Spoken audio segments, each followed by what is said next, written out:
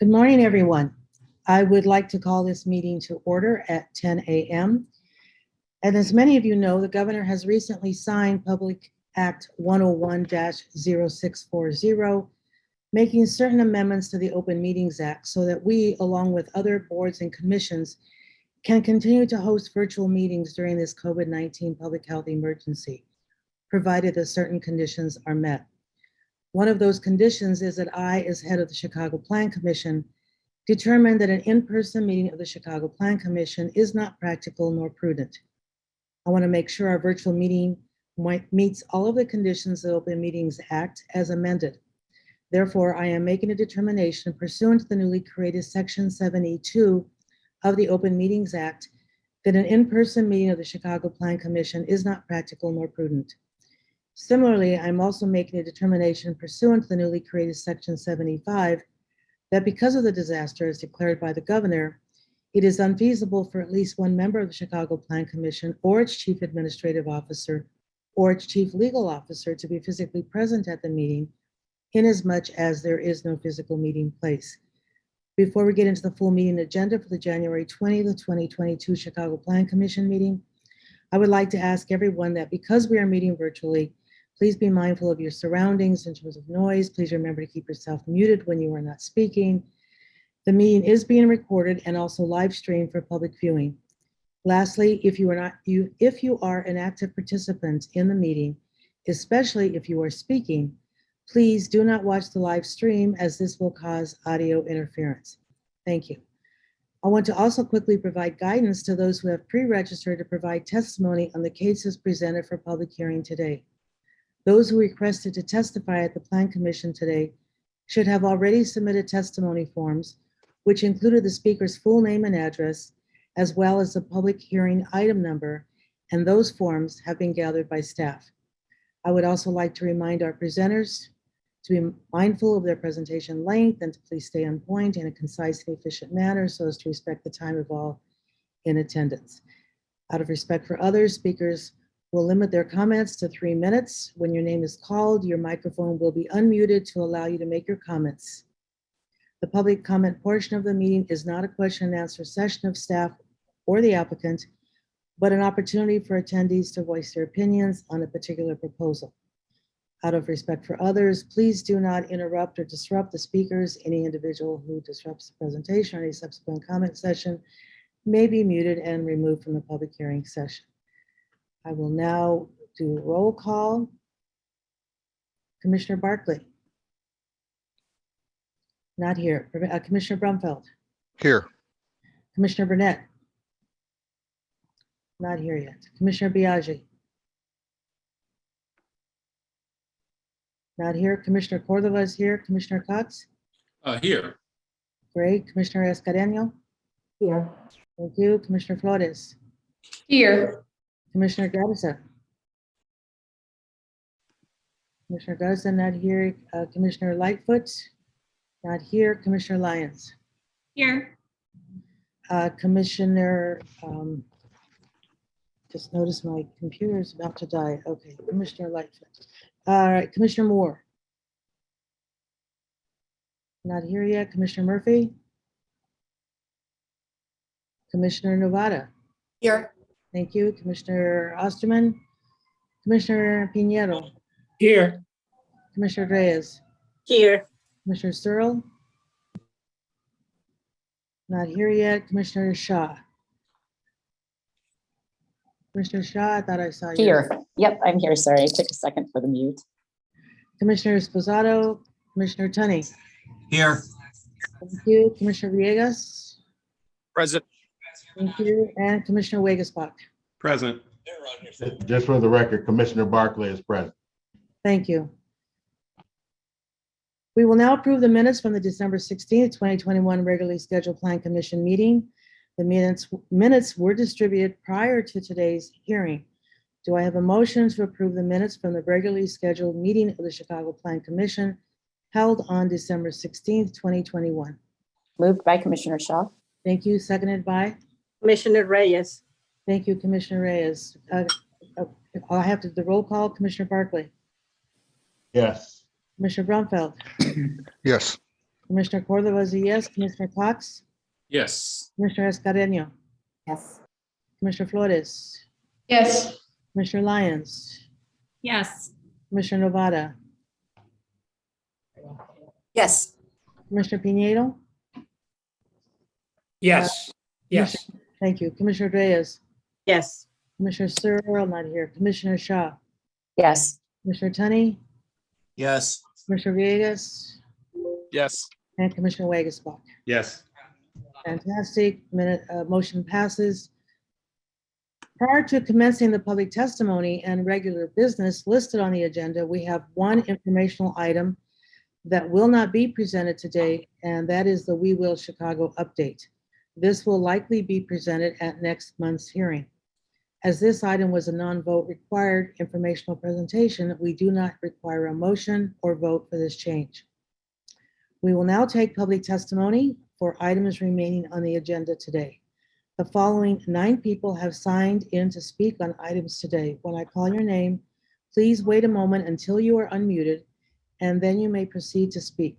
Please be reminded that you will have 3 minutes to speak. First speakers are for item D1, Yvette Trevino, Jaime DePaulo, Raul Raimundo, Reverend Richard Nelson, Reverend Robin Hood. The next speaker is for item D4, Butler Adams, and the last set of speakers are for item D6, Butler Adams, Ben Monroe, and Michael Evans. And that concludes the list of those who completed speaking forms. Let me go then for item D1, Yvette Trevino. Morning, I'm here. Good morning. So good morning. Can I go ahead? Yes, the clock is ticking. Good morning, members of the Chicago Plan Commission. My name is Yvette Trevino, and I serve as the Executive Director at the Little Village Chamber of Commerce. And I'm here to offer my support to Chicago Southwest Development Corporation's proposed plan development amendment here before you today. The mission of the Little Village Chamber of Commerce is to support, promote, and enhance the growth and success of our local businesses and leverage the community's assets, contributions, and unique Mexican and cultural identity to generate new business opportunities in Little Village. I'm excited about the opportunities and economic investment that Focal Point Community Campus will provide. The public benefits are very clear. CSDC will be investing in our community and developing what is now a vacant and unused land. St. Anthony Hospital will be able to operate out of a brand new facility and continue to support and provide critical services to our community. There are significant amounts of green space as part of the development, which is much needed for the community as well. And the development will create much needed jobs in the trades, healthcare, retail, hospitality, education, amongst more. I urge you to vote in favor of the proposed PD amendment and the Focal Point project. Thank you very much. Thank you, Ms. Trevino. Mr. Jaime DePaulo, welcome.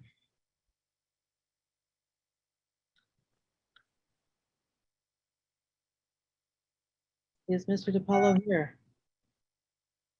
It appears he is not. Let me go to Raul Raimundo. He is here, Chairwoman, but I think Reverend Robin Hood was next. Not on my list. On my list, Jaime DePaulo is next. Okay. I'm ready. I'm sorry. I forgot to unmute myself. So good morning, Madam Chair. Welcome. So good morning, Madam Chair. My name is Jaime DePaulo. I'm the President and CEO of the Illinois Hispanic Chamber of Commerce. It's a great pleasure to be here and offer my testimony to this to the planning committee this morning.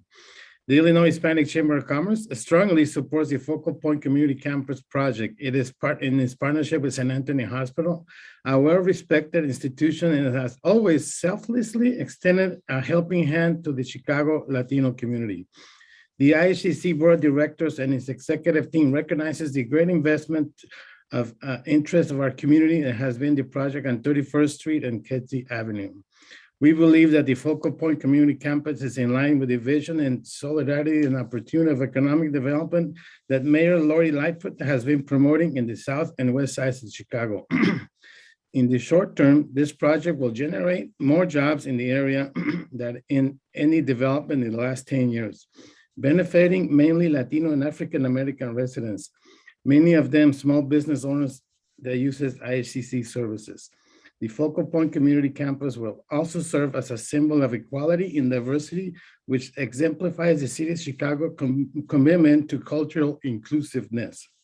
The IHCC is beholden to San Antonio Hospital for its involvement in this project. We recognize first and foremost San Antonio Hospital unrelating commitment to improving the emotional and physical well-being of the near 500,000 residents. I get older, losing my head. This endeavor will provide more pediatric care, more outpatient diabetes services, nutrition and weight management clinics, plus a high level of surgical center being a solely needed, comprehensive and accessible to our community. We all agree that it's a better physical health comes reduced risks of factors of daily disease. Improvement of mental and emotional health is better levels of prosperity. This is why we see this project as a unique opportunity to accelerate the development in the community as long as it's so long neglected.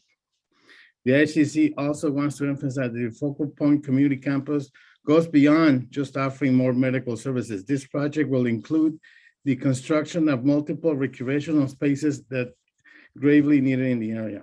Among with developers, the community stakeholders, the IHCC commits itself to promote the creation of local small businesses.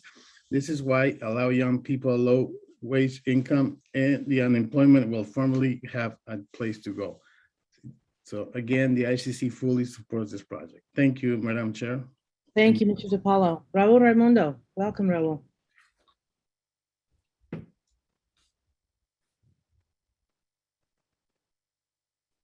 Is Mr. Raimundo here? Yes, I'm here. I just unmuted myself.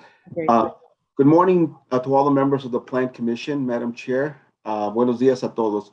My name is Raul Raimundo. I'm the CEO of the Resurrection Project. I'm here before you to offer my enthusiastic support for the Chicago Southwest Development Corporation's proposed plan development that will allow Focal Point project to move forward. I am personally aware of the great work that St. Anthony Hospital has been doing for many decades as an institution serving the West Side communities in Black and Brown. During the pandemic, St. Anthony has been at the forefront in responding to the high needs of our residents in the West Side.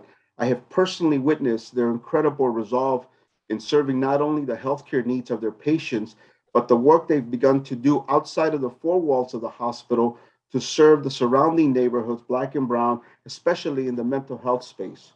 I am excited about the opportunity for our neighborhoods in the West Side to have access to a brand new healthcare facility. I'm also excited about the other programs and offerings on the campus that will include a fitness centers, athletic fields, entrepreneurship programs, retail, and other event spaces and green spaces. At a time when there's been a lot of talk about healthcare facilities closures in Black and Brown communities, it is refreshing to see a plan of this magnitude to be considered in Black and Brown communities as a brand new facility. At the Resurrection Project, we believe that social and economic change starts at the community level. When individuals feel safe and secure, they are more likely to invest in their communities and making a better place for all.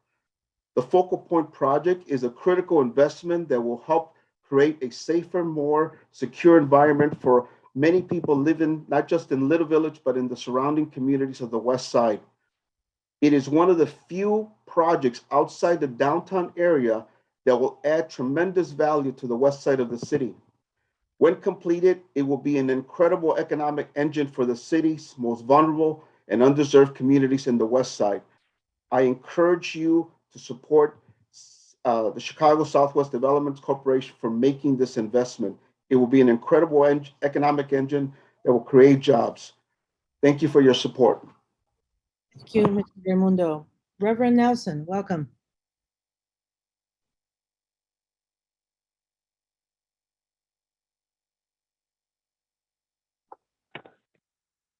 Good morning, Madam Chairman and members of the Chicago Planning Commission.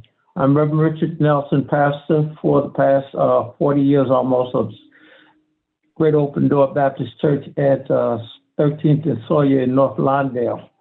Great Open Door Church has been a in North Lawndale for over 70 years, and with our partnerships throughout the city with even the city's police department and fire department and many of the other community services organizations have provided spiritual and social services for the North Lawndale area, Lawndale itself, and East and West Garfield. I'm here to give my wholehearted support for the Chicago Southwest Development Corporation's proposed plan development amendment that will allow for the Focal Point project to move forward.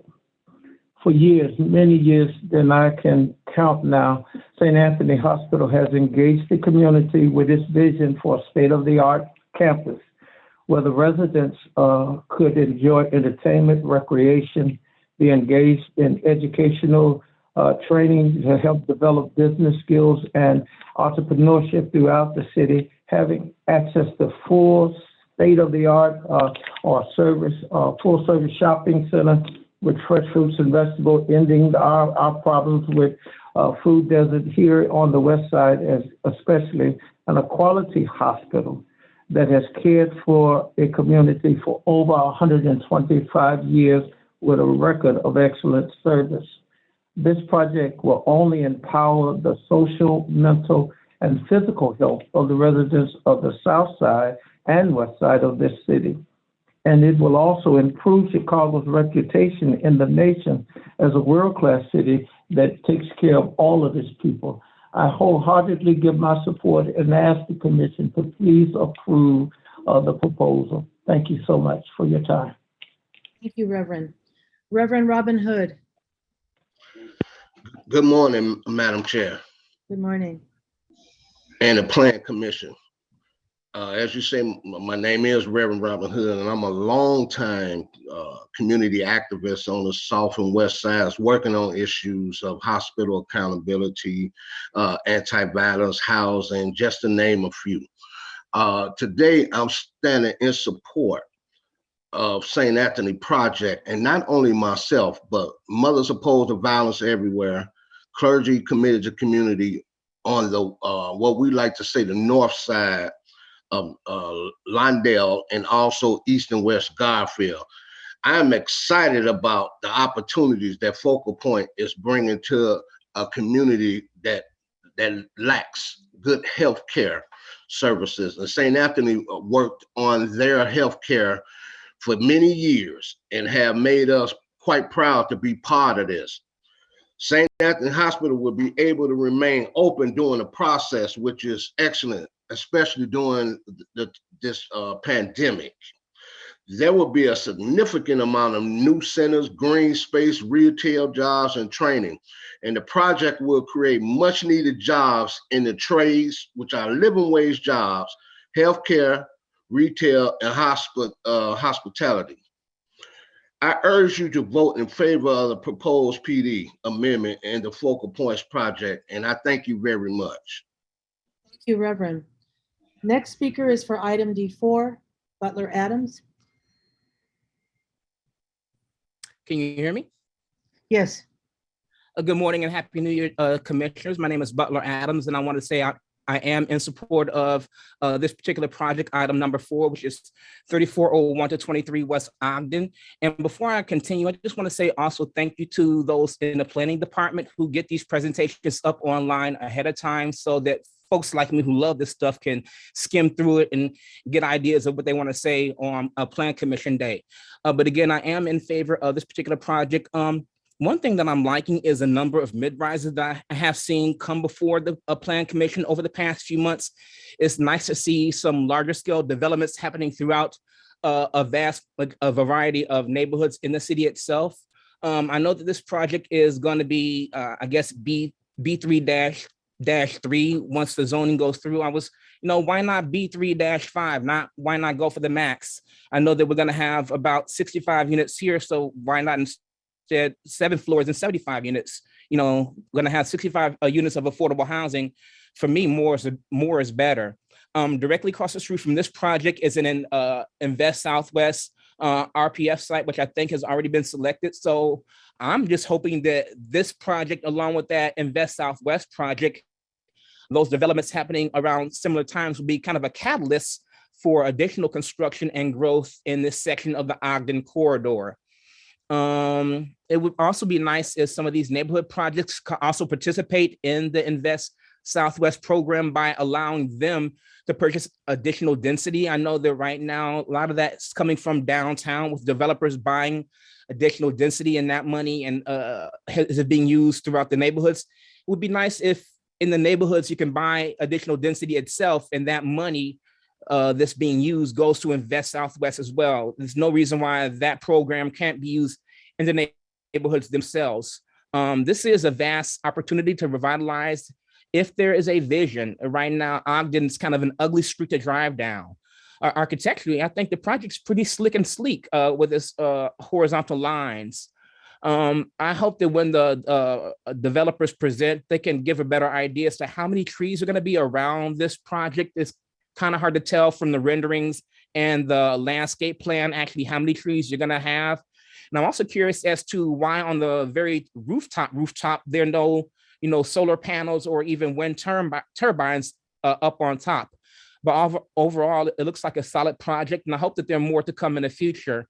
When the developer presents, I know this is not question and answer, but I hope that they can say how much tax revenue this project will bring in once everything is said and done. But a lot of these projects, the Invest Southwest is really happening, so let's keep that West Loop stuff going. But thank you very much for your time on this project. Mr. Butler, thank you very much. Why don't you just go ahead and speak again now on item D4, excuse me, D6. D6. Okay, again, I did submit a letter of support in favor of this project in Lincoln Yards. I've been following the master plan for more than 6 years. And now that we have one building out of the ground, it's time for that next step. We're gonna have an office building and a residential structure, along with major riverside improvements and open space. Lincoln Yards is one of the multiple master plans that will transform parts of Chicago. And it's awesome to watch for somebody like me. With Lincoln Yards land along the Chicago River, that was industrial and accessible for more than a century, that's now being opened up to the public and everyone who lives in Chicago. So, I mean, we can never experience and get to these areas because it was industry. That is now changing. And in 5 years, the area is going to be totally unrecognizable. Regarding the architecture, I do hope that Sterling Bay and the city is careful not to repeat the same kind of fake industrial designs that we're getting in the West Loop. While both areas have an industrial past, they're very different and unique to their specific locations. I know that the height of the residential block and office building were massaged up somewhat, but I'm still going to say that I'm very, very disappointed in the original plan, how it got kind of dumbed down by neighborhood groups and the alderman itself. So I hope that over time, we can kind of get over the fear of height and massage these buildings to be more vertical and allowing for more green space and open space at the bottom. I look forward to watching this project continue on, and I hope the Plan Commission does so as well. In my letter, I did submit a few images of the main model that I took from the Lincoln Yards open house not too long ago. And from looking through some of the projects and flipping through the packet, I know that they're planning on having kind of like a market experience in this section. So I do hope that Sterling Bay can perhaps look at Eastern Market in Detroit, which is like this great open air market with these great old historic sheds for this. So I know that Commissioner Cox kind of backed me up on speaking of Eastern Market in Detroit. So hopefully Sterling Bay look at Eastern Market for kind of an example of how you're going to have your market in your area as well. I just hope that keep up the good work. I mean, I'm enjoying all these projects changing the city itself. It's nice to see that the downtown is not just the core. We're getting these nodes outside of downtown, whether it be Lincoln Yards, the 78, Fulton Market, Brownsville Lakefront. There's a transformation happening, and I'm glad to witness it and being able to speak in favor of it. So thank you for your time, and I look forward to this project being approved. Have a good day. Mr. Adams, thank you. And you got it down to exactly 3 minutes in your remarks. Thank you to all the speakers who take the time to come down and share their thoughts with us. Ben Monroe next. Hi, can you hear me? We sure can, thank you. Hi, good morning, Madam Chair and Commission, and thanks very much for having me. It's a pleasure to be here. My name is Ben Monroe. I'm one of the owners of the Davis Theater in Lincoln Square, and I wanted to join today to share my experience with the development company being discussed, Sterling Bay. 2 years ago, when COVID shut down the city, we decided to host outdoor screenings utilizing the Chicago's drive-in permit. Sterling Bay allowed us to use their land in Lincoln Yards free of charge, partnered with us in purchasing the necessary equipment, and basically kept an otherwise closed business in operation. Because of Sterling Bay's generosity, we were able to keep a lot of staff employed and generate revenues where there otherwise would have been none. Their generosity continued beyond that season. They developed the land that we were using and installed a permanent outdoor screen, plush lawn, and even a ticket booth. This past year, we were able to host movies on the lawn. And even though our business was open again, movies on the lawn gave us more work hours to share with our staff. And it was an invaluable way for us to connect with customers that we otherwise might not have had. And like the year prior, Sterling Bay didn't ask us for any fees to operate and gifted us use of the space. My experience with Sterling Bay is one that I'll be forever grateful for, and they genuinely helped us when help was everything we needed as a Chicago small business. And thank you for the time. Thank you very much. Next, Michael Evans. Good morning, Commission. My name is Michael Evans, Managing Member of Evans Electric LLC. I have been in the electrical construction industry for some 48 years, 30 years in the field and in the office overseeing projects, and 18 years as an owner. I am also one of the founding members of BECO, that's Black Contractors, Owners, and Executive. Sometime before the Lincoln Yard project started, Sterling Bay reached out to our membership to engage us in moving forward to build this project. BECO has even had a seat on an advisory committee working hand in hand with Sterling Bay to get our opinions and ideas on how to make this a true economic engine for minority and women-owned businesses. I believe that the developer for this project, Sterling Bay, is a good thing for all of Chicago. Thank you for this opportunity to speak. Thank you very much. And again, thanks to all the speakers who took the time to come and share their thoughts with us. Next on the agenda are matters submitted in accordance with the Interagency Planning Referral Act. Do I have a motion to approve item numbers 1 and 2 under the disposition heading and item number 3 under the negotiated sale heading? So move. Moved by Alderman Burnett, well, Commissioner Burnett, who we should note for the record is present, seconded by Commissioner Biaggi, who's present. Thank you so much, commissioners. Let me go to the vote. Commissioner Barkley, Yes. Commissioner Brumfeld, Yes. Commissioner Burnett, Yes. Commissioner Biaggi, Yes. Commissioner Cordova is yes, Commissioner Cox, Yes. Commissioner Escareno, Yes. Commissioner Flores, Yes. Commissioner Lyons, Yes. Commissioner Novara, Yes. Commissioner Pinheiro, Yes. Commissioner Reyes, Yes. Commissioner Shaw. Commissioner Shaw is not here. Commissioner Tunney, Yes. Commissioner Villegas, and Commissioner Villegas, and then Commissioner Wegasbach. Yes. Great, thank you very much. Motion passes. Next, we will move on to the public hearing presentation portion for matters submitted in accordance with the Lake Michigan and Chicago Lakefront Protection Ordinance. The first item on the agenda is D1, a proposed amendment to institutional business plan development number 1212 submitted by the Chicago Southwest Development Corporation for the properties generally located at 3201-3345 West 31st Street and 3100-3258 South Kedzie Avenue. The applicants are proposing to rezone the site from institutional business plan development number 1212 a C3-1 commercial manufacturing and employment district, and a M3-3 heavy industry district, to a C2-5 motor vehicle related commercial district, and then to institutional business plan development number 1212 as amended. This amendment will increase the net site area of the plan development to roughly 28.89 acres and facilitate the future development of multiple buildings on a mixed-use medical campus for St. Anthony's Hospital that will include a 12-story hospital with a maximum height of 240 feet, as well as a medical office building, central utility plant, commercial, retail, commercial, retail, and an outdoor athletic field, a vocational school, surgical center, daycare, office, parking, and accessory and incidental uses related thereto.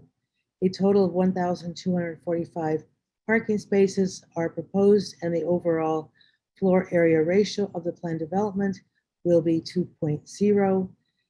Number 20, item 20869, this is in the 22nd Ward. Brian Hacker, we're ready for you to provide the context overview, and the applicant will present their proposal. Thank you. Thank you, Chairwoman Cordova, and good morning to members of the Plan Commission. My name is Brian Hacker. I'm a coordinating planner with the Department of Planning and Development in the West Region team. So I am joining today to present, just a moment here. Yeah, this amendment to Plan Development number 1212, which is the St. Anthony's Hospital Focal Point Campus. This is in the 22nd Ward of Alderman Rodriguez and located at 3201 to 3345 West 31st Street and 3100 to 3258 South Kedzie Avenue. The applicant is Chicago Southwest Development Corporation, also which I'll refer to as CSDC. As the chairwoman said, the proposal here is to expand the boundary of the existing PD number 1212, increasing the net site area from 10.8 acres to 28.89 acres. And this will also be an action to rezone the site from the existing plan development number 1212 and also a C3-1 district and a M3-3 district to a C2-5 motor vehicle related commercial district, and then to institutional business plan development number 1212 as amended. And this will be to facilitate the relocation of St. Anthony's Hospital, which is currently located at 2875 West 19th Street, to a new 12-story building that's located on a mixed-use campus that will also include several other uses, such as a medical office building, retail space, outdoor athletic fields, a vocational school, surgical center, daycare, office uses, parking garage, and other accessory uses. This project is located in the South Lawndale community area, which has just over 71,000 residents. It's a predominantly Latino community, and there's a significant number of low-income households in the community as well. This is the current zoning map with the development site outlined here. So you can see that there is currently, the site is currently made up of the existing PD 1212, the M3-3 district, and the C3-1 district. This is located in the Little Village Industrial Corridor and is surrounded by mostly industrial uses, although there are residential and commercial uses to the north, as well as open space, which I'll be showing more of on this next slide here. So as I mentioned before, the site is just less than 29 acres.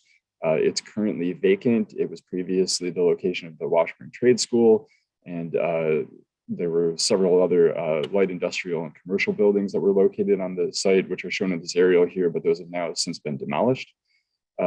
Adjacent to the west is a warehouse building that's occupied by CineSpace Film Corporation. To the north is vacant land. There's also an Aldi grocery store. To the northwest is a residential area in the Little Village community.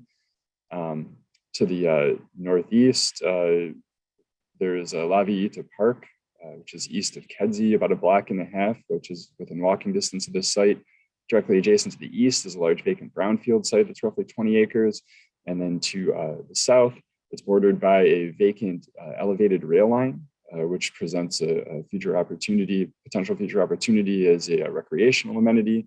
There are also some green spaces that are owned by the MWRD. And then there's also the Paul Simon Job Corps Center to the south as well. And it's also worth mentioning too, that the vacant rail right-of-way that is the potential future location of the Paseo Trail is located to the north in close proximity to this site. So this is looking from the southeast. This next slide shows a view from the southwest, just to provide a little additional context here. So you can see further to the northeast of this site is the Cook County Court Facility, as well as the Detention Center, and several other industrial buildings along the south side of 31st Street. This slide shows some images of the surrounding buildings and just additional context here. The top two rows are a view looking to the north side of 31st Street, I should say. So there are some low, smaller industrial buildings, vacant property.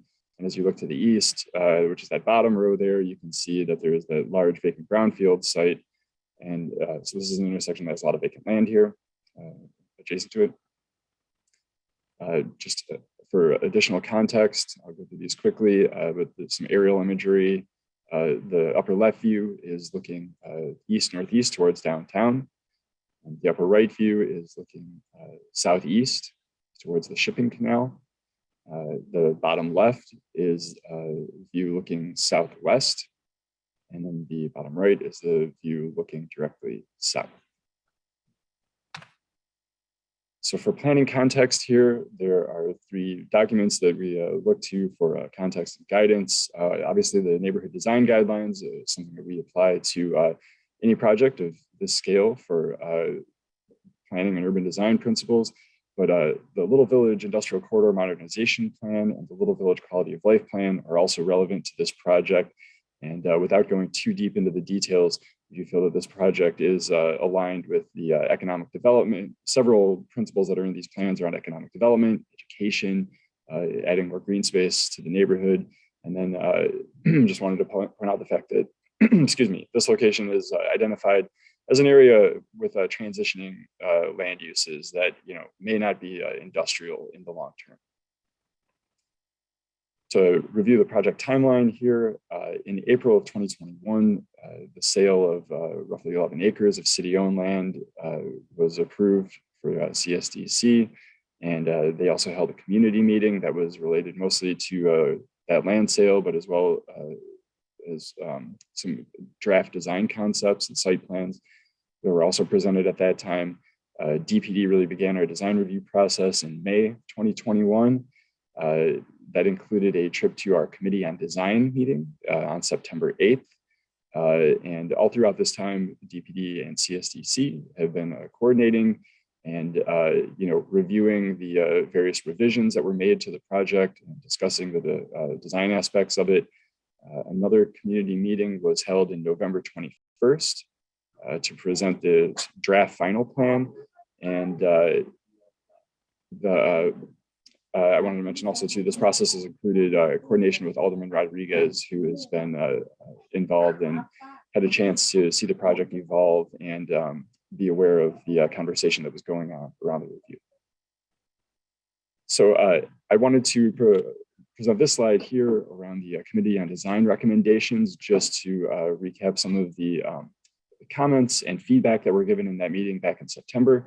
Related to the site access and circulation, they recommended that this project be, there could be improvements to better integrate it with the existing neighborhood, particularly to the northwest, where there's a residential development. So it's more of an extension of the existing community. There were also recommendations around extending the city grid further into the site. So those access roadways that provide entry into the site from 31st Street and Kedzie Avenue connect, rather than terminate in the parking garage that's at the southwest portion of the site. There were overall recommendations to sort of put the public realm first, consider the rights of way and the public spaces, and then orient the project around those public amenities. And then also to provide a pedestrian-friendly gateway at the northwest corner of the site. Related to the development sites and the land use, the comments were to create pedestrian-friendly frontages on both Kedzie and 31st. So the street frontages are active with pedestrian uses. There were recommendations around potentially relocating the parking garage so it is either fronted to Kedzie or closer to it, considering a different format for that. General comments on grouping uses that were land uses that were related to one another to create defined zones of land use on the site. So medical uses by medical uses, retail by retail, so on. There was a recommendation to minimize the turnaround for the daycare, which is in the northwest portion of the site. And this image here is an older site plan that was presented at Committee on Design. And then finally, there was a recommendation around relocating the residential building, which has since been removed from the site. So I'm going to allow CSTC to discuss the changes that were made in response to this feedback, and they'll get into that in their upcoming slides. And now at this point, I'd like to hand it off to the CSTC team, which has representatives from HDR Architects and the Development Corporation and St. Anthony's Hospital. So thank you very much. May I proceed, Chairwoman? Yes, please do. Thank you. Thank you. Mr. Hacker, thank you. Thank you to all the members of the Plan Commission. My name is Lenny Asaro. I'm an attorney. I'm a partner at the law firm of Faegre, Drinker, Biddle, and Reith, LLP. I am honored to represent this applicant and to be working on this exciting neighborhood community-based project. Mr. Hacker has done an outstanding job of providing an overview of the application and the project, in particular the legal aspects. Therefore, I will not repeat those particular items. However, I remain available to answer any questions of the Plan Commission regarding those legal aspects of the land use and zoning. Rather, I just want to supplement slide number 12, which is the timeline of the overall project. This project started well before April of 2021 under the leadership of Guy Medaglia, who is the president and CEO of Chicago Southwest Development Corporation, an Illinois not-for-profit corporation. And he also serves as the president and CEO of St. Anthony Hospital. Between April and you will hear from Ms. Rapp, who is going to be presenting on the slides about the acquisition and assemblage of land that was necessary to get us to this point. Between April and December of 2021, there were numerous meetings between the applicant team and DPD, in particular, Mr. Hacker, CDOT and other city departments, Alderman Rodriguez, and the community. The applicant team met with Mr. Hacker on almost a weekly basis. The meetings were engaging, constructive, and robust, and resulted in refinements to the project, which you will hear about. We want to thank Mr. Hacker for your hard work, patience, and professionalism. Likewise, we want to thank Mr. Noah Zafraniak, as well as Zoning Administrator Patrick Murphy, and of course, certainly not last and certainly not least, Commissioner Cox of DPD. And with that, I would like to turn the presentation over to Architect Grace Rapp of HDR Architects. Ms. Rapp is managing principal of the firm. Prior to joining HDR, she was the Chicago studio leader at Ratio Architects, capital architect for Chicago Public Schools, and director of design for the Public Building Commission of Chicago. She's a longtime resident. She's active with both the local AEC industry and the greater community. She currently serves on the board of directors for the Magnificent Mile Association, Chicago Gateway Green Association, and Chicago Women in Architecture Foundation.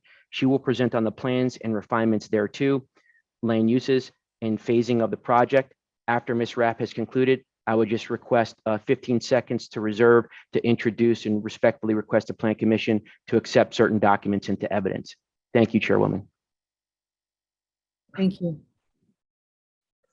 Thank you very much, Mr. Asaro. And Brian, thank you very much for running the slideshow presentation for me today.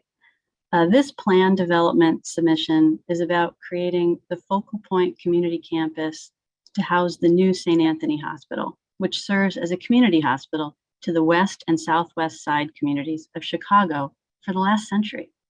This new campus will be a model of health and wellness with state-of-the-art facilities to support the 151-bed hospital with a medical office building, a surgical center, space for training staff through higher education programming, safe and convenient parking, as well as retail and recreational facilities to support the lives of those working and visiting the patients in the hospital. This 30-acre site has taken years to acquire, consolidate, and plan for the PD, which is before everyone today. Since 2014, with the initial acquisition of 3.2 acres in the southeast to the most recent 11 acres, currently an approved RDA, Chicago Southwest Development Corporation has been planning for this campus to benefit the communities of the west and southwest sides. Architecturally, the project has been influenced by the context of the industry and trade, the repetition of an easily built module, the cultural components, and the connection to nature that communities lack within an industrial corridor. The team has considered a focus of program to help in planning for future tenant activities in the future that will support and not conflict. We've considered community gathering in the Northwest, adjacent to the existing housing of the Little Village community. We anticipate 31st and Kedzie to be a gateway and have placed the hospital closest to that spot and easily accessible by emergency vehicles. The sports and recreation activities to the southwest where traffic is minimized, and commerce and education adjacent to Kedzie to take advantage of the visibility. The project has adapted to changes that were requested by the commissioner and his staff. We've deferred the housing for a future amendment as we've prioritized the hospital and its needs, and we'll come back in the future as we've realized housing needs more study. We've aligned our internal streets with Spalding and 32nd Street as primary entrance points into the campus. We've incorporated a recreational trail that connects from 31st Street at the north to Kedzie at the southeast, internally through the campus. We will be creating an enhanced pedestrian experience along 31st and Kedzie, supported by retail. We have reduced the surface parking by 35% and reduced the parking deck by 19% to accommodate the recreational trail and these enhanced pedestrian circulation areas. The intent of this project is to promote a safe, walkable campus. The hospital will take the longest to build, as it will have tunnels to connect from the service drive along the west, and such infrastructure is critical, as is the infrastructure to support the utilities for the complete build-out. Therefore, the hospital and its supporting buildings will start first.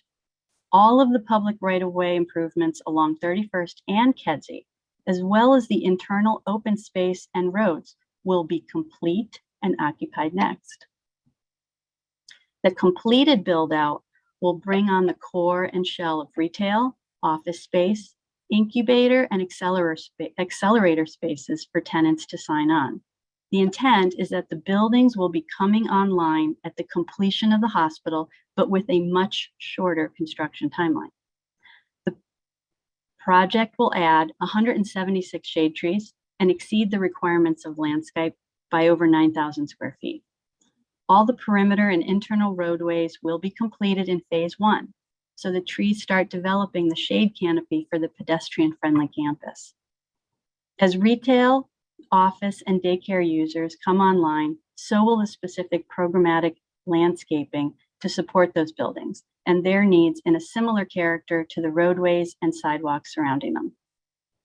The site plan is divided into 4 sub-areas to provide uses that reflect the project zones that I mentioned earlier. We anticipate the construction will start with the hospital in phase 1 and additional research given to housing, which may become part of phase 2 or phase 3. The Focal Point Community Campus is meant to transform a blighted industrial zone into a green, safe, convenient, and modern amenity for the people living in the West and Southwest communities. The addition of the retail, office, incubator, and accelerator buildings will follow. The view from the northwest highlights the completed hospital and the medical office building, which screening the parking structure behind. The heavily landscaped area along Kedzie will support the daycare and other programs that we are still studying.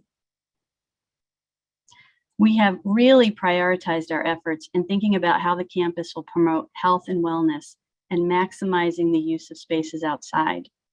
This view of the hospital drop-off shows a raised table in the roadway that prioritizes the pedestrian experience and safety.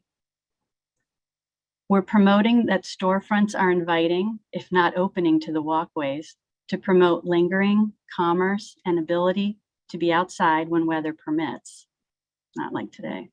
The recreational trail has been integrated along the sidewalk, as you can see by the pattern we have been considering, in a way to also incorporate art.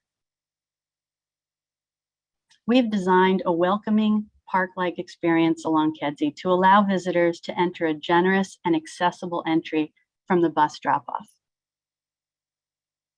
The community's input was that there be sports fields incorporated into the campus for both children and adults, and we've located them on top of the parking structure and given the upper floors of the office building and surgical centers something other than cars to look over. The buildings will be of high quality materials and reflect the character of Chicago, with solid masonry, glazed storefronts at the ground floor, providing a transparent and vibrant amount of activity, and some metal facade components that we'll call the industrialized history of the site, but a modern glass curtain wall to show off a state-of-the-art hospital on the upper floors. We have incorporated a perforated metal skin on the south face of the garage to allow for natural light and ventilation into the parking deck. The hospital will be the most prominent building, reaching, as was stated before, nearly 240 feet. And the other buildings will step down as you move to the south so that we can take as much advantage of the sun and minimize shadows onto the outdoor gathering areas. We know how much value the sun has, especially this time of year. The central utility plant will be masonry, and the west facade of the parking structure will continue to be perforated facade of metal from the south to add to the natural ventilation. The building's cross-section demonstrates the connecting building and the community spaces between the hospital and the medical office building, and the connected parking structure. The connection to parking is critical because we want to move along ice-free walking surfaces. The surgical center has also the convenience of patients connected directly to the parking deck, as well as the convenience to utilize adjacent retail. The medical office building sits on top of the fitness area, which houses a swimming pool, basketball courts, and an indoor running track. These amenity spaces not only serve the users of the hospital, but more importantly, the community, who will benefit from incorporating them into their lifestyles. The project has met the requirements of the Stormwater Ordinance by building out 2 major stormwater detention tanks. Both tanks are located parallel to Kedzie and will have the capacity of holding just over 3 million gallons of water before releasing into the city's combined sewer and stormwater system at a regulated rate. The project has also met the sustainability requirements by committing to LEED Silver buildings, incorporating bike share sponsorship, providing EV charging stations through the campus, and implementing bird protection strategies so as not to interfere with bird migration patterns, keeping them from flying into the curtain wall facades. The proposed plans have been approved by the Chicago Department of Transportation, met the following 7 points, with each one focused on safety and accessibility for both vehicles and pedestrians. Along with the required traffic study that has committed to recommend improvements to the public right-of-way, wider streets, and new traffic signals to support our entry points at Spalding and 32nd Street, we've also submitted plans for a campus shuttle that will connect to nearby CTA pink and orange lines, as well as supplementing community areas. In addition to all the improvements that are being proposed, the project will also benefit the communities of the West and Southwest by creating 1,500 temporary construction jobs, retain 1,000 jobs at St. Anthony Hospital, create new jobs at the hospital, the recreation center and the medical office building, and encourage entrepreneurship with support services to grow their businesses. It will support families and children through the anticipated early childhood education and athletic fields that are so desperately needed in this ward. The project commits to achieving at least 26% of the workforce to be minority-owned businesses and at least 6% participation from women-owned businesses. We hope to exceed these goals. Thank you for giving me your attention. And now I'd like to pass it back to Brian Hacker from the Department of Planning and Development. Brian? Thank you very much, Grace, for the presentation. I know earlier Lenny had asked for a bit more time as well to present some documentation. Lenny, you want to go ahead? Thank you, Mr. Hacker. Members of the Plan Commission, the applicant respectfully requests the admission into the record of the following. Number one, a zoning land use evaluation report prepared by George Kissel, AIA AICP of Oakland Kissel Associates, Inc. Secondly, the community character analysis report prepared by Mr. Kissel of Oakland Kissel. Both of those reports contain an analysis and evaluation and opinions with respect to the PD zoning map amendment and industrial corridor criteria to support our application that is presented to you today. The last item that the applicant respectfully requests to introduce into the record that has been tendered and provided to Mr. Hacker are letters of support from elected officials, community stakeholder organizations, and individual community members. There are approximately 29 letters. There are petitions in support of the project signed by individuals. There are 61 pages, 27 signatures on each page. The next item are statements of support in Spanish from 43 individuals and community members. And then lastly, a spreadsheet summarizing the written letters and petitions in support of the project. Also, we would respectfully request to be admitted into the record the plans prepared by HDR in support of the PD application, as well as the PD application itself. And with that, on behalf of the applicant, we would respectfully request that the Plan Commission issue a recommendation to approve this PD application. Thank you all for your time. Thank you, Mr. Asado. Brian, before we go back to, let me have Noah, Mr. Stefanik, clarify something. Yes, Madam Chairwoman, let me correct Mr. Asaro on procedures here. So the Plan Commission body is a recommending body that's going to be delivering a recommendation to the Committee on Zoning and to the City Council. The place to ask for items to be accepted into the record would be at the Committee on Zoning. Items for the record today should have been discussed and prepared with your plan, with your planning project manager, and would be included in a staff report that was sent to the Plan Commissioners ahead of this meeting. The meeting doesn't have the ability to accept additional records because they cannot be distributed to the Plan Commissioners during the meeting. So Lenny, please, Mr. Asaro, if you would, when it comes time for the Committee on Zoning, you will need to prepare those documents and have those read to the record at that time and then prepared for committee staff. Questions, Mr. Asado? Okay, Thank you. Great, thank you. Okay, Mr. Hacker, back to you then. Okay, yeah. Thank you, Chairwoman and Noah and Lenny, Grace. And I just wanted to clarify too on Lenny's comment about the letters of support that we have received a letter of support from Alderman Rodriguez, and he has been involved in this process and is well aware of the plans that are being presented today. And so he is in support of the project. I know that that's a question that comes up often. So it's the DPD's recommendation that we approve the zoning map amendment to rezone 3201 to 3345 West 31st Street and 3100 to 3258 South Kedzie Avenue to a C2-5 zoning district, and then establish a new institutional business plan development number 1212 as amended. Hey. I'm just going over all the slides. Actually, I sent you a Commissioner. You might, there he goes. All right. Okay. After reviewing application materials and analyzing with respect to the factors addressed in previous slides, DPD recommends approval for the amendment for the following justifications. A, it encourages unified planning and development.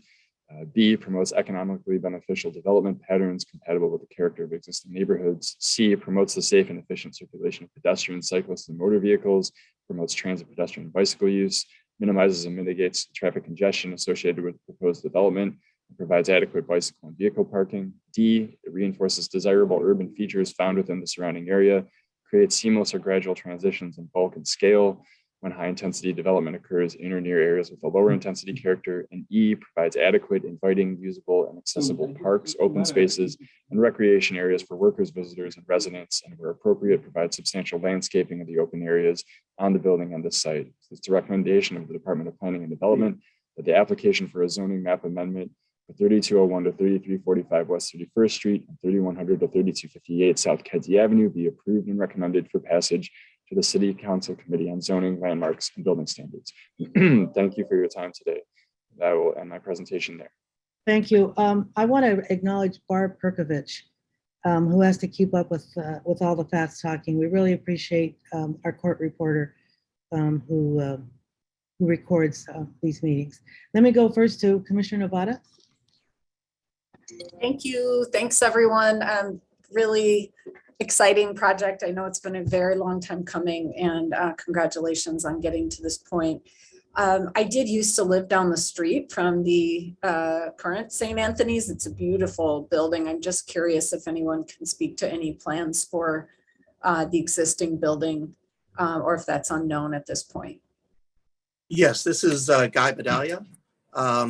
Actually, we've been in conversations with several individuals looking at the use for either assisted living would be one request that was proposed to us. Another one was a nursing home as a proposal. The assisted living was very attractive because of the train line that is right down the street from the hospital, allowing seniors to have access to the CTA and the park across the street. So actually, we were very excited to find out that individuals were interested in looking at this. Very glad to hear. Thank you. Thank you very much. I believe that Alderman Rodriguez is here to speak.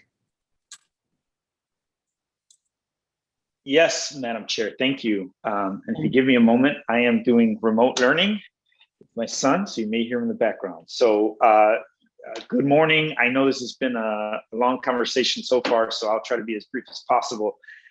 I just basically wanted to share my support of this proposal. I was formerly the executive director of the nonprofit that put together the quality of life plan that was referenced by Brian Hacker earlier. And this project meets a lot of the needs that have been articulated by the community. And the developer's been very engaging.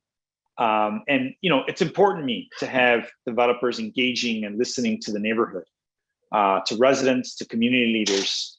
Shortly after taking office, we held a community meeting in person with over 200 people attending, and overwhelming support for the project from neighbors and those from around the neighborhoods was communicated. Subsequently, St. Anthony presented over 1,500 signatures to my office, letters from community leaders. We've held numerous community engagement efforts on this.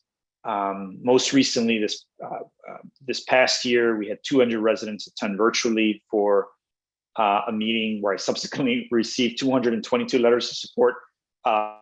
And St. Anthony Hospital also hosted an in-person meeting late last year. These are all important to me because I think these types of development have significant impact on neighbors, and they should be at the table when hearing about these projects, providing input. And I'm glad to be here representing those individuals. St. Anthony's been an anchor for several generations in our community. Most recently, the Chicago Tribune rated hospitals and clinics throughout the city, and the percentage of vaccines that have gone into the arms of those who are in the hardest risk zip codes. St. Anthony Hospital came out #1 in that. Significant amount of charity care given out by St. Anthony Hospital. They've been a real leader and a member of a number of community organizing tables to better our community, most recently also with our mental health collaborative, bringing that type of support to our community.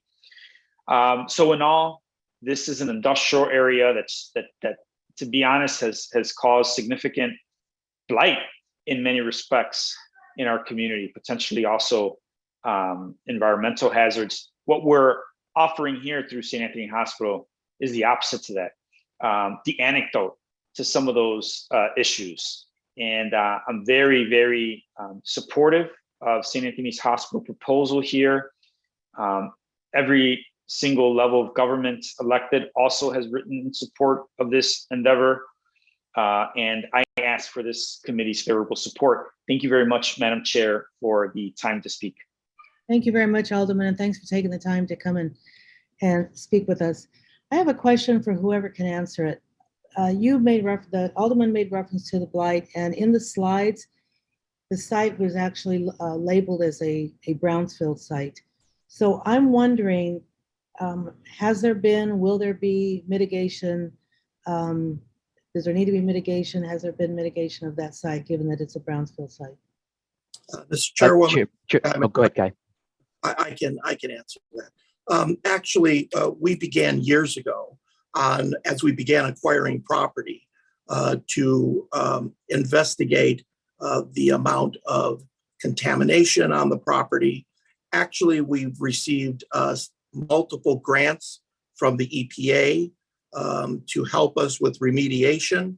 And after we finish demolition, which will begin, the process will begin next week, we then move forward with a very large scale remediation project.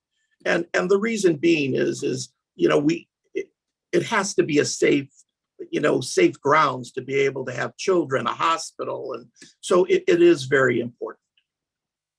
Great, thank you very much. Appreciate your answer. Commissioner Burnett. Yeah, thank you. I just want to commend my colleague on a well thought out project. Having a medical district in my ward and knowing how medical districts across the country are trying to be more holistic to attract medical profession, younger medical professionals to their facilities. I think this development would do that. This development would give them opportunity to have amenities close to them and also give them the opportunity to exercise and do all the other things that young folks want to do, because sometimes they have to work long hours, especially today with our with the pandemic going on. A lot of medical professionals pretty much live at the hospitals. So I think this is only fitting. And I think this is great for that community. I'm sure it's going to bring a lot of jobs to that neighborhood. And the hospitals bring a lot of auxiliary jobs, all types of jobs. People think it's just medical professionals, but there's people who move the carts, people who work in the kitchen, people who clean the place. I mean, there's a myriad of jobs. So I just want to say congratulations to my colleague and to the developer. I think this is fantastic. And I think you're really raising the bar for other hospitals across the city, with what you're doing here. Thank you. Thank you, Commissioner.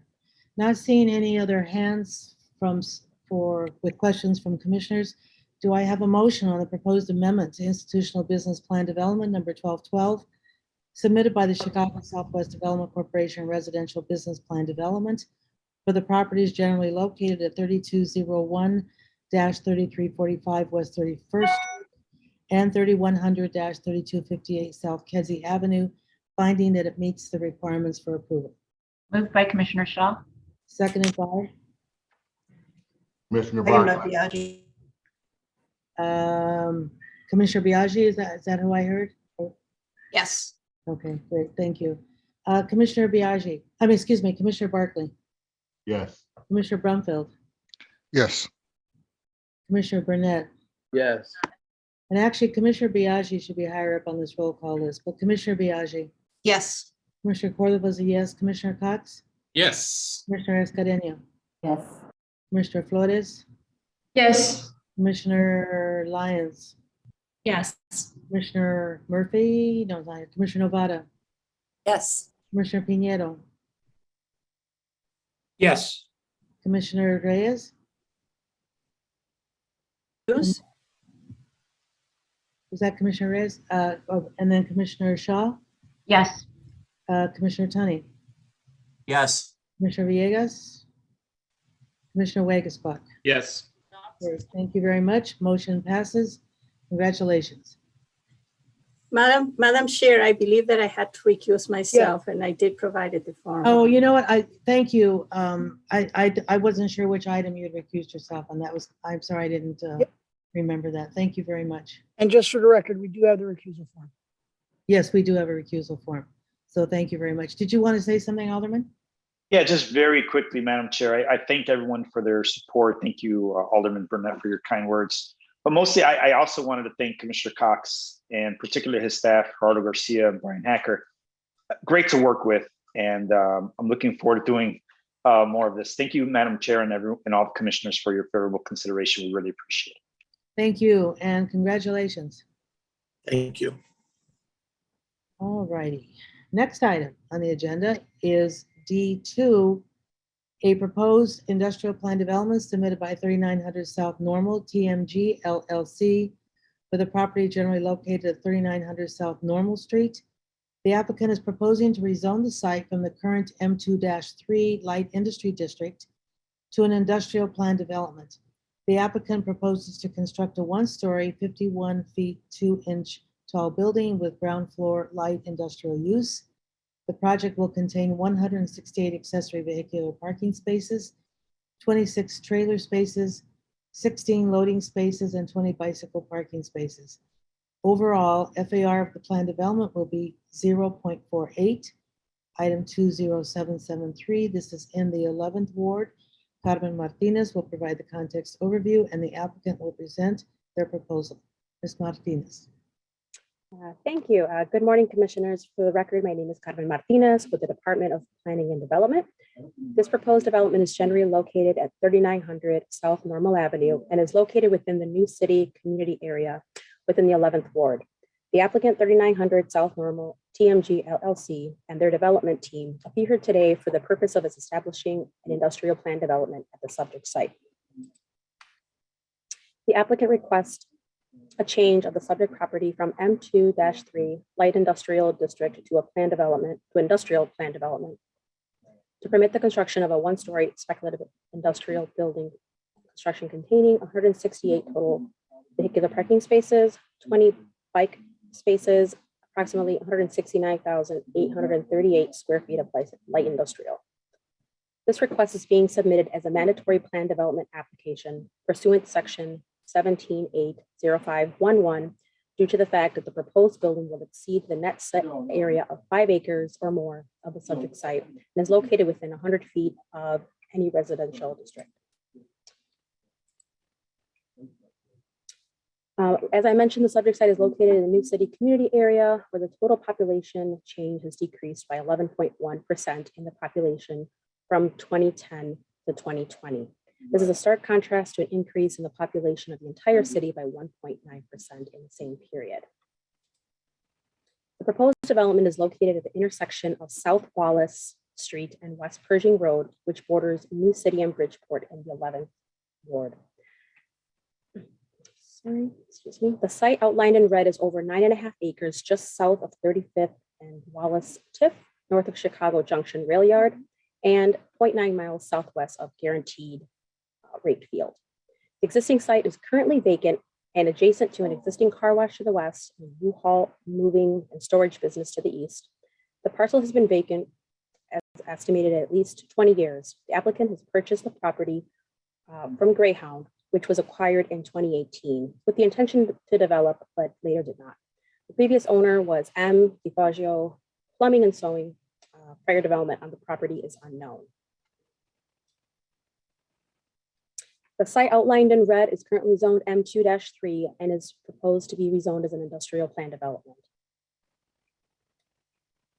Okay. The surrounding site is currently of a mix of manufacturing, business, some commercial, and residential land uses. So just adjacent, we have M2 on either side and some residential on the north.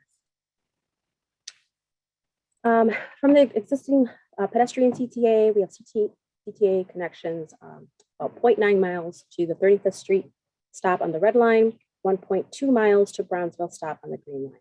That's less than half a mile away from I-90. There's some existing CTA bus routes. There's the Pershing Road bus route immediately on Pershing Road with 2 stops. Additionally, there is the Wallace bus route at Wallace and Pershing. This slide shows some of the images of the existing context. The images show some adjacent parcels, starting with the bottom left image. We have the existing vacant lot directly across the street on Pershing, southwest corner of North Parnell and Pershing is a one multifamily unit, which is a little difficult to see on one of these images. It's just to the west of this building. There are 2 small restaurants with parking surrounding, some additional vacant land just directly north of the site. And speaking to some of the community and some previous aldermanic staff, this lot has been vacant for a very long time. So the applicant is intending to bring an asset to the existing vacant parcel and is designing the project to meet the City of Chicago sustainability policy, DPD design recommendations, with the goal of addressing the character of the existing community with context-sensitive design. The development will maintain the street edge and complement the adjacent properties by providing double open space required with a variety of landscape, trees, visible entrances, which will further promote active use once again to the current vacant parcel. With that said, I will turn it over to Mr. Ash with the applicant team to discuss the project timeline and subsequent slides.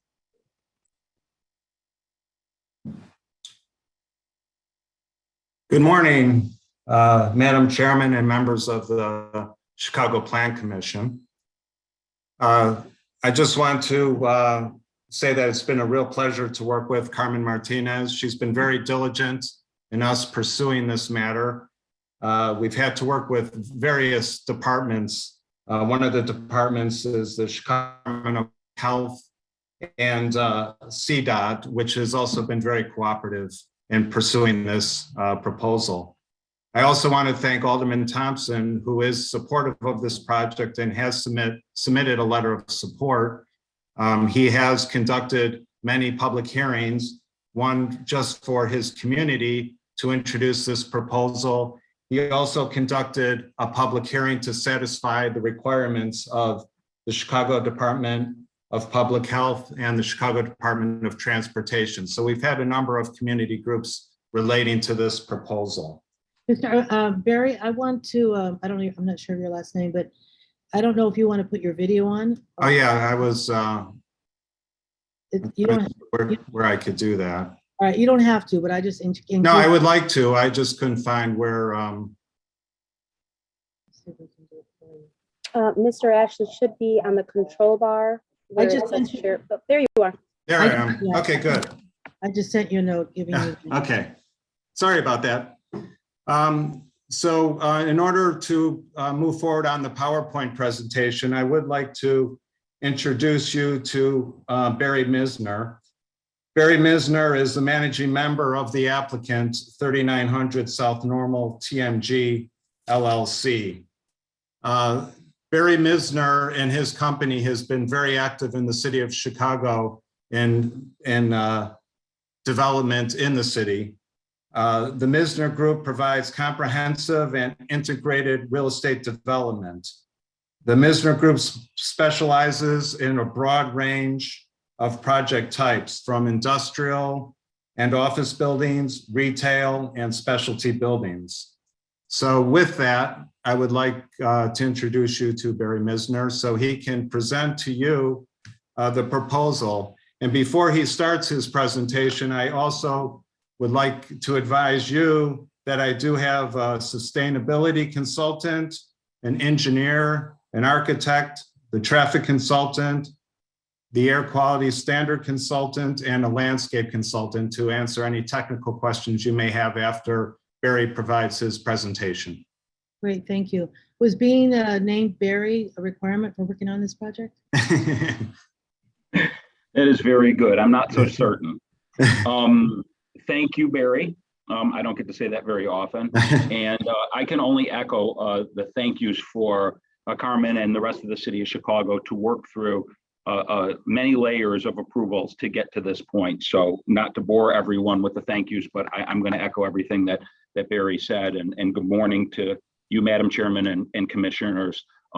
We're going to go over this development and be here to answer any questions either from myself or as Barry said, it's so weird saying Barry, for some of the technical experts that we have on the call that could answer any questions. Again, my name is Barry Misner. My firm, the Misner Group, is the developer of the project. I want to mention that we are partnering on this project with a company called Real Term Logistics. They're based in Annapolis, Maryland. They are a significant holder of industrial real estate in Chicago area, along with North America and Europe. The parties are also working on another project in the 11th Ward on 43rd Street. So we plan on doing several more projects in the greater Chicagoland area. This slide right here just kind of gives you an idea of the timeline. April 1 was our intake meeting. To just give you perspective, we have been working on this since the fall of 2020. That was when we were agreed to preliminarily to purchase the site from Greyhound. And then the process began in terms of doing physical due diligence of the site to see if it would be able to be developed for what we're asking for approval here today. Without going through all of these bullet points, because a picture says 1,000 words, I guess, this kind of talks about some of the changes that you'll see in the next two slides about how we evolve from our intake meeting until where we are. So I think with that, maybe we go to the next slide and can kind of give you a visual of what this project looked like from start and what we're here today asking for approval on. So whoever oh, okay, there we go. So originally this is what was presented. The general look of the building is similar, but what we decided to do here when we came in is we were looking to have access off of Pershing, park in the front of the building. Again, this is a speculative warehouse building that can be divided into multiple units. So this is what was originally presented, access off Pershing, parking along Pershing, and the building kind of in the opposite direction that it ultimately ended up being. I don't want to talk too much about what it was. Why don't we flip to the next slide and we can talk about what it currently is. So before you now, I just need to flip to that deck because I'm getting the Zoom people on the side of my screen. I'm not going to try and figure that out. So one of the biggest things that was done is that we slide the building forward. It was determined by the city that having the parking along the rail yard would be a much better use of that space than having it along Pershing where you just see car parking along Pershing as you're driving by. So essentially the building, we took the same building and slid it forward north so that we were able to create the streetscape that you see along Pershing with that muraled wall. In addition to that, we developed landscaping and screening such that the areas of the parking lot and the trailer area would be screened off of Pershing and off of Wallace and off of Normal as well. The flipping of the building was a request because the building had those docks that are currently facing east and facing U-Haul, as you can see in that dimensional rendering right there, were originally facing the car wash. So the building was essentially not only moved north, but flipped where the docks were facing in a more industrial use building. I think we can go, in addition to this plan, that things that you don't see on this plan that are incorporated into the development are, the site was an old, I think it may have been even a slaughterhouse over 100 years ago. So there were some environmental approvals from the state. The soils do not compact in a way in which you can conventionally build on this site. So you have to do what are called aggregate piers. So in order to stabilize the soil for the foundations, we have to do that. And this incorporates an underground detention system similar to one that was described on the previous presentation. So there will be a vault system in truck court that will retain the stormwater detention pursuant to all of the requirements in the city of Chicago. And so we can move on to the next slide here. So this is just basically a footprint of the building. It's only half of the building because the scale it would look very small if we were showing the whole building there. So this is the north half of the building. It shows a model office there that we would plan to build upon completion of the shell so that a tenant could access occupancy quickly. The timing under which to design and build office space even in the city can take too much time, and many of these tenants are looking to move in as soon as possible. So that's something that we will develop as part of the base building. The next slide is just going to show you the southern half of the building. Again, these buildings are designed to be able to divide after they are built.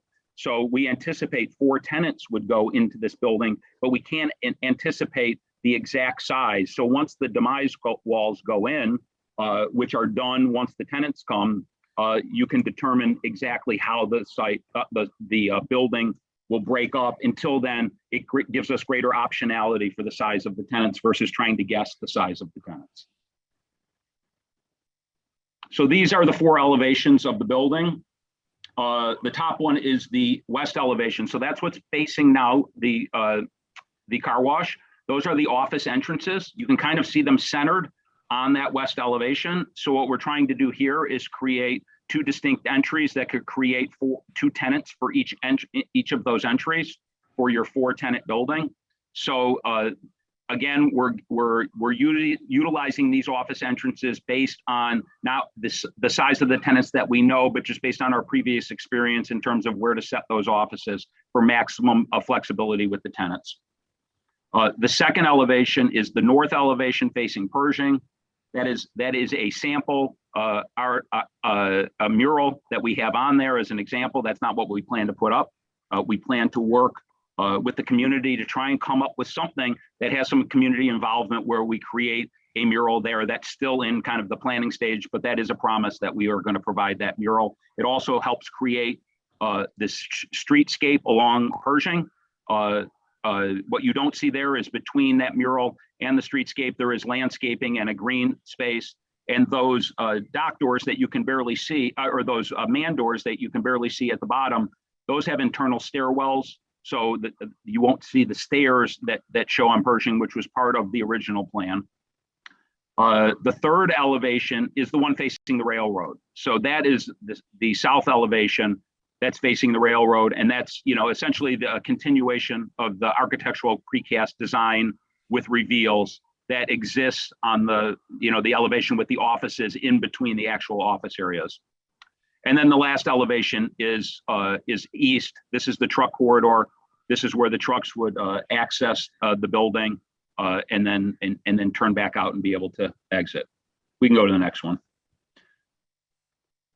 So this gives you a little bit greater perspective on that Pershing streetscape, where you don't have the exterior stairs, and then you have a landscape buffer between the building and the hard surface, which was part of the evolution of the property. We kind of moved it back to create that green space, and then it moved some of these ramps to get down to the office elevation, or get up to the office elevation over to the northwest corner of the building, which you can kind of see the stairs, and then the ramp is behind those 4 trees that are at the corner. And then this is essentially your northeast view down at the property, and you're looking down at the docks. To the left is the U-Haul building that has been referenced, and then obviously along Pershing, you're just looking at the opposite side of the mural and streetscape. Again, these are more views. In the top that's your existing view from northwest of the property. Again, it's vacant. It basically has concrete slabs on it. And then a better scaled view of what I was talking about with the stairs up to the office elevation and the ramps. And then you can see you could never get out of the building on the north end without having stairs. We internalize those stairs to give it a better look along Pershing. Again, opposite view here from the northeast, existing property, the proposed development. You see all of that screening right there, along where the 2 shadowed people are to the left of that. That's screening the dock area. So that's pretty heavily screened. You see the wrought iron fencing as part of the landscape requirement along that elevation as well.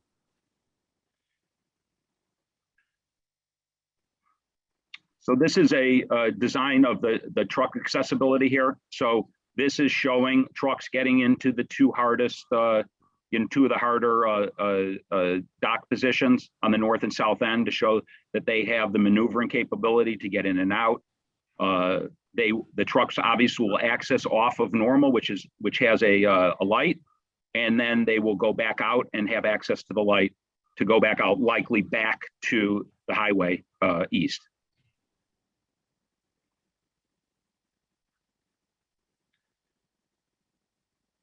So the 3900 Normal development is subject to the city's air quality ordinance that was passed, I believe, in March of 2021. The ordinance requires approvals from the Department of Planning and Development, Chicago Department of Public Health, and the Chicago Department of Transportation, all which were obtained. Also, the city published the report for public feedback, and some of those items were addressed by the consultant and by the various departments. As part of this process, we commissioned air quality and traffic studies, and those companies have representatives on the Zoom that could answer more technical questions if anyone has those, because those are heavily data driven. So I wouldn't want to wade into that, but we went through a fairly exhaustive process in getting these recommendations. We can go to the next, which deals with the traffic studies. Neither of these air quality or traffic exceeded certain standards or were anticipated to have impact on the truck traffic for the property. So we can answer specific questions on that.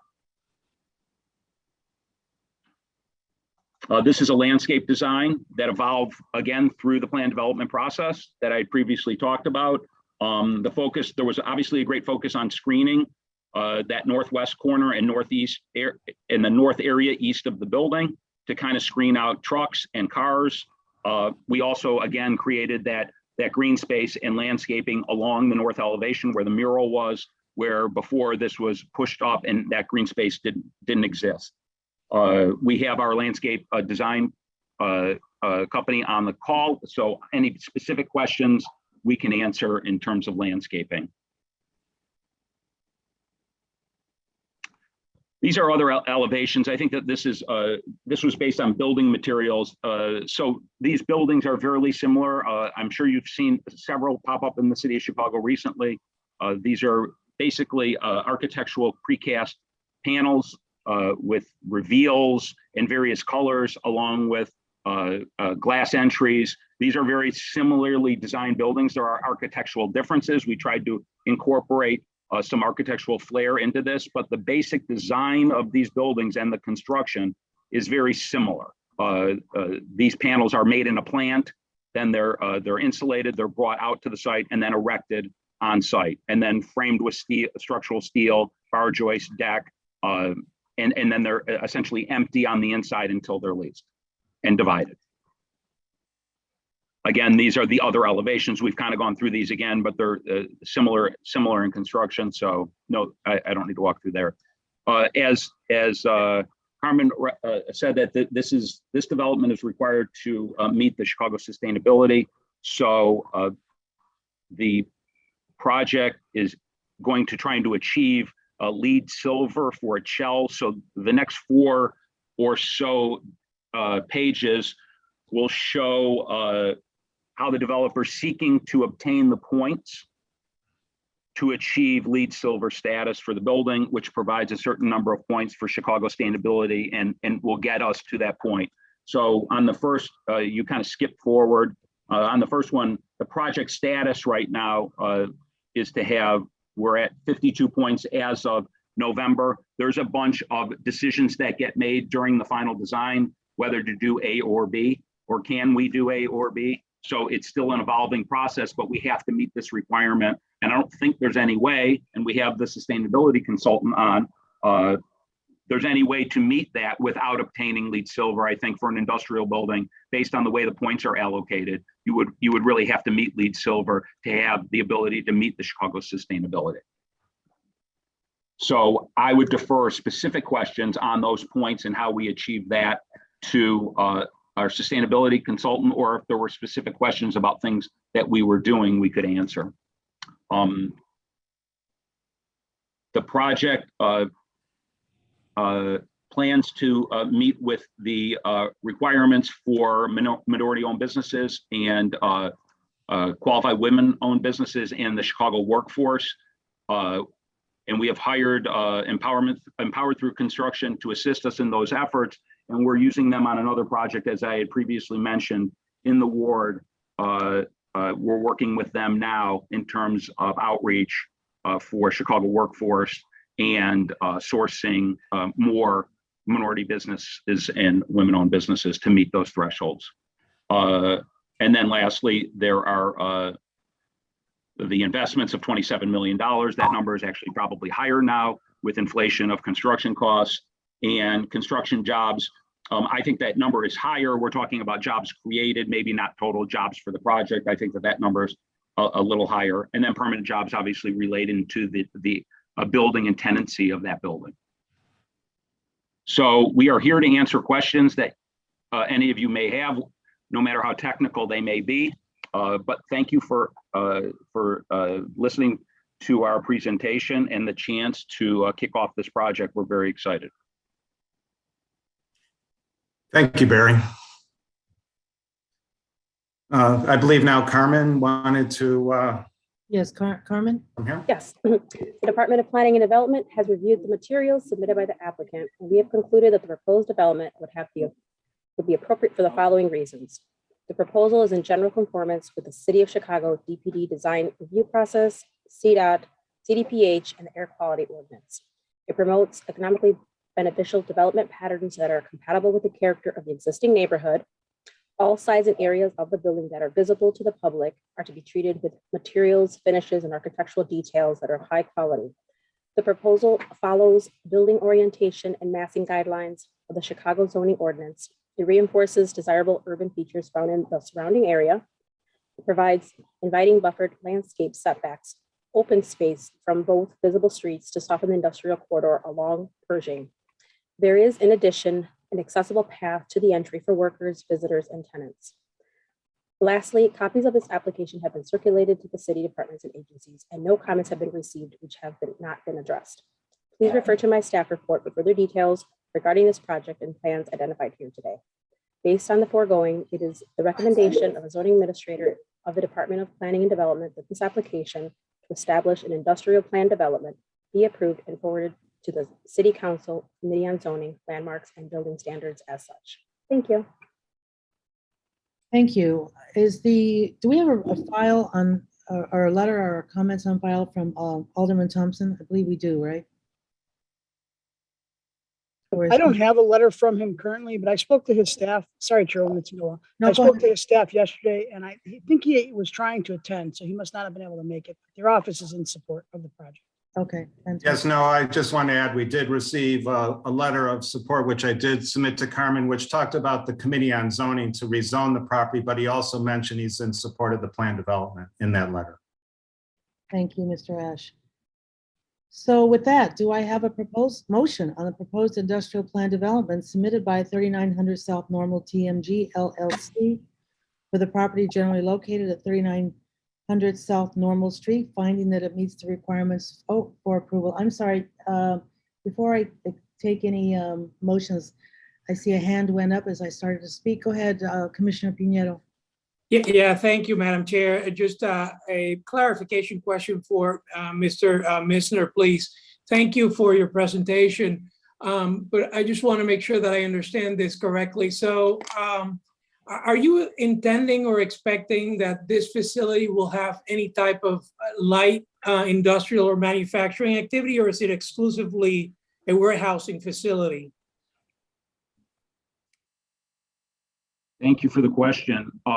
What we're seeing right now is a lot of light manufacturing. So we have the benefit of seeing certain prospects on our project that I previously referenced on 43rd Street, and we're seeing a great deal, local companies even that are doing light manufacturing, printing company, food company. So we can't predict what's going to happen, and all of them may have a warehouse component. But we're building these with more parking with the anticipation that we'll get more assembly and light manufacturing on these size tenants.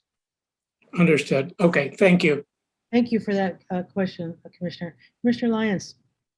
A question about the air quality study. I'm curious about if someone could speak a little bit to, one, I guess just thinking about this development in relation to other similar developments and sort of how close are facilities like this being built. I think maybe this is a question for staff, but just do we have a sense of sort of how many are we seeing in terms of these logistics sites coming online? And when we look at air quality studies, are we looking at sort of like, what's the radius that we're looking at? And sort of, are we looking at sort of the cumulative effect of multiple facilities? Or are we looking sort of specifically at kind of in a silo as we look at these developments? That makes sense. Thanks. Thank you. This is Brian Wozniak with Andrews Engineering. I'm going to defer this question to Suzanne Foley. She did the background investigation on this, and she's going to be probably better suited to answer this technical question.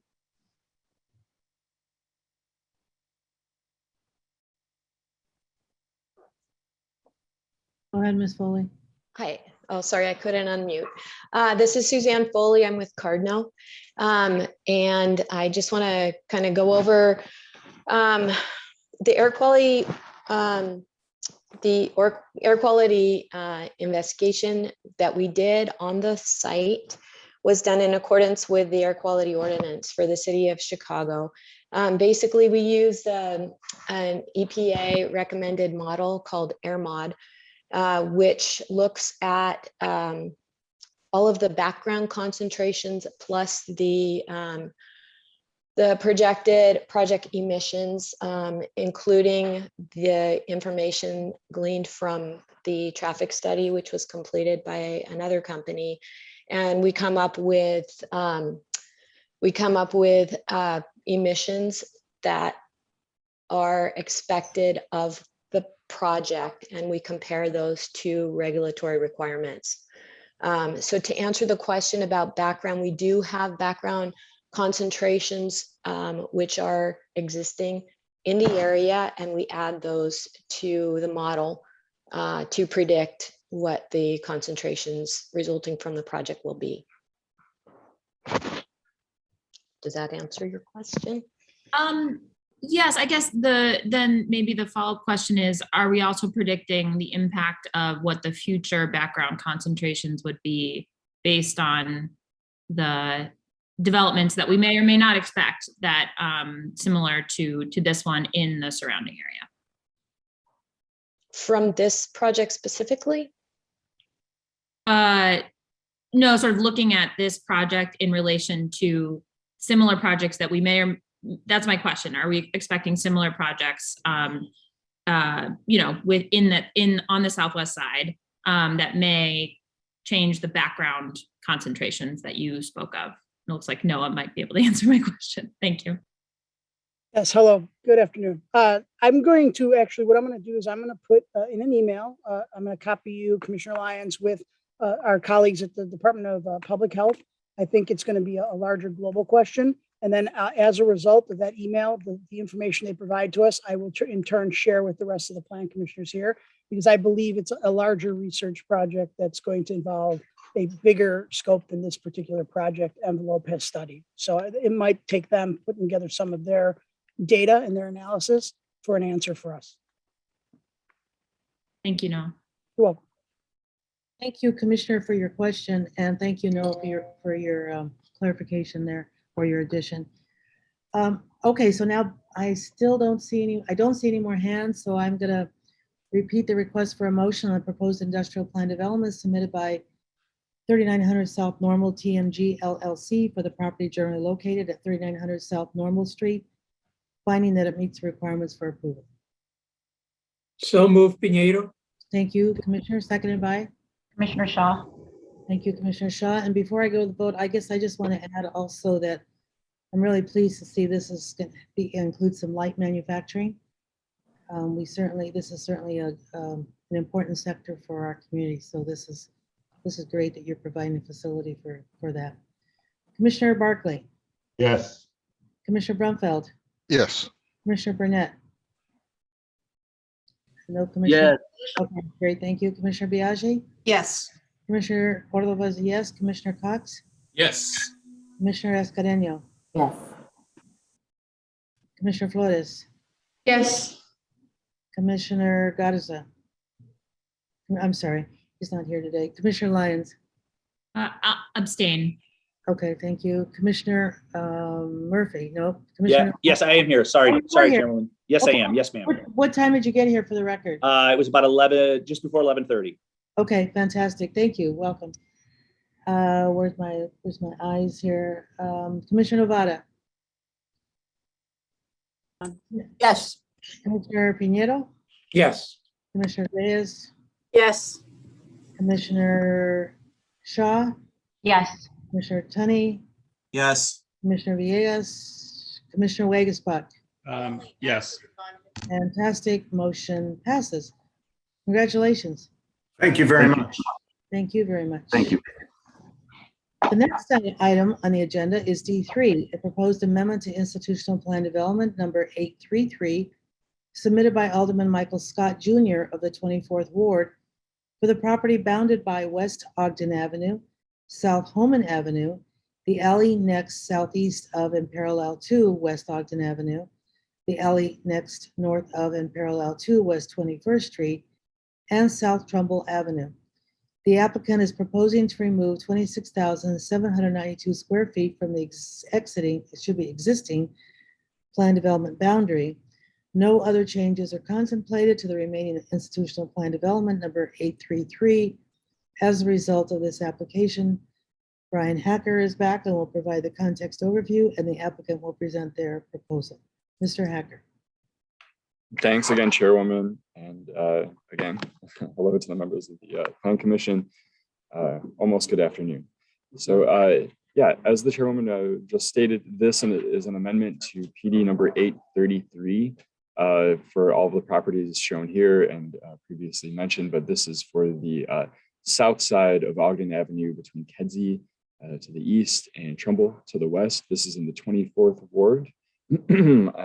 Represented by Alderman Michael Scott Jr., who is also the applicant for this PD amendment. The Alderman Michael Scott Jr. is proposing to remove 26,792 square feet from the existing boundary of plan development number 833, which is the location of the Chicago Police Department's 10th District Station.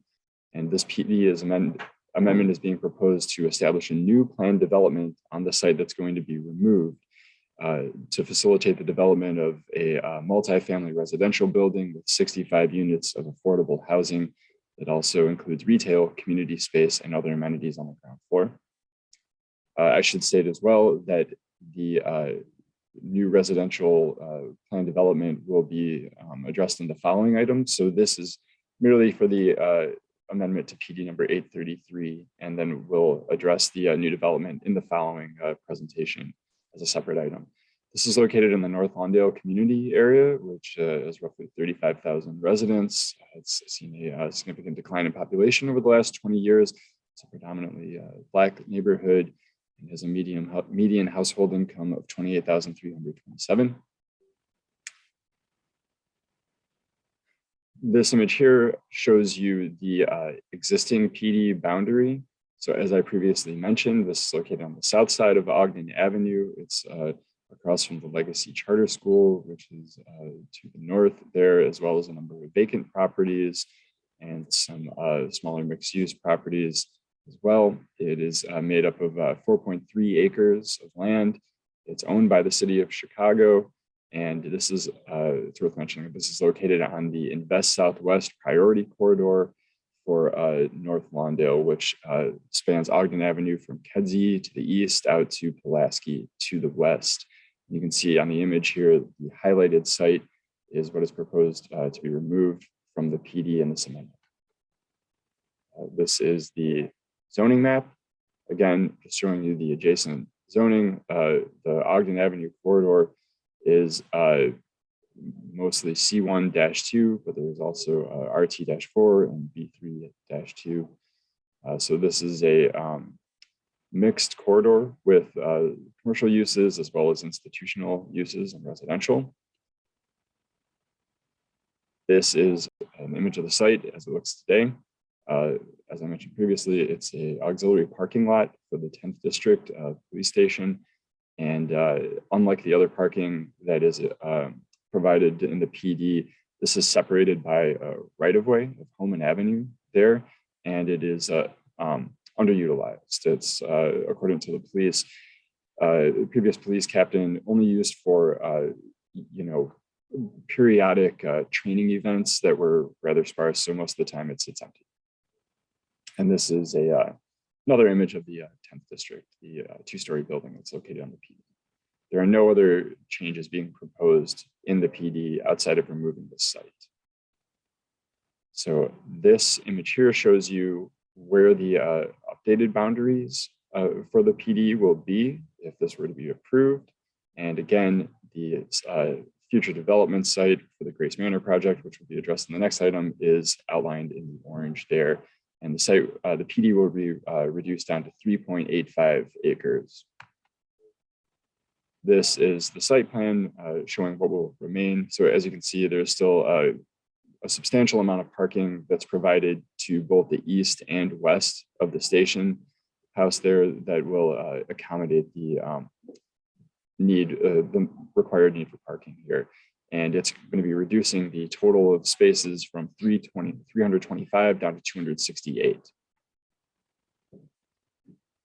So it's DPD's recommendation that the zoning map amendment be approved to rezone 3401 to 23 West Ogden Avenue to a B3-3 zoning district.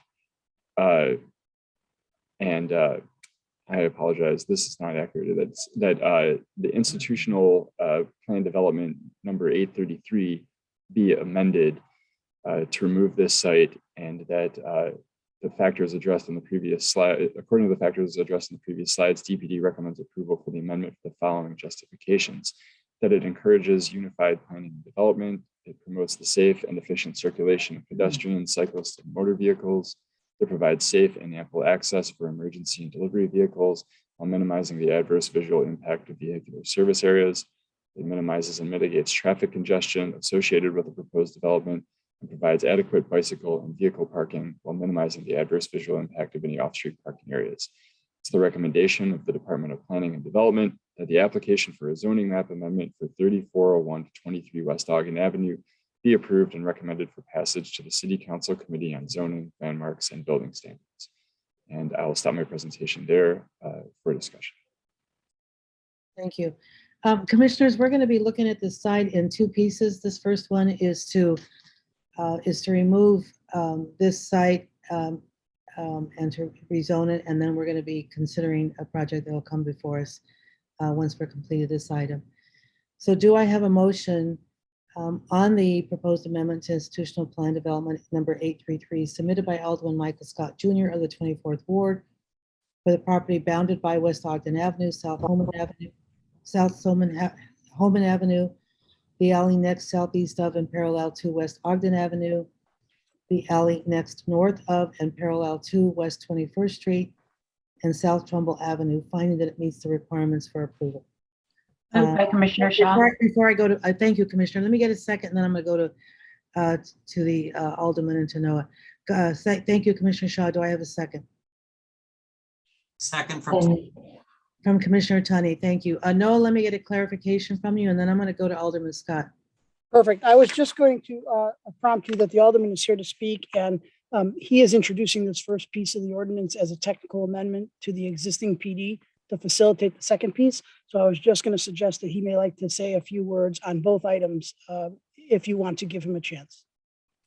Alderman, do you want to speak now, or you want to wait till we propose the next piece so you can comment on them together? Well, what I was going to do, if possible, Madam Chair, is to speak briefly about this and then speak to my support of the project.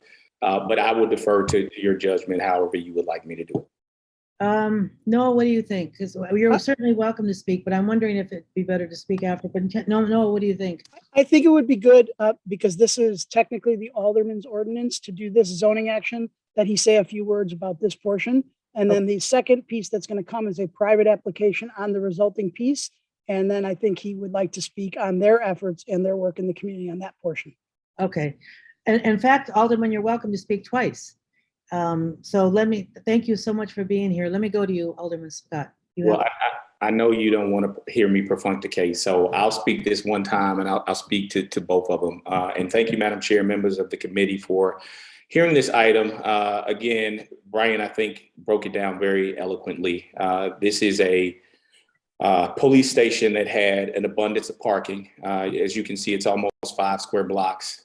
In efforts to promote Invest Southwest, I thought that it would be apropos to remove this piece of land from the PD and hopefully sell that piece of land to the developer to do the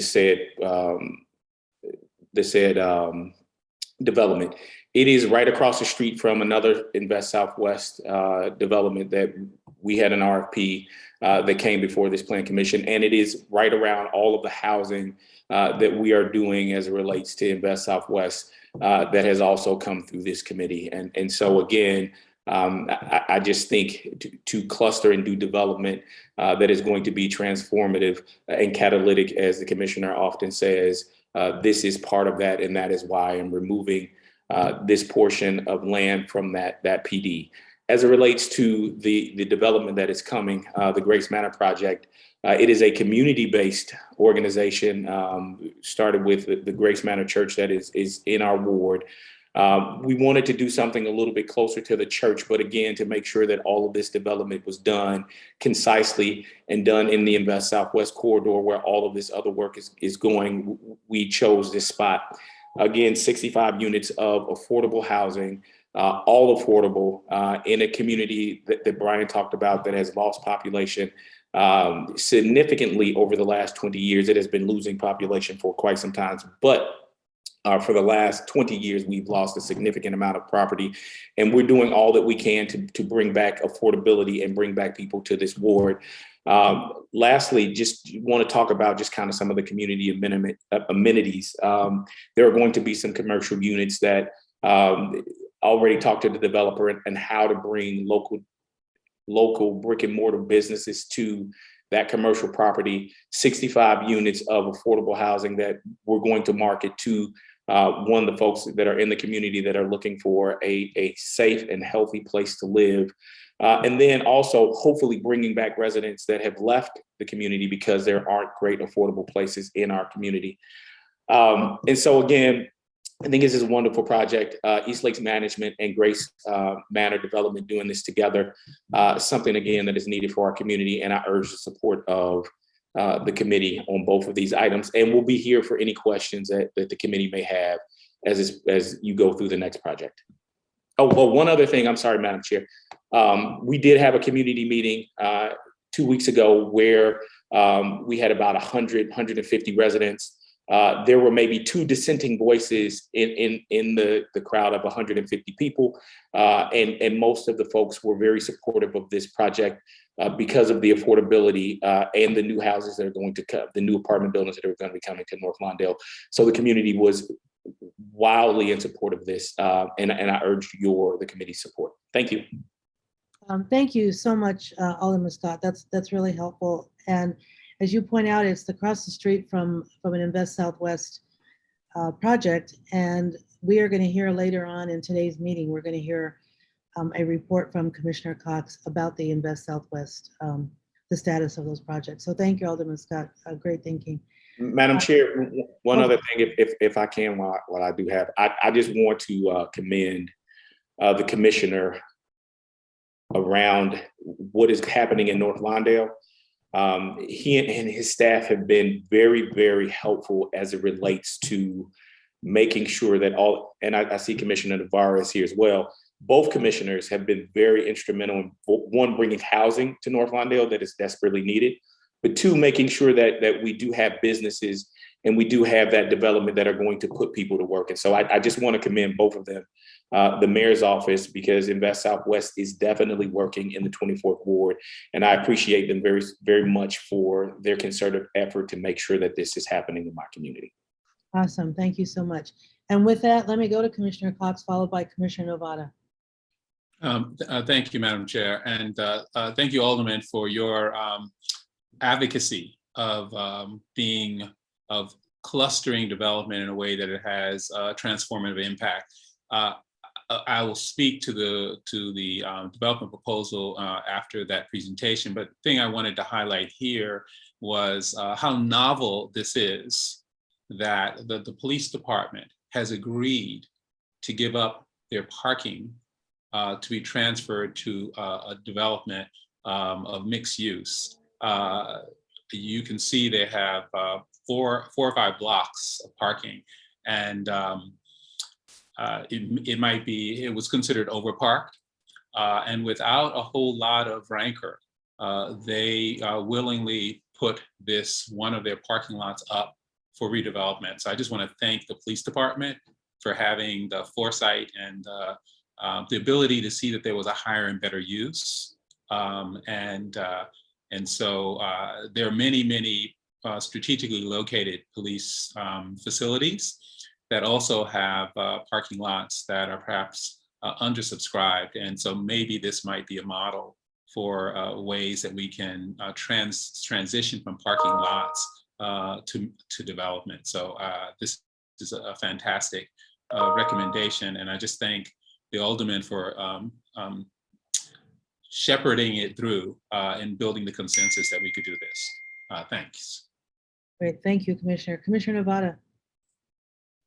Thanks, Madam Chair, and my thanks to Alderman Scott. It's just been incredible to work with, and I do want to reiterate something that Commissioner Cox said. I think we all know that lots of instances where we see seas of surface parking lots, and that's not a vibrant use of space in any community, and especially not here. This is old home week, I guess. I mentioned I live down the street from St. Anthony. If I actually walked out my door and went west, I would hit this this police station, and you know, it's a solid quarter mile of surface parking lots. So it's really exciting to see the recognition that that wasn't needed, that there's still plenty of parking for officers and visitors coming and going, and that instead we can cluster development in this way. So the Department of Housing is very excited to support this, and I do think it's a good example of how we can bring our resources along with the Chicago Housing Authority to reach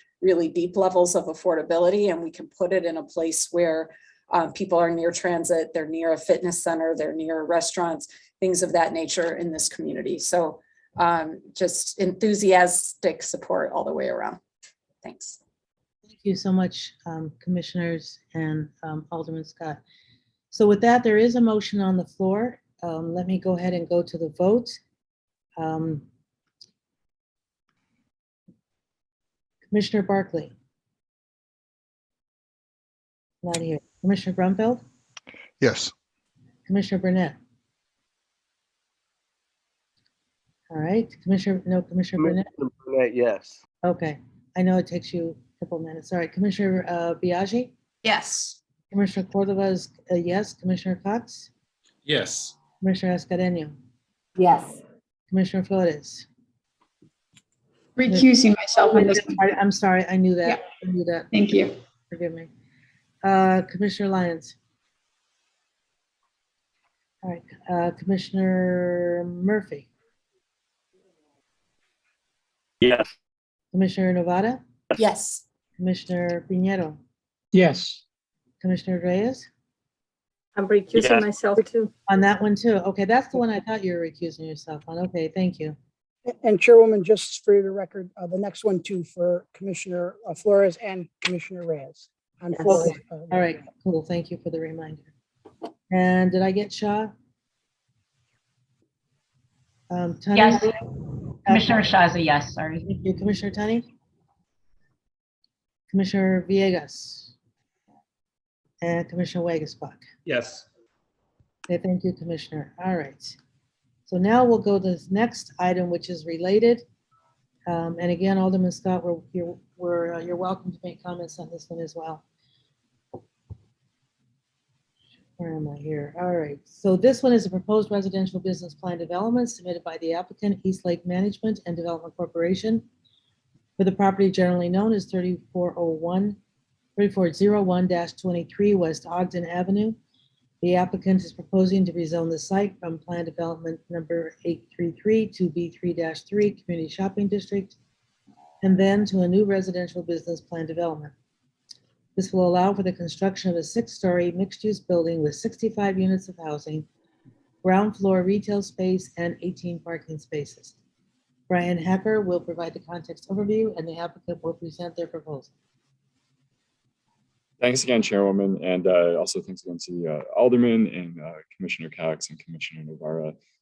Tough act to follow with the glowing words for this project, but appreciate that. So yes, this item will be to establish a new residential business plan development known as Grace Manor on the property of 3401 to 3423 West Ogden Avenue in the 24th Ward, which is led by the applicant East Lake Management Development Corporation, who we'll be hearing from shortly. So to provide an overview of what is up for approval here today, this will be to, this application is to rezone the site from Plan Development Number 833 to a B3-3 Community Shopping District, and then to a new residential business plan development. And this will be to facilitate the development of a 6-story mixed-use building with 65 units of affordable housing, ground floor retail space with 18 parking spaces. For zoning context here, which I'll go quickly through these because we just took a look at it. So this again is the site that we just previously saw that is going to be amended out of PD 833. It is 26,792 square feet in area and will be rezoned to a B3-3 and then new residential business plan development. So provide a little bit more context, and again, Alderman Scott did a very nice job of covering this, but I just wanted to call out that across the street is the Invest Southwest RFP site for the North Lawndale Ogden Avenue priority corridor. I will have a slide coming up on that. So that's roughly an acre of land that has been identified for new development with a developer selected through a competitive process last year. But further to the west, the Central Park CTA Pink Line station is located roughly 3 blocks away, making this a transit-served location. So it does qualify for certain zoning bonuses and is a what you could refer to as an ETOD project. And again, just for additional context, the police station is directly to the east, and I call out the Lawndale Christians Farm on Ogden Urban Agricultural Center is also to the west at the near the Central Park Pink Line station. This is a nice drone aerial showing you the view, bird's eye view, I should say, looking towards the northeast town. And this is another drone photograph looking directly west. So this shows both the development site and across the street, the Invest Southwest RFP site, and you can see the Central Park Pink Line station to the west. And going further, you can see the Lawndale Christian healthcare campus. We've already seen this image, but just showing you the existing conditions of the site today. And I want to take a moment to discuss the Invest Southwest RFP project that was selected in summer of 2021. But this is the culmination of a project that began, well, didn't begin, but the RFP was released in November of 2020. Requesting proposals for this site that's under city control, roughly an acre in size. We received 6 proposals for it, and the project that was selected is led by GRE Ventures, Imagine Development Group, and 548 Development. It's called Lawndale Redefined. It's got several components to it, but it includes multifamily housing with mixed income units. There's also going to be a community arts and tech center, which is that glass building that's located near the corner there, and a outdoor plaza space to be used for events, pop-up retail, and retail spaces, as well as space for a small grocer and a restaurant. So this is kind of going hand in hand with a project that we're seeing today, and will eventually be coming before a planning commission. So to provide planning context for this, the North Lawndale Quality of Life Plan is relevant to the Ogden corridor And this aligns nicely with the recommendations of that to expand retail amenities, to develop affordable housing, and also improve the pedestrian experience on Ogden Avenue. As the Alderman previously mentioned, this project was located, the proposal was located at 13th and Kedvale near the Grace Memorial Church, which is the partner in this project. And it looked very different than it does now, with a multifamily building and several flats there. DPD held a zoning intake meeting for this project in February of 2021. And it was just before that conversations with DOH and DPD and the developer led to this relocation on the Invest Southwest corridor. And so this project is receiving DPD, DOH, and CHA financial assistance. So there have been a lot of landmarks that it needed to meet in the timeline due to that. But it is also going to be going to CDC, and that's expected in Q1 of 2022. And as Alderman Scott mentioned, we held a community meeting about this in January of this year. So I'm going to hand it off now to the East Lake team to take over. So I'll mute myself. So thank you. Thank you. Good afternoon, Madam Chair and Plan Commissioners. My name is Amy Degnan, and I'm the zoning attorney with Georges and Sinowiki. Please allow me to introduce our team. And I'm joined this afternoon by Tyler Holland and Ethan Lassiter of East Lake Management and Development Corp., as well as Pastor Hunter of the Grace at Jerusalem CDC. Our architects are Juan Moreno and Aaron Spearing of JGMA. We'd like to formally thank Alderman Michael Scott for his leadership and input during this development process, as well as Brian Hacker and Noah Zafranek for their continued guidance and support. With all of the remarkable collaboration on this project, we're excited to present the Invest Southwest 100% affordable housing development. With that, I'm going to turn it over to Juan Moreno. Thank you, Amy, and good afternoon, Madam Chair, Commissioners. Always honor and a privilege to share our work with you, so thank you. Next slide. So as mentioned, I'm going to go over these briefly, but I think what's important to note is understanding this is a part of the Invest Southwest corridor. The energy behind it, I think, has played a big influence and inspiration in our project. And you'll see that as it plays out with all the wonderful things that are going on in the neighborhood. Next slide. Also, the vicinity of transit, as highlighted by Brian Hacker, I think that plays a key role. As you'll see, we've minimized parking stalls, just having bike parking, and just accessibility in general is something that we've looked at closely. Next slide. And then we'll get into the massing shortly, but just the context of how this building fits into the neighborhood, into the street, and also you'll find it in a moment, as I shared, just connecting it back to history, I think has been an inspiration for us. Next slide. So from a site landscape plan, the building tries to connect on its northeast and southwest corners with the street, but then as you can see, it folds back to open up a plaza and welcome people. So it has this great way of connecting with the urban edges of Ogden, but also creating relief for people entering the building. There are both hardscape and landscape opportunities outside, again, to create a welcoming environment throughout. Next. And as mentioned in just some of the earlier comments, of the parking is all hidden by the building in the back. So it really is about the building greeting you and greeting every passerby on Ogden Avenue. Next slide. And then meeting all of the sustainability requirements. It's a very important part for every team member. Next slide. And then you see some of the elevations. We max out just over 70 feet. I'll get into the architecture of it. It is really set up to be community spaces on the ground floor, housing above, and then there's a moment on the roof that I'll point to shortly that acknowledges the incredible views of our city and connecting all of the residents with our beautiful city. Next slide. And these are views from all the other edges. so that you can see just how this is going to be such a welcome addition to Ogden Avenue. Next slide.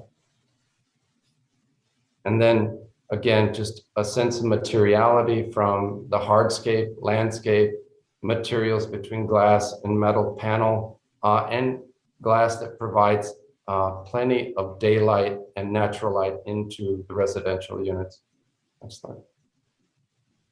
From a planning standpoint, again, at the ground level, predominantly community spaces, fitness centers that really abut Ogden Avenue. The support spaces, we've moved to the back of the building where you also see the parking. As you go up the subsequent floors, next slide, are the series of 1 and 2 bedrooms as you go up, next slide. And then what culminates in the roof at the northeast side, again, acknowledging this building's place in North Lawndale on Ogden Avenue and the unbelievable potential for views, and of equal importance, creating community on the roof for all of the residents. Next slide.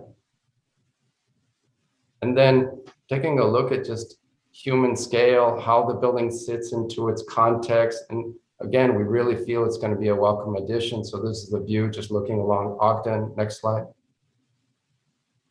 And then looking as a cut through Ogden, certainly when the Invest Southwest project across the street goes in, this helps create this wonderful gateway of this positive energy going on in Ogden that will be incredibly wonderful. Next slide. And then we studied several scenarios in the massing. We arrived at this idea of a fold because there's something really wonderful about a building that touches the street but folds back and almost welcomes people or creates this kind of metaphorical embrace, which we really found fascinating. Next slide. And then the program stacking from site to the ground level being the community programs and welcoming all, to then the living being the next floors, and then culminating in a rooftop that again has this unbelievable vistas of the city. Next slide. I don't know if that was a hint. I'm taking too long, but I'll try to speak faster. Brian, you know me well. This is Sorry, Juan. This is actually really interesting, but anyway. keep No. going. It was just a trigger finger issue there. Go ahead. Brian and I know each other well. It's all good. And I think this is really important. As we've met with the community, one of the things that, and you know, there are residents that have been there a really long time. It's worth repeating that this is part of Route 66, that this area is the alpha of Route 66. And you think about the energy and nostalgia, what an incredible area North Lawndale was, that it has a lot of beautiful things, and we're really trying to highlight the positives. And that this building, this area of Chicago, has this undeniable link to so many parts of our nation. And I think that kind of positivity that we're trying to show that's going on in our city, as I like to say, I get sick of all the negative news. Let's highlight the positive. This is a chance to remind not just Chicago, but a nation of the wonderful things going on. And then as you get to the next slide, is we did this fascinating sampling of the contextual colors of all the buildings along Ogden Avenue. So how can we find a way to weave that? And when you get to the building on the next image, you'll see that out of that became this interesting blends of greens and blues. Yeah, it gave us this chance to also talk about hierarchically how the greens at the ground level integrate with the landscape, and as the blues move up in the building, it connects with the sky. So there's this wonderful land and air connection. But I think that composition creates a really wonderful building. And as I always love to say, creates affordable housing of dignity and just this positive energy. So the next view. You'd see the spaces at the ground floor, the interrelationship between building and landscape, which is rather special. Next slide. All seasons. So again, recognizing the city that we live in, the opportunity to use the outdoor spaces as well year round. Next slide. And then the views along Ogden, again, as we think about that nostalgia of Route 66, you can see how this recalls that. And in the spaces themselves, the opportunity for balconies for all the units to be able to have outdoor air opportunities in your own private unit, but then also on the rooftop, I think is equally special. Next slide. And then that view that connects is, I've been mentioning how our skyline is so visible. And it is such a prominent part of just the inspiration for us on the project, and that the units and the residents most importantly have an opportunity to celebrate, and that we think is quite wonderful. Next slide. And that there is no backside of the building. I think that's another important message, that yes, that's parking, but it's been hidden by the building. And you can see there's an elegance to the building no matter where you look at it from. Next slide. And then the view looking back to the southwest along Ogden, the undeniable sustainability components that play a formidable part in our approach, but just how this is, this creates just, like I like to say, a positive moment for the city. Next slide. And then I'm gonna hand it over to the rest of the team, but I just want to say, I think in the spirit of Invest Southwest and the uplifting of minorities and women, it is important to note that 100% of this architecture and engineering team is minority and women owned. And I think as we talk about the developer as well being minority and the zoning attorney, it just sets the stage as we get to the other components with our construction of putting the bar in a very important place for this community. With that, I'll hand it over to my wonderful colleagues, and thanks again for the opportunity to share this. Thank you, Juan, and your entire team. I'd like to spend just a few minutes on the tremendous public benefits for this Invest Southwest 100% affordable housing development. As we've said, it's 100% affordable, 65 total units, 19 of which will be CHA RAD program and 46 affordable units at 60% of AMI. We estimate that there are 150 construction jobs and also estimate 12 permanent jobs. We will not only meet, but hope to exceed the 26 and 6 MBE and WBE goals. As Juan said, so far, our developer, our architect, the engineering firm, and our law firm are all certified either MBE or WBE. We respectfully ask for your favorable approval, and we are available to answer any questions. Thank you.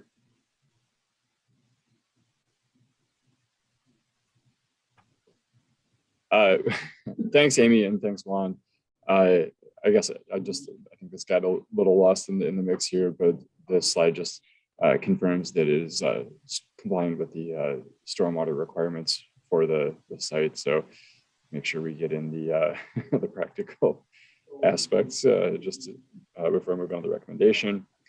So the DPD recommendation is to approve the zoning map amendment to rezone 3401 to 3423 West Ogden Avenue to a B3-3 zoning district and establish a new residential business plan development. After reviewing application materials and analyzing with respect to the factors addressed in previous slides, DPD recommends approval for the amendment for the following justifications. It encourages unified planning and development. It promotes economically beneficial development patterns that are compatible with the character of existing neighborhoods. It promotes transit, pedestrian, and bicycle use, ensures accessibility for persons with disabilities, and minimizes conflicts with existing traffic patterns. It reinforces desirable urban features found within the surrounding area, creates seamless or gradual transitions in bulk and scale when high intensity development occurs in or near areas with a lower intensity character. It's the recommendation of the Department of Planning and Development that the application for a zoning map amendment for 3401 to 3423 West Ogden Avenue be approved and recommended for passage to the City Council Committee on Zoning, Landmarks, and Building Standards. This concludes my presentation, and I will open it up here and pass it back to you, Chairwoman. Thank you. Thank you. I'm not seeing any hands yet. Any comments from commissioners, questions? Go ahead, Alderman, let me go to you. So I don't have much to say. I just want to say a couple of thank yous before I turn it back over to you, Madam Chair. I want to first thank Pastor Hunter and his vision for this. This is a project that we've been working on for, I've been Alderman for 7 years. We've been working on it for 6. And so, you know, it spans through the last administration, and I'm appreciative of this administration stepping up to the plate and making sure that it gets done. want to thank East Lake Management for continuing to stay committed to this project. They've been on board for quite some time. I want to thank Brian Hacker for all his work that he's been doing in and around North Lawndale, specifically on this project. So I want to thank Brian for taking those meetings on and CHA that I didn't want to do and making sure that we got this project over the finish line.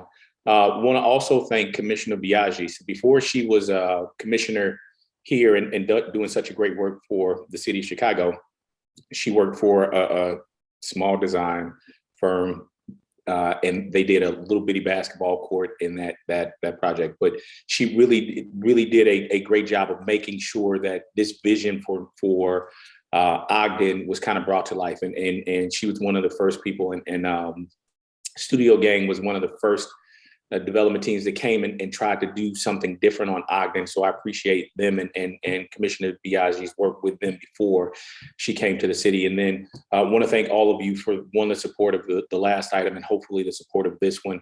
It is something that I think is going to be transformative in this community. And so thank you for your support and thank everybody who's worked on the project. Thank you, Alderman, and congratulations to you and to everyone involved in this. You used the word transformative. Sometimes things are transformative in a way that doesn't enhance the things you want it to, and other times you get projects that just transform it in such an amazing way. So I'm really blown away by this project, and just want to really congratulate everyone for it. When I first got the briefing and was seeing some of the designs, I didn't pay attention initially to who the architecture firm was and who the architect was. And it's probably no surprise then to find out that it was Juan Moreno. Once I discovered that in the briefing, it was like, oh, okay. But then hearing you present, Mr. Moreno, it's like, wow, I teach an introduction to urban studies class, and I have several architecture students in there. And I feel like I want to have them get on here and look at your whole presentation. What an incredible, thoughtful design, right? Everything from thinking about the history of Ogden Avenue, that whole schema that you did around the lighting, the invitation you kept speaking about, inviting people into the building, that there's no sort of, every piece of it, every piece of the building, every angle is just incredibly beautiful. The outdoor space for tenants, it's utilizing the views. I mean, I could just go on and on. The green space on the ground floor, and it makes a point, I think, that we were making, several people were making at last month's meeting, when we talked about affordable housing can still be really beautiful. And this is just, it's just like, wow. I mean, wow, it's really, really beautiful. And I think it is gonna help to transform this corridor. And I think picking up on that Route 66 theme, also I think is an important thing to think about as more development occurs on Ogden Avenue, and sort of really build on that identity.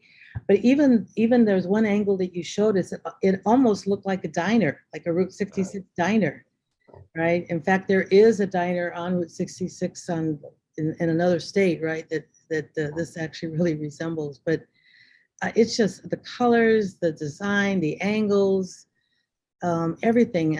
What I'm really most blown away with, I think, is the thoughtfulness that went into this, and it just really shows in what you produced here. So I'm really excited for you, Alderman Scott. I'm really excited for the people in North Lawndale. I'm excited for the city. I just think this is a tremendous project and want to congratulate everyone. And Mr. Hacker, I'm glad you did throw in that slide at the end there about the stormwater runoff and so on. It is always an important piece of this, but I'm not seeing any more any other hands go up, so I'm ready to call for a motion. So moved. Thank you. That's very enthusiastic. And a second? Seconded by Commissioner Shaw. Fantastic. Okay, Commissioner Cox. Yes, I mean, I have to say, you expressed, I think, the commission's sentiment beautifully. So just thank you for summarizing but I think we all sense that this is a very important project that I have no doubt will be celebrated when it is completed, and it will stay leased up because so many people will want to live here because of the distinction that it gives. And it really dignifies just the act of living in a neighborhood. And so I just thank Juan Moreno and his team for setting the bar so high, for Pastor Hunter for willingly raising the bar on design excellence. This is a very unusual project for a community nonprofit, faith-based, partnering with Eastlake Management. I think it's been said from the designers to the engineers to the property managers and investors, this is a very diverse team. So I think you set a very high bar. I'm just so pleased. It could not have happened without the support of Alderman Scott and his willingness to do some different things, like take a police parking lot and transform it for an affordable housing, 100% affordable housing. So again, it really takes a concerted, coordinated effort. This is what's possible when we do that, when we have that level of alignment. And then lastly, to Brian Hacker, who has shepherded this project masterfully. You don't get results like this without a very commitment to project management, and this has been exemplary. So again, thank you for letting me add on to your wonderful accolades on a very, very important project. Fantastic. So we've got a motion on the floor, and so with that, I'm going to go to the roll call vote. Commissioner Barkley. Commissioner Brumfeld. Yes. Thank you. Commissioner Burnett. Commissioner Burnett? Okay, Commissioner. Yes. Thank you. Commissioner Cordova is a yes. Commissioner Cox? Yes. Commissioner Escareno? Yes. Commissioner Flores is recusing herself. Commissioner Lyons? Yes. Commissioner Burnett is a yes. Thank you, Commissioner. Commissioner Murphy? Yes. Commissioner Yes, Novato? Chairman. I Yes, got ma'am. it. No, I got it. Thank you. Appreciate it. Commissioner Novata? Yes. Commissioner Pinheiro? Yes. Commissioner Reyes is a recusal Sad- on this one. Sadly. Yeah. Commissioner Shaw? Yes. Commissioner Sposato, I believe, is not here. Oh, no, what? I know he's not here. Commissioner Tunney, Commissioner Villegas, and Commissioner Wagaspa. Yes, yes. All right, thank you. This is what happens when I'm doing this off my computer instead of a piece of paper, so I can't write notes on it the way I would have on my paper. So thank you for your patience. So very enthusiastically, we can say that the motion has passed. Congratulations. We really Thank look you. forward to seeing these. Thank guys. you for everyone's Thank you. consideration. Thank you so very much. Thank you. Next item on the agenda is D5, a proposed amendment to institutional plan development number 1054, submitted by Alderman Brian Siccho Lopez for the property generally located at 1450-1510 West Cermak Road and 2150 South Laughlin Street, specifically the Benito Juarez Community Academy. The applicant proposes to amend the bulk and use regulations data table as set forth in the plan development to correct the minimum amount of parking at the school. No other changes to the plan development are contemplated as a result of this application. Before I go to Mr. Bellamy, Noah, do you want to give us a quick sort of framing of this project? I think Ernest will work it into his presentation, but we'll just remind plan commissioners, in this case, it's a quick technical amendment. It's going to involve some minor improvements that Ernest will describe. There are no physical bulk density changes to the PD, but I'll let Ernest handle that in his presentation. Thanks, Thank Chairwoman. you. Thank you. Go ahead, Mr. Bellamy, you're on. Thank you. Good afternoon, Chairwoman Cordova and members of the commission. For the record, my name is Ernest Bellamy with the Department of Planning and Development. The application, as just described by the chairwoman, covers the creation or covers the amendment to institutional plan development 1054 for Benito Juarez High School. The subject site is located within the 25th Ward in the Lower West Side community area. Also on today's meeting are the applicant team led by the Chicago Board of Education along with EVA engineers.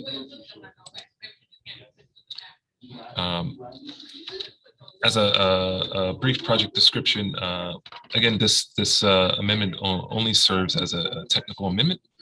The applicant proposes to amend the bulk and use regulation data table as set forth in the PD. No other changes requiring a PD amendment are contemplated as a result of this application. And kind of focused in on that bulk and use table, the accessory parking count will change from a maximum parking of 105 to a minimum parking amount of 105 at the school. Further on in this presentation, we'll cover some minor revisions that are being made that the team will cover. Going forward, as a snapshot of the area which the PD amendment is located, it's located in the Lower West Side community area. And the demographics breakdown is as follows on the screen. Total population of 33,751 individuals, whereas 53.9% are within the ages of 20 to 49. And a median income for the area of 52,104. To be concise, I'll forego the rest of the reading of this. Here is the subject site of the planned development within the Lower West Side community area. It is shown here in the red boundary. It measures 567,617 square feet in net site area. The site is well served by transit, being serviced by 4 CTA bus lines immediately, and the PD being located just under half a mile away from the CTA 18th Street Pink Line station. In terms of regional context, the planned development aligns with the goals as outlined in the Pilsen, My Neighborhood Quality of Life Plan. Some of those planned goals include increasing enrollment in Pilsen area schools and creating and building on safe spaces that promote peace and nonviolence. The current zoning of the subject site of the PD is surrounded by a mix of RT4 and C zoning uses, and specifics of the PD's own zoning.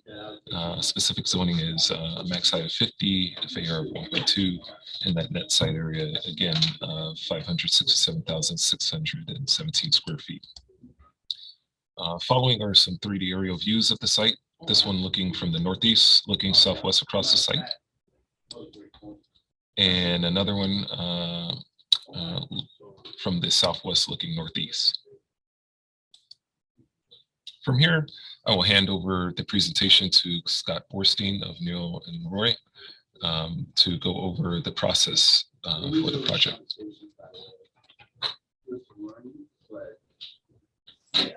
Thanks, Ernest. Again, thank you, Madam Chairman and other members of the Plan Commission. Scott Borstein from the Law Office of Neil and Leroy. And before we get into the presentation, I just want to give a little background about why we're here, which is a little unusual. The work that we're doing here, which our engineer will describe, would not have required a plan development, an amendment to this existing plan development. But what happened was, in the process of talking to the planning department, we realized that the existing plan development had a typo. It incorrectly said that we would have a maximum of 105 parking spaces. And we have more than that. We have 150, and it's going to be reduced slightly. But in order to correct the word maximum to minimum, we have to come back to you for what is essentially a text amendment in the language of the bulk table. So that's why we're before you today. And so given that there's not a new project here, there's some resurfacing and restriping and some maintenance at the school, which again, our engineer will describe. We'll try to go through this quickly. And then lastly, this is an application that was introduced by Alderman Lopez, and I'm pretty sure he's, or somebody from his staff is here to indicate his support for the project. So with that, we've got Chris Meal from our engineering firm, and we're also joined by Evan Smith, who's the Director of Planning and Development for Chicago Public Schools. And with that, I'll turn it over to Chris. Thank you, Scott. Can we go to the next slide, Ernest? Yeah, my name is Chris Mealy. I'm with EVA Design and Engineering. So thank you for your time to review our project. As Scott mentioned, the scope of the current project that we're proposing to construct is really just pavement maintenance. So asphalt pavement resurfacing, we're improving some existing permeable pavers that were constructed on the site, ADA upgrades, trash enclosure, and then there's some landscaping that we'll get into. We went through all the typical approvals that are usually needed for a plan development. So we met with Department of Water Management, went over the project scope. The current project does not require stormwater detention, so we're not creating significant stormwater management issues.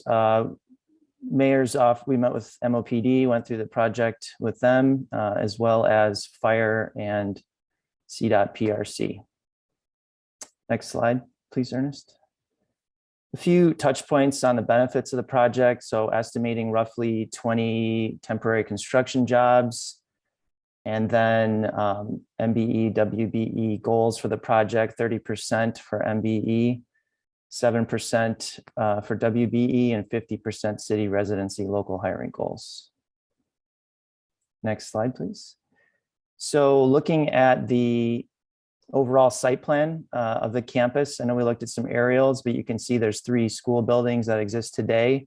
Most of what you are seeing on this plan is existing, part of the original PD when it was applied for and constructed. The areas in yellow are the areas on campus that we're currently working on today as part of the maintenance project. Next slide, please. Here's a little bit more detail, and then we'll go into kind of each little sector on campus where we're working. There's resurfacing, asphalt resurfacing at the northeast corner of the campus. There's a little bit of asphalt resurfacing on the north side, and then the south side of the campus, we're doing some permeable paver work and ADA upgrades. Next slide, please. So this is just the parking area at the northeast side of the campus. The majority of the parking occurs at this site. So redoing the existing pavement, milling and overlay the existing asphalt pavement, and then landscaping, tree improvements, including on-site and within the parkway of the adjacent right-of-way. Again, we're doing asphalt resurfacing on the driver's ed parking area that's on the north side of the existing school, also providing some new fencing to enclose that area. Next slide. On the west side of the existing school building, we're redoing some of the permeable pavers, putting in some new ADA stalls, sidewalk, concrete flatwork, and crosswalks, and then a new trash enclosure. Next slide. And then there's a central plaza area on campus that's all permeable pavers, or a large expanse of permeable pavers. So we're improving those, doing some maintenance on the joints in the pavers, and putting in some bollards. And then there was some fencing details. So we're doing some new ornamental fencing and then trash enclosure fencing, typical CPS standards and specs. Thanks, Chris. Yeah, thank you for your time. So in conclusion, the Department of Planning and Development has reviewed the materials submitted by the applicant, and we have concluded that the proposed PD amendment would be appropriate for the following. The proposed plan development promotes economically beneficial development patterns and that are compatible with the character of the existing neighborhood. The proposed plan development promotes flexibility in application of select use, bulk, and development standards in order to promote excellence and creativity in building and design and high quality urban design. The proposed plan development encourages a unified planning and unified planning and development, and the PD promotes the safe and efficient circulation of pedestrians, cyclists, and motor vehicles, ensuring accessibility for persons with disabilities and minimizes conflicts with the existing traffic patterns, as well as encourages shared parking. Alderman Citro Lopez is supportive of this project, and some of his staff is here to speak to his support. Please refer to my staff report for further details regarding this project and the plans identified here today. Based on the foregoing, it is the recommendation of the zoning administrator of the Department of Planning and Development that this application to amend the institutional plan development be approved and forwarded to the City Council Committee on Zoning, Landmarks, and Building Standards as such. Fantastic. Thank you, Mr. Bellamy. Excellent. Let me go ahead and refer now or defer now to the staff from Alderman Citro Lopez's office. Hi there, good afternoon. This is Ruben, Director of Legislative Affairs for 25th Ward. And again, just want to reiterate my thanks to Chair Cordova, Noah for his help today, and Ernest, Scott, and Chris for speaking to this. We are in full support of this project. And just to speak out, this is one of the major sort of linchpins in Pilsen community as one of the only high schools, or the only high school we have here in the community. So whatever we can do to help. Thank you. Thank you so much, Mr. Franco. Okay, with that, I'm not. Chairwoman, Yes, go ahead. if I may add, sorry, Please. if I may add, this is Javier from Alderman's office as well. Sorry, go ahead. Just one small detail that I want to maybe ask the developer of this project to perhaps work with our office on. We're planning on creating, it's just a small nuance, but I just want to make sure it's on record so that we can follow up on it and work together on that small perhaps change that might be needed.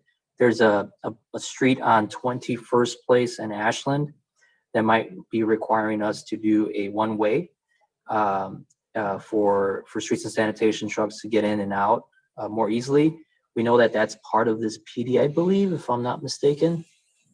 So I just wanted to make sure that we follow up and see how we could perhaps work together on making that small area changes that might need to happen related to parking and access.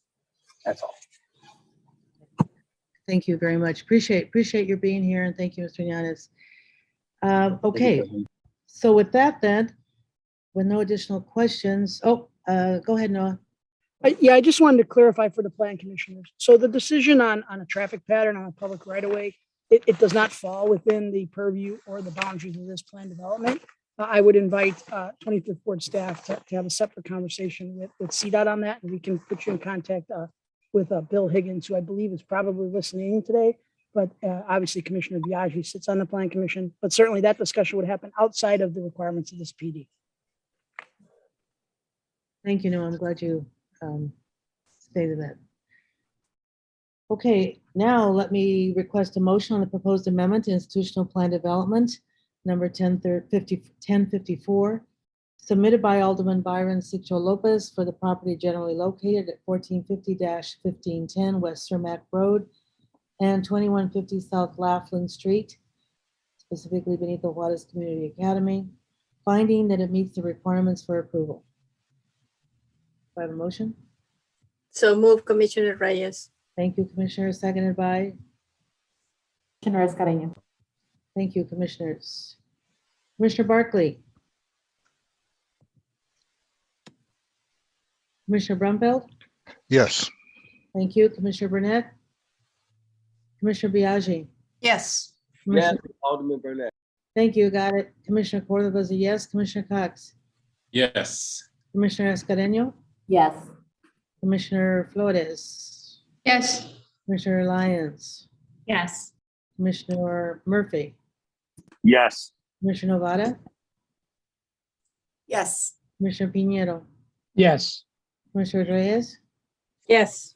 Commissioner Shaw, Commissioner Tunney, Commissioner Villegas,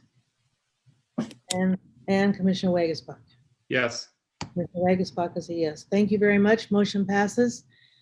Great. Now you all can proceed and have everything clarified. Thank you so much, everyone.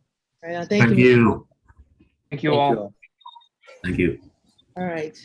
We have one more item, and then we have a presentation I've asked Commissioner Cox to present on the Invest Southwest. So we've got one more courtesy presentation to the Chicago Plan Commission submitted by Fleet Portfolio LLC for the property generally located at 1228-1284 West Concord and 1659-1909 North Throop.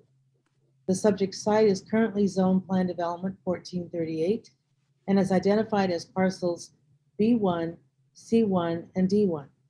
For B1, the applicant proposes to construct a park, riverwalk, and seawall to provide outdoor programming, including recreation fields and courts, a children's play area, a dog run, a canoe kayak launch, a stormwater garden, floating wetlands, and concession and bathroom accessory structures. For C1, the applicant is proposing to construct a 19-story, 220-foot tall building for retail and commercial use, one 1,000-person venue, and one 3,500-person venue, 140 accessory parking spaces, and 70 bicycle parking spaces. For D1, the applicant is proposing to construct a 15-story, 223-foot tall building with commercial space on the first 2 floors and residential use above. There will be a minimum of 150 accessory parking spaces and 75 bicycle parking spaces. It's in Westtown in the 2nd Ward. Thank you. I'm sorry, I knew this. Cindy Rubik will provide the context overview, and the applicant will present their proposal. Thank you so much, Chairwoman Cordova. Good afternoon, and for the record, my name is Cindy Chan Rubik, and I'm the Acting Deputy Commissioner for the Central, North, and Northwest Planning Regions at the Department of Planning and Development.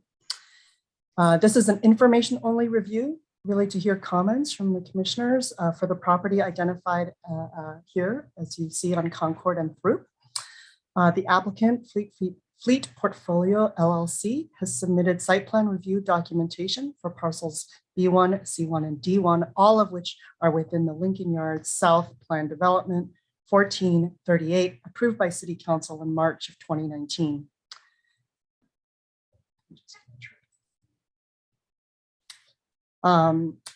And together, the 2 Lincoln Yard PD include approximately 53 acres, all of which are in the North Branch Industrial Corridor in the Westtown community area, near Lincoln Park, Bucktown, and Wicker Park neighborhoods. The PD is located on former manufacturing and industrial land east of the Kennedy Expressway and flanking the Chicago River. Incorporated within the framework of this PD are 2 planning documents. The first is the North Branch Framework Plan adopted in May of 2017 with 3 main goals: to maintain this corridor as an important economic engine and vital job center, to provide better access for all transportation modes, and to enhance the area's unique natural and built environment. The second planning document is the Chicago River Design Guidelines adopted by Plan Commission in 2019, and this is to create a more unified riverfront aesthetic, to enhance the natural environment, and to provide public access and recreational opportunities while balancing the needs of active industrial uses critical to the city's economy. I want to briefly remind the public and the commissioners that this PD was approved by City Council in March 2019, and the associated redevelopment agreement for infrastructure components was approved by City Council in April 2019. The team then opened the temporary fleet fields that summer in 2019. And then more recently, this past April, Plan Commission reviewed the new life sciences building at parcel G1, which you can see here on this slide here. And this was the groundbreaking for this building occurred this past October. For today's presentation, we are focused on parcels B1, C1, and D1 identified on this map. Parcel B1, as you explained, is for Lincoln Yards South, signature park with recreational fields, a river walk, a children's play area, dog run, a canoe and kayak launch, stormwater gardens, floating wetlands, and concession and bathroom accessory structures. For C1, the applicant is proposing to construct a 19-story, 225 tall building with retail and commercial uses. And for D1, the applicant is proposing to construct a 15-story, 223 tall building with commercial space on the first 2 floors and residential use above. So in advance of today's informational presentation, the applicant has engaged with several groups to review these proposed parcel developments. First, the city hosted the Lincoln Yards Community Advisory Council on both September 28th and November 16th. Then we also had Metropolitan Planning Council, which hosted the River Ecology and Governance Group meeting along with the city on October 5th. And then Sterling Bay hosted a public open house on December 14th. I also want to remind the public and the commissioners that DPD also has a dedicated webpage for the Lincoln Yards project, which has links to the approved PDs, the RDA, the G1 parcel redevelopment life sciences project, and information and images for parcels B1, C1, D1, as well as construction updates. In response to the feedback received both from the departments and the public feedback, the applicant has incorporated several changes throughout this process. They increased the natural edges along the Riverwalk and passive landscaping within the park. The podium design was adjusted to improve the pedestrian experience and to provide a green corridor connection from the promenade to the park. And then the residential building was revised to add some terraces and balconies to better relate to the park experience. Here are some context images, an aerial view of the former industrial site, and a view from Throop Street looking east, where the new Concord Place Street is being constructed. And you can see Home Depot's parking lot on the right side of that image. I'll now turn the presentation over to one of the team's architects, Brett Taylor from Gensler. Thank you, Cindy. Thanks everybody for giving us this opportunity to present this work. I think as Cindy highlighted, it's been a great process, a lot of feedback, and we're really excited to present this this package. So we do have a lot, so we'll try to be as brief as we can on the slides that we have. I'm going to be joined today by Rob Rulin with Site Design, who will be discussing B1 in the park. Kelly Murphy with Hare Shout, who's going to be reviewing the pedestrian promenade. John Mitchell with HBA, which will be reviewing D1. We're also joined by Katie Jenky-Dale with DLA, Fred Kroll with Sterling Bay, Kiana Barrett with Sterling Bay. I think, and there's other people if we need questions, but those are the ones I can remember. So I'll get started. Lincoln Yards and the Steel Yards, we started this process, over 4 years ago, I think, when you look at the overall master planning and specifically looking at what's working with Sterling Bay on this district. The Steel Yards has been designed to provide, an inclusive, connected, and rich urban development. We're anchored by office, residential, and retail entertainment with direct access to the river. We really think of this as like really stitching, 2 great Chicago neighborhoods together at Lincoln Yards. The next slide, please. The Steel Yards, like all projects, we are meeting the City of Chicago sustainability policies, primarily through LEED Silver certification, EV charging, waste diversion, and responsible landscaping. We are also implementing bird-friendly design strategies, such as bird-friendly glass, installation of urban habitats, and compliant lighting, amongst other design requirements for bird-friendly design. The development is compliant with the city's stormwater ordinances, adding a combination of detention, rate control, and surface treatments. This development does include the 2 new right-of-ways at Troop Street from Concord Place heading north to the Chicago River, and a new right-of-way at Concord Place from Troop Street to the river heading east. Both Troop Street and Concord have dedicated bike lanes, which you can see highlighted in the snip below. For these parcels, parcel C1, D1, and phase 1 of the park, which is in the darker green color, these are all anticipated to be completed concurrently at Q3 of 2024, along with the Troop and Concord right-of-ways that we just described. Now I'm going to turn it over to Rob with Site Design to review the park at V1. Thank you, Brett. Again, my name is Rob Ruland with Site Design Group, and we're the landscape architects for the project. To start off here with this overall slide, indicating the areas of Lincoln Yards North and Lincoln Yards South. 2 things I want to make sure that we point out here.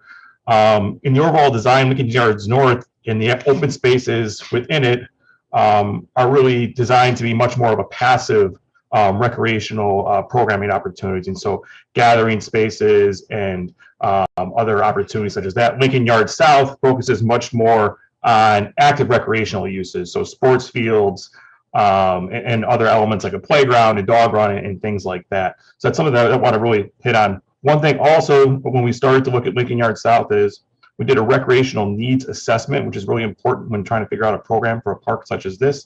And we used National Recreation and Park Association standards, along with Illinois Department of Natural Resources standards and the City of Chicago Park District, to determine what types of program elements to locate within the park.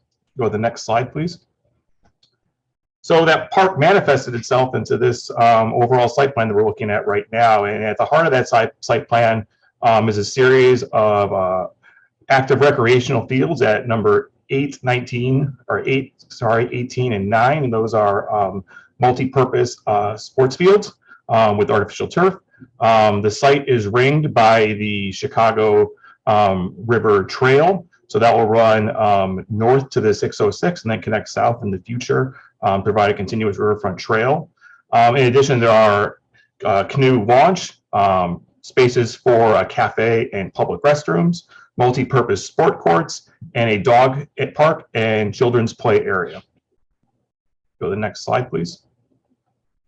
So this is an overall view, a bird's eye aerial view looking back to the southwest, illustrating the park improvements. One thing that I think is really interesting to note here is you can start to see the terracing of the site. One thing that's obviously very tricky when we're trying to provide this type of design and naturalized environment along the river's edge is to transition from street level down to riverfront level. But this starts to show the incorporation of the athletic fields, the river trail along the Chicago River, and the various program elements. Next slide.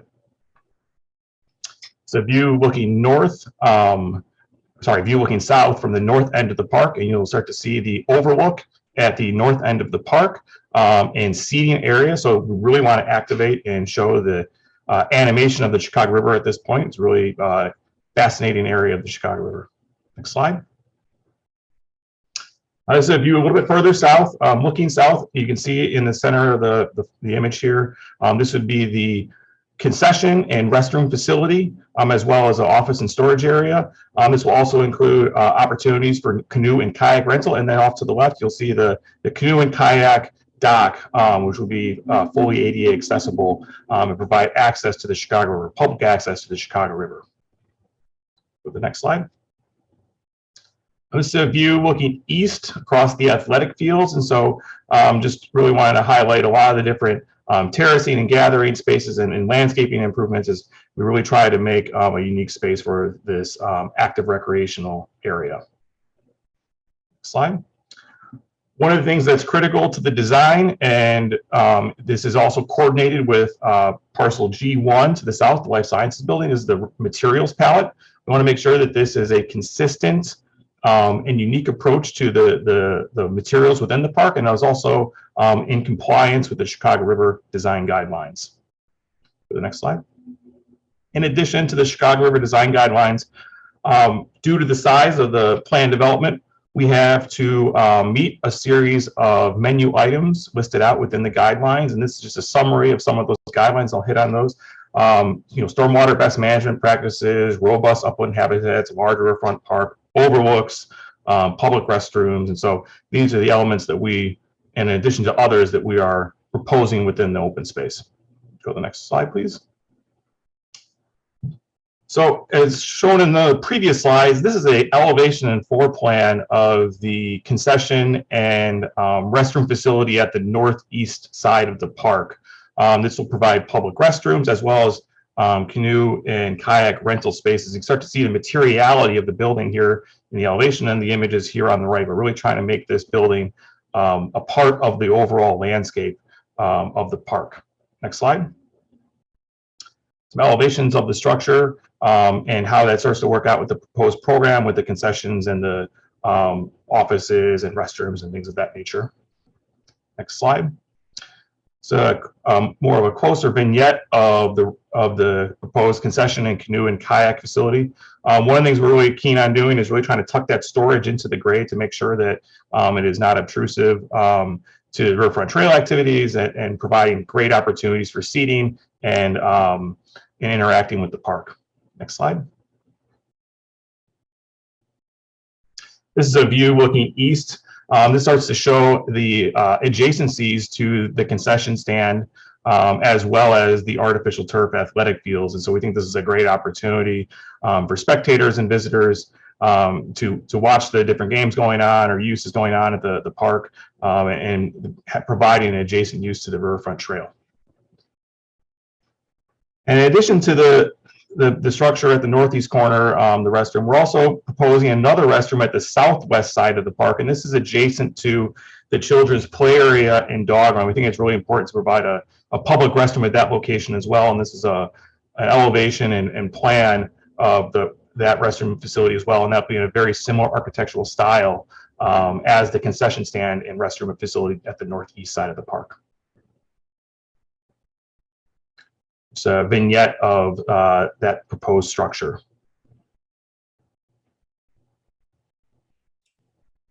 I pass it back to Brett. Actually, this is John. John. No worries. Thank you, Brett and Rob, and thank you everybody for your time today. My name is John Mitchell with HPA, and I will be walking through the D1 section of this presentation. D1, as you can see in the location plan here, it sits immediately south of the park, and it frames the north edge of the promenade across from C1. This is the 19-story residential building. Next slide. So in the site plan, you can see that the building is organized into two wings. They're connected by a bridge, and these two wings sit on a one-story retail and residential lobby base. Underneath that bridge, there's an open breezeway, which provides an outdoor public connection directly from the park and back into the pedestrian promenade. Now, before going through the rest of the plans, I want to go through the building section. This is a building section through the east wing, which shows that connection of the retail, which is shaded in pink, and the outdoor space that's connected to it, and how it is connected to the promenade on the left side, and then the park on the right side. The tower sits above that in blue and has the terraces that gradually step back and overlook both the park and the promenade. Moving to the first floor plan features many active spaces fronting the public zones. So the retail space in pink lines the promenade on the south side, and the residential entrance is facing Troop on the west edge. All of the back of house and parking, those sit behind those spaces and underneath the park, which makes all of the parking screened from view. Moving up to the second floor, you can see that breezeway element, which stitches the park and the promenade together, which is a very important design feature of the building. This also provides pedestrian access to the retail space on the east at the second floor. On the west side are the amenity spaces for the residential component of the project. Moving further up through the building, floors 3 through 19 are residential. And so these are the various floor plates that we have. There are 350 units in total in a mixture of mostly studios, 1-bedroom and 2-bedroom units. I also want to point out that there is a 20% ARO requirement. Of this requirement, half of those units, or 35 in total, are going to be built on site. The other half will be fulfilled via a payment of a fee in lieu, which is in accordance with the plan development. Moving to the building elevations now. On the left is the north elevation, which faces the park. And here you can see the residential balconies as well as the bridge that stitches the 2 wings of the building together. And on the right-hand side is the west elevation, which faces Troop. The other 2 elevations on the left, the south elevation, which faces the promenade, and on the right is the east elevation. In the foreground, you can see the market hall down at the base. That is going to be featured later in this presentation. Moving to the materiality of the building, the tower facade is composed primarily of glass window wall with a profiled metal panel band at each floor slab. And the base is glass storefront between metal panel pilasters and metal panel horizontal bands. Moving to the renderings now, here's an eye-level perspective from the park near Troop Street. And this highlights the balconies of the 2 towers that overlook the activity below. There's a little bit of a slice of the bridge that you can see, and just emphasizing that visual connection of the terracing to the park. And lastly, with D1 is a view of the 1st and 2nd floor retail spaces, this time viewed from the promenade. And in the foreground, you can see that grand staircase of the breezeway, which is providing that connection from the park into the promenade.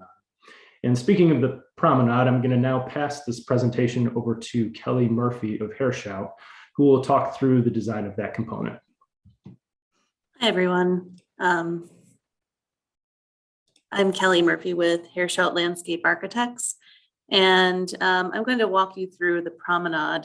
It's the interior public realm that stitches together the D1 on the north and C1 to the south. And really, it's comprised of a variety of public accessible spaces.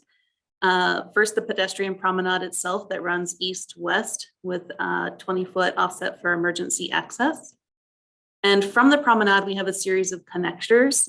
First, we have the breezeway that HPA talked about at number 5. We also have the pedestrian alley that connects the promenade to the park at number 6. And we have the vehicular drop-off that extends to Concord at number 7.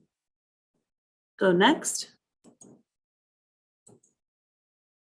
And so the buildings are clearly elaborated on by the architects HPA and Gensler. So I'll be focusing more on the space between them. And we'll take you through a series of perspectives and sections, starting here at the west entry of the promenade. This is an entry perspective illustrating the gateway into this welcoming public realm from Troop.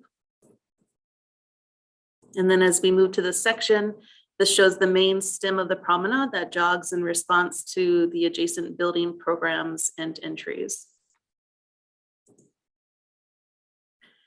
And as we move down the promenade, this is a perspective illustrating, how we're supporting the active pedestrian experience with landscape beds and site furnishings that really emphasize important thresholds to create a very pedestrian-friendly area.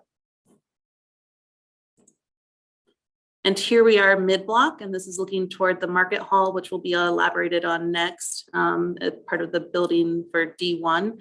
This is a vibrant public realm with varying planter heights, fixed and flexible places for people to sit, a matrix of high quality hardscape surfaces, and trees of varying maturity and species.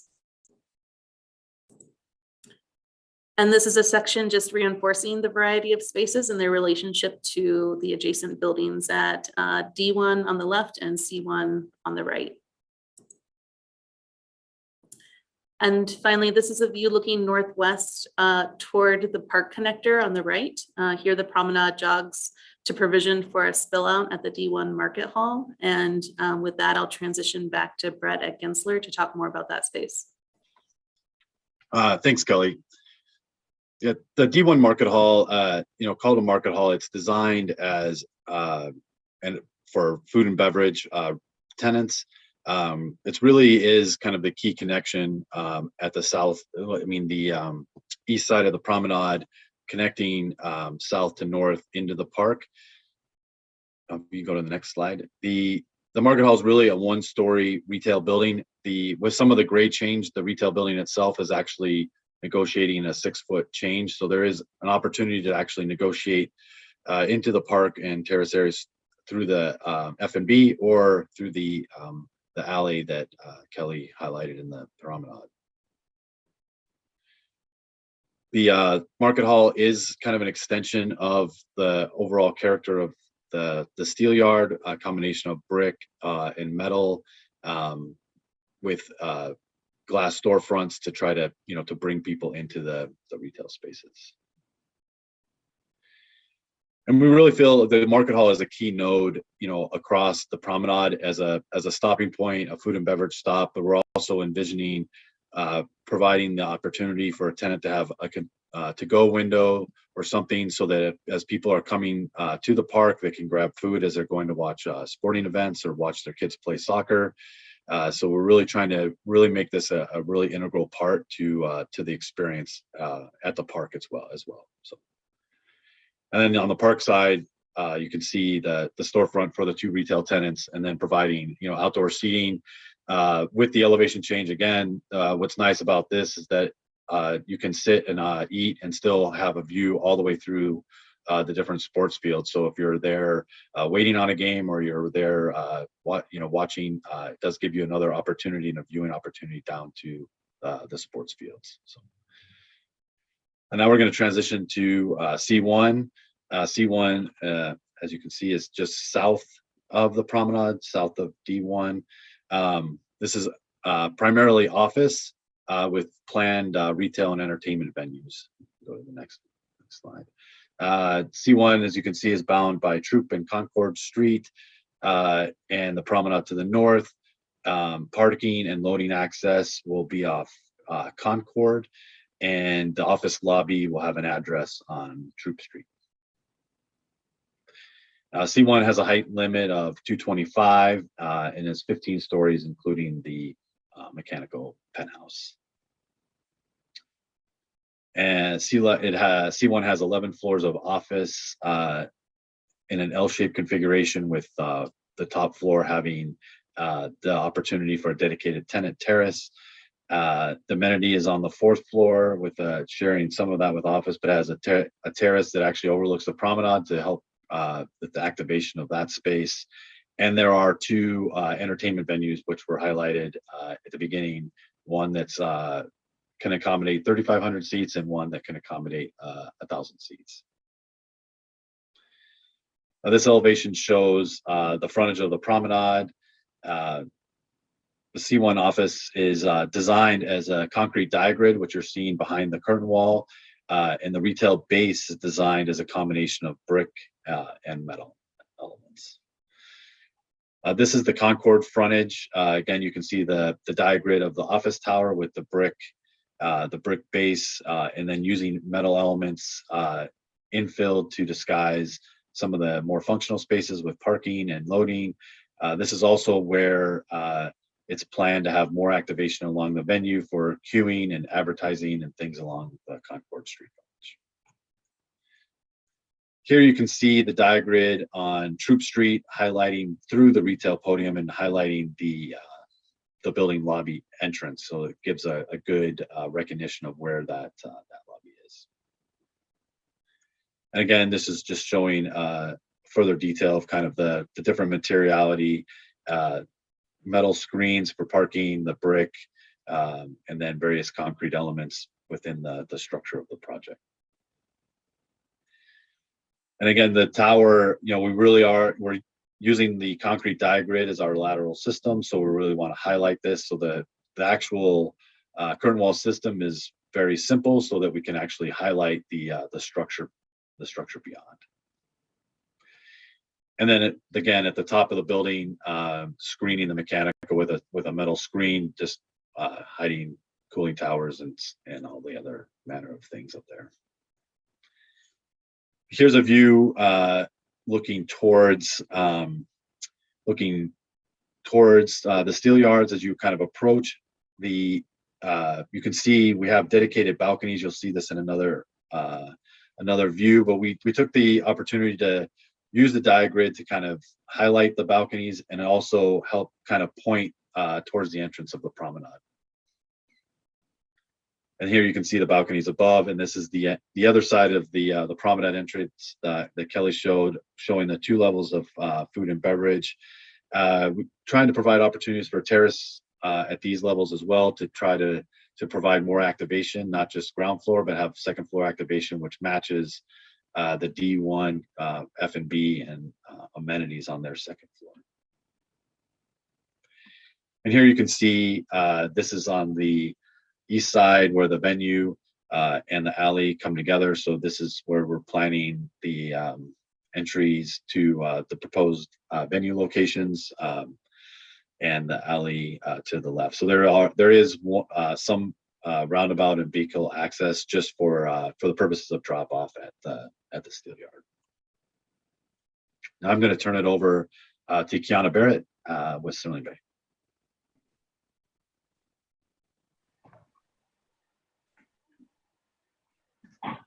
Good afternoon, Kiana Barrett, Director of Diversity and Inclusion for Sterling Bay. As you'll see, and as you've heard earlier in the public testimony, we've been very intentional about engaging small and minority-owned businesses to be able to realize the impact of this development. And we're really making that a staple in the culture of inclusion that we are using to guide this project as well as all of our community development projects across the city of Chicago. As you'll see in this first slide, we have anticipated that there will be 2,300 permanent jobs. We have collaborated with Hire 360 and members of our Diversity and Advisory Inclusion Council to make sure that residents from across the city have an opportunity to learn more about the trades and to create generational wealth opportunities. One of the things that we have now is a QR code that makes it very turnkey for individual applicants to learn about career opportunities. You'll also see that we are working very diligently and have achieved our 30 and 10 infrastructure MBE goals, as well as 26 and 6 on vertical. We have a process with all of our general contracting partners to ensure that we have a robust engagement process of minority-owned construction and professional services firms. We host outreach sessions ahead of each of the packet release to maximize the opportunity for firms to learn about the packages, to be able to ask questions, learn about the bid submission process, and again, to do that with the extended runway of time for them to create bid opportunities. We utilize the City of Chicago Assist Agency network, as well as the Sterling Bay Diversity and Inclusion Advisory Council, as well as engaging all 50 aldermanic offices in this process. Next slide. We're also pleased to share where we have invested from a standpoint of minority and female-owned firms to date, which you'll see is $5.5 million on the first 5 packages of work that we've completed to date. And we anticipate with the next 3 phases of work, an additional $32 million, which would bring us to a total of $37 million. We also are proud to share a composite of the firms that we have engaged to date to, again, help us create transformative development in this project, and are very excited about the future packages of work and look forward to further engagement of minority and female-owned contractors in this development project. Thank you so much. I'll turn it back over to Katie at this point. Thank you, Kiana. For the record, Katie Jenke-Dale from DLA Piper, along with my partner, Rich Clowder, we represent the developer. I'll wrap up by summarizing some of the extensive public benefits involved with these 3 projects. The buildings will generate approximately $4.8 million in payments to the North Branch Corridor bonus and $1.6 million in industrial conversion fees. Over 2,000 construction and 2,000 permanent jobs are projected. Rob did a great job summarizing the extensive open space improvements, including the park and riverwalk. We've already recorded a development, easement, and maintenance agreement, or otherwise known as a DEMA, for the entire park and riverwalk prior to pulling permits for Parcel G last year. As this is an informational presentation, there won't be the typical TPD wrap-up, but we'd like to thank DPD, Alderman Hopkins, the various community groups and stakeholders, and all of the other city departments for their work on these projects. In addition to those you've heard from already, we have Louie Abuna from KLOA and other members of the development team on and available for any questions. Thank you very much for your time today. Thank you very much. Is staff coming back? Cindy, are you coming back to wrap this up? No? We don't have recommendations because it's an informational only presentation. So we're really here to answer any questions from the commissioners. Thank you, Cindy. And thank you all of you for this very comprehensive, very interesting presentation. Do I have any questions or comments? Go ahead, Commissioner Reyes. Yes, of course, my question is about the ARO. So the slide did not show the incomes that those units, the ones on site, are going to be targeted to. Sure, sorry about Katie Jenke-Dale for the record. Sorry, those were excluded from the slide. So there, because this has the additional 20%, half of the units will be at 60% and half will be at 50%. Okay. Thank you, Commissioner. Commissioner Escareno. Sorry, I couldn't find the mute. Yeah, so it was great to see a lot of the park amenities and the green space that really contributes to the project. One point of clarification and then a comment, a question. A point of clarification is that this park, the park amenities and everything that's been described here will not be part of the Chicago Park District.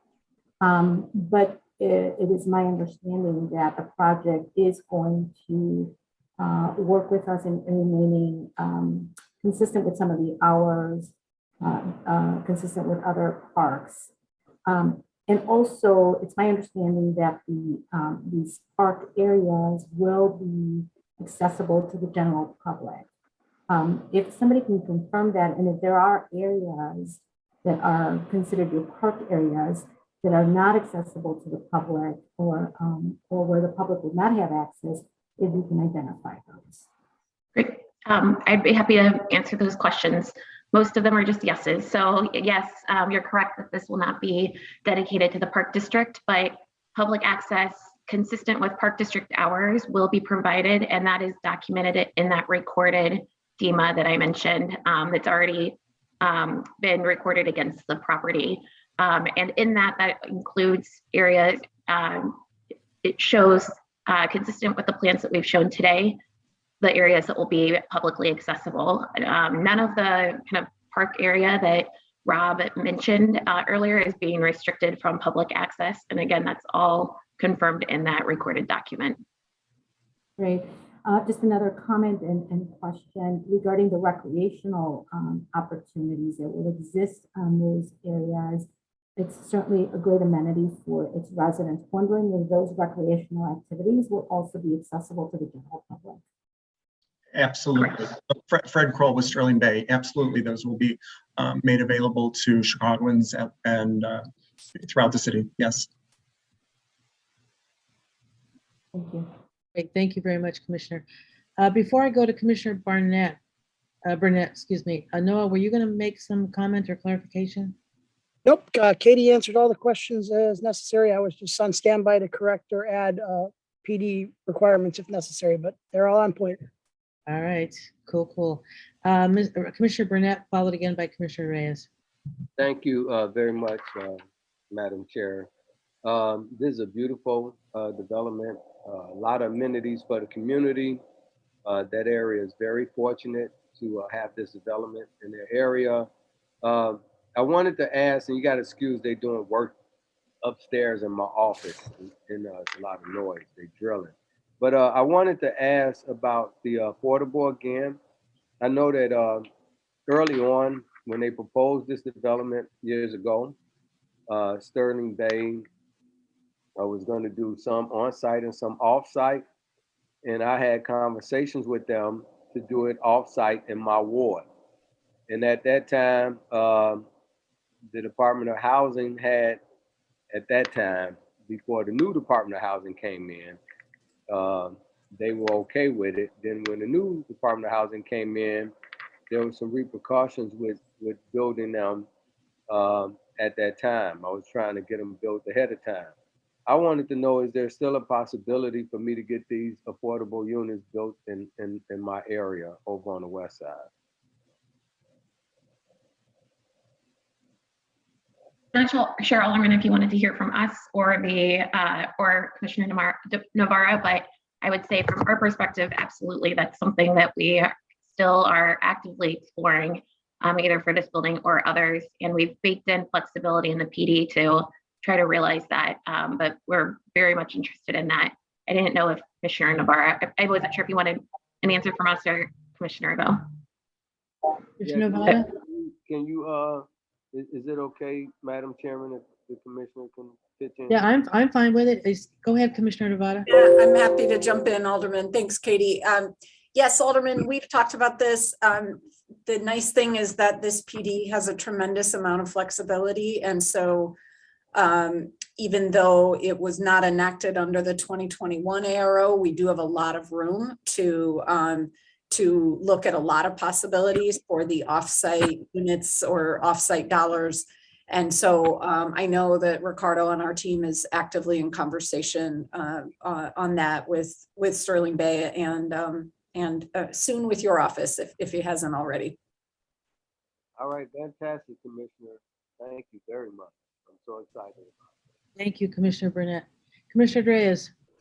Yes, delighted to see all the green space. And as I understand now, the community will have access to it. Where's going to be the parking for that? If I want to come from my Pilsen neighborhood to take advantage of this beautiful place near the river, would we be allowed to park, or is going to be only for the parking is only for the commercial space for the people that are going to go and, I don't know, have a drink or eat in a restaurant or something like that?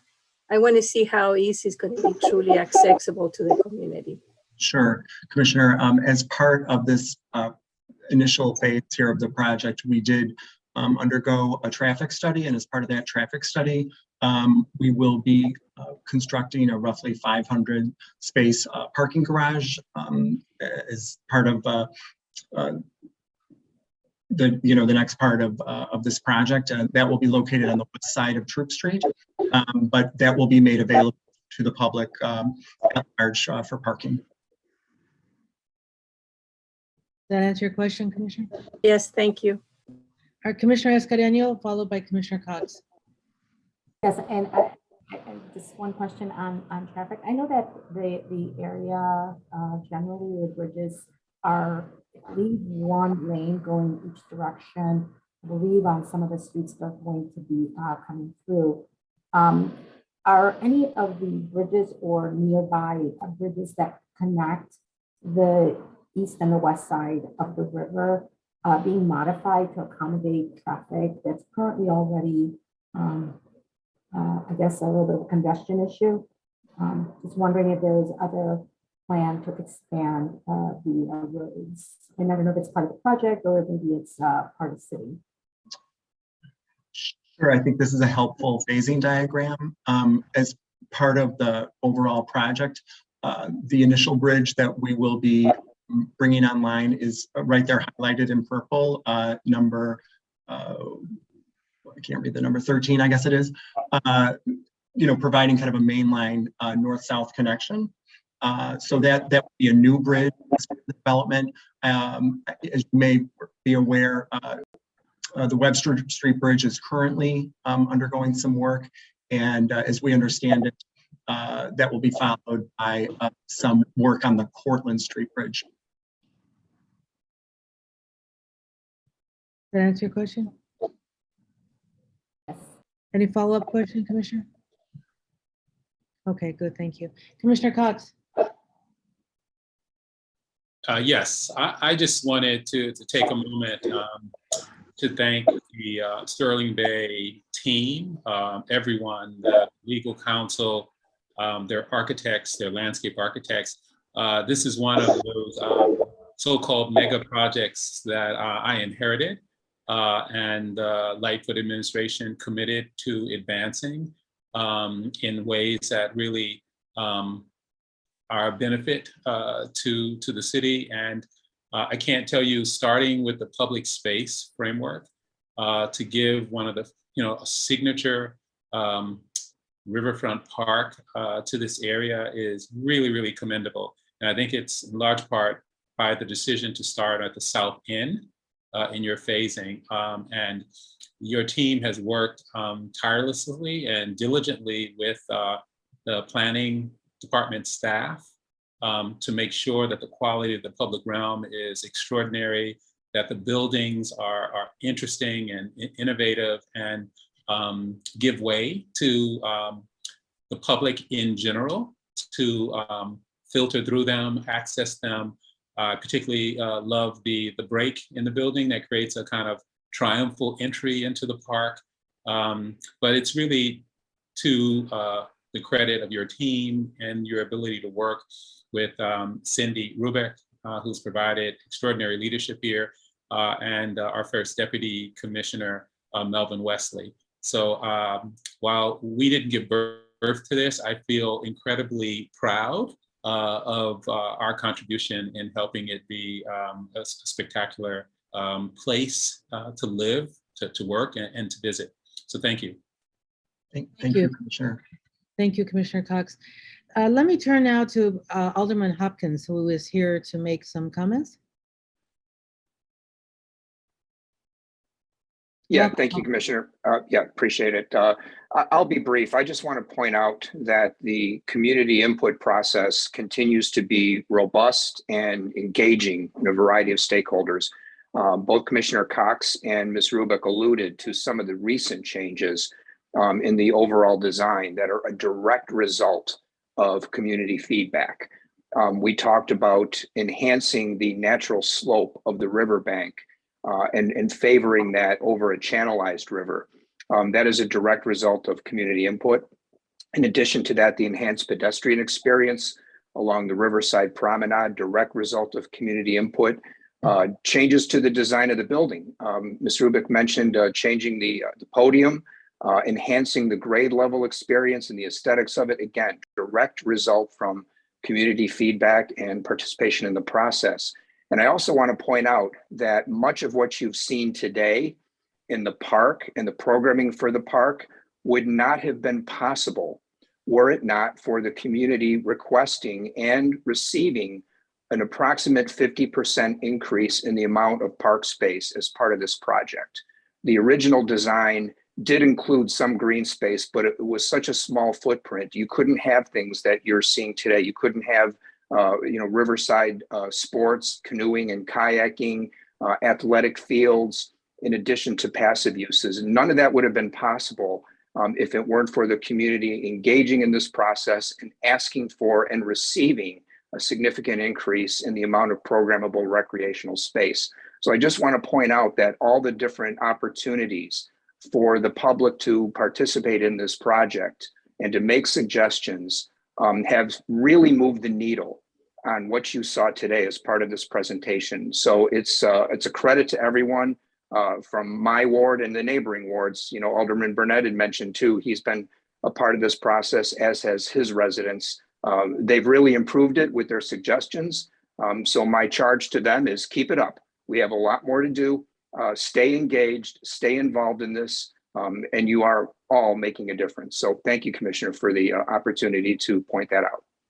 Thank you, Alderman. Really appreciate you pointing that out, because it really does remind us how important it is to have that community engagement and how you can end up with a better product when you do have that community engagement and that back and forth relationship. So thank you for your work on this and for all your constituents, as well as you pointed out, neighboring wards and their aldermen and constituents, and to the team for being receptive to that kind of input.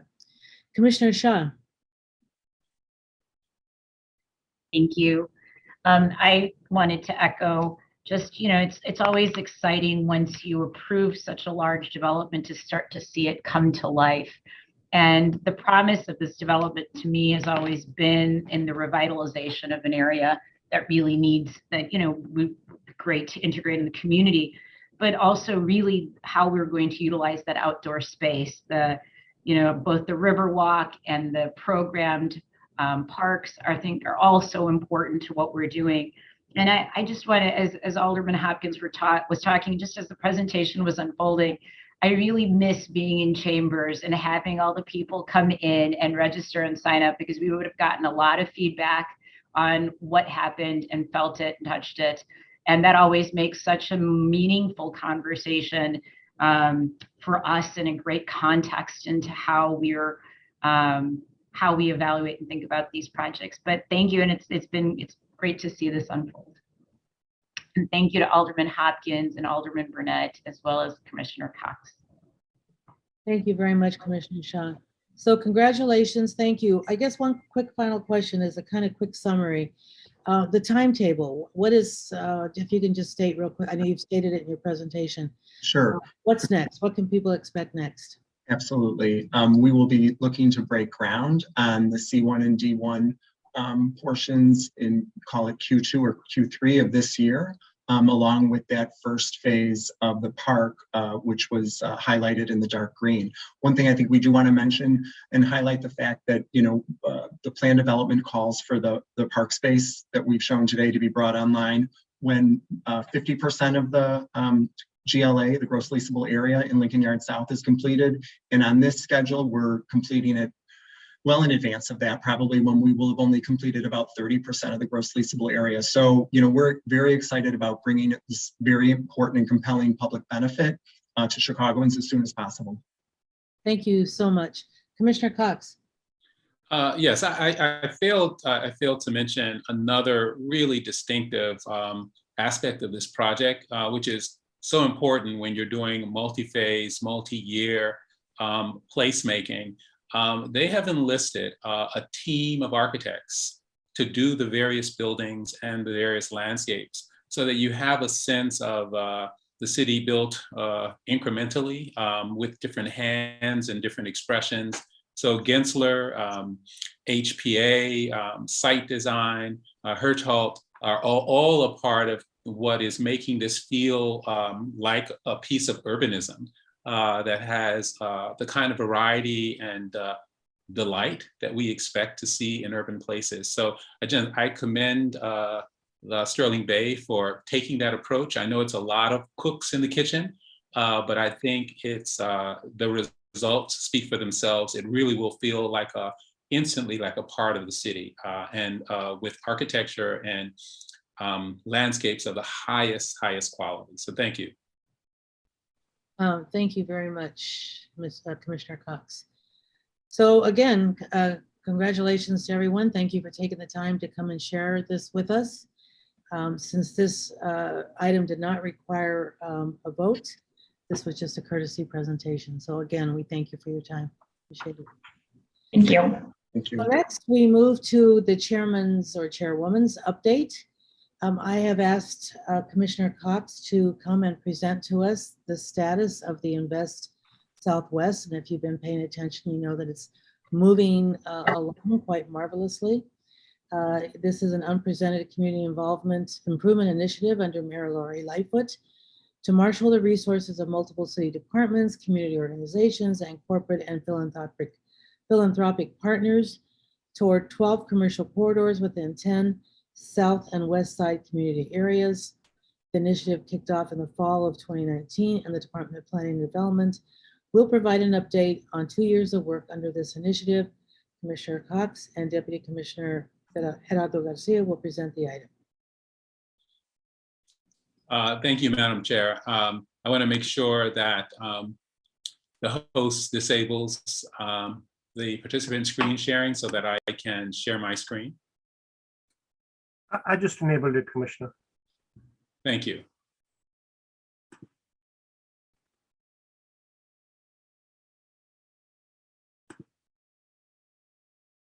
Okay, can you see my screen now? Yes, sir. Excellent. Thank you, Commission, and thank you, Madam Chair, for giving me an opportunity to give you a brief overview of Invest Southwest. We have just passed the 2-year mark, and we feel really good about the progress that we're making in advancing equity and many of the community goals as articulated by the neighborhood quality of life plans. As you mentioned, this is Mayor Lightfoot's really signature effort to transform the way that we invest in neighborhoods that have historically been underserved in the South and West Side. And it comes from an acknowledgement that there have been decades of disinvestment on the South and West Side, and that this, in Mayor Lightfoot's eyes, is a question of equity and an acknowledgement that all parts of Chicago deserve reinvestment, deserve kind of resiliency, and specifically her commitment to use the office of the mayors to shine a light on these inequities and solicit inclusive investment that I'd like to share with you. I think early on, Mayor Lightfoot said something that really crystallized our operating model here. As she toured the city, she continued to see public investment, but what she rarely saw was how that public investment catalyzed private investment. And so she committed to use public dollars to bring attention and catalyze private and philanthropic dollars so that we would have a multiplier effect.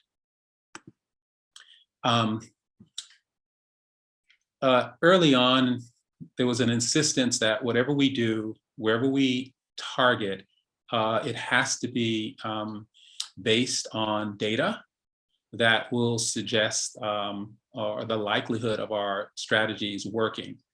And so we combed 35 different commercial corridors across multiple neighborhoods and came to an assessment of 10 that we thought were poised and ready with the right set of assets to see a kind of transformational development happen. This had to do with not focusing so much on the shortcomings and the social matrix that talk about poverty. Instead, we looked at the healthy assets of these communities, such as the hundreds of business licenses concentrated on corridors. Was there kind of civic infrastructure, SSAs, chambers that we could partner with? What was the proximity of these assets next to transit, CTA and Metra? And could we reinvest in some of the iconic neighborhood landmarks, whether the city owned them or not? And with a mind towards population growth, and to do so in an inclusive way, so to begin to provide those services and those quality of life amenities that you associate with healthy neighborhoods. The other thing which was unprecedented was the marshaling of over $750 million of public funds to be committed across multiple departments to catalyze this investment. We're talking about funds from CDOT and our Department of Housing, DCASE, Business Affairs, on down the line. These funds were to be brought in alignment with TIF dollars and traditional ways to help underwrite development coming from the Department of Planning and Development. So we marshaled about $250 million of TIF that was set aside to support transformational development on commercial corridors.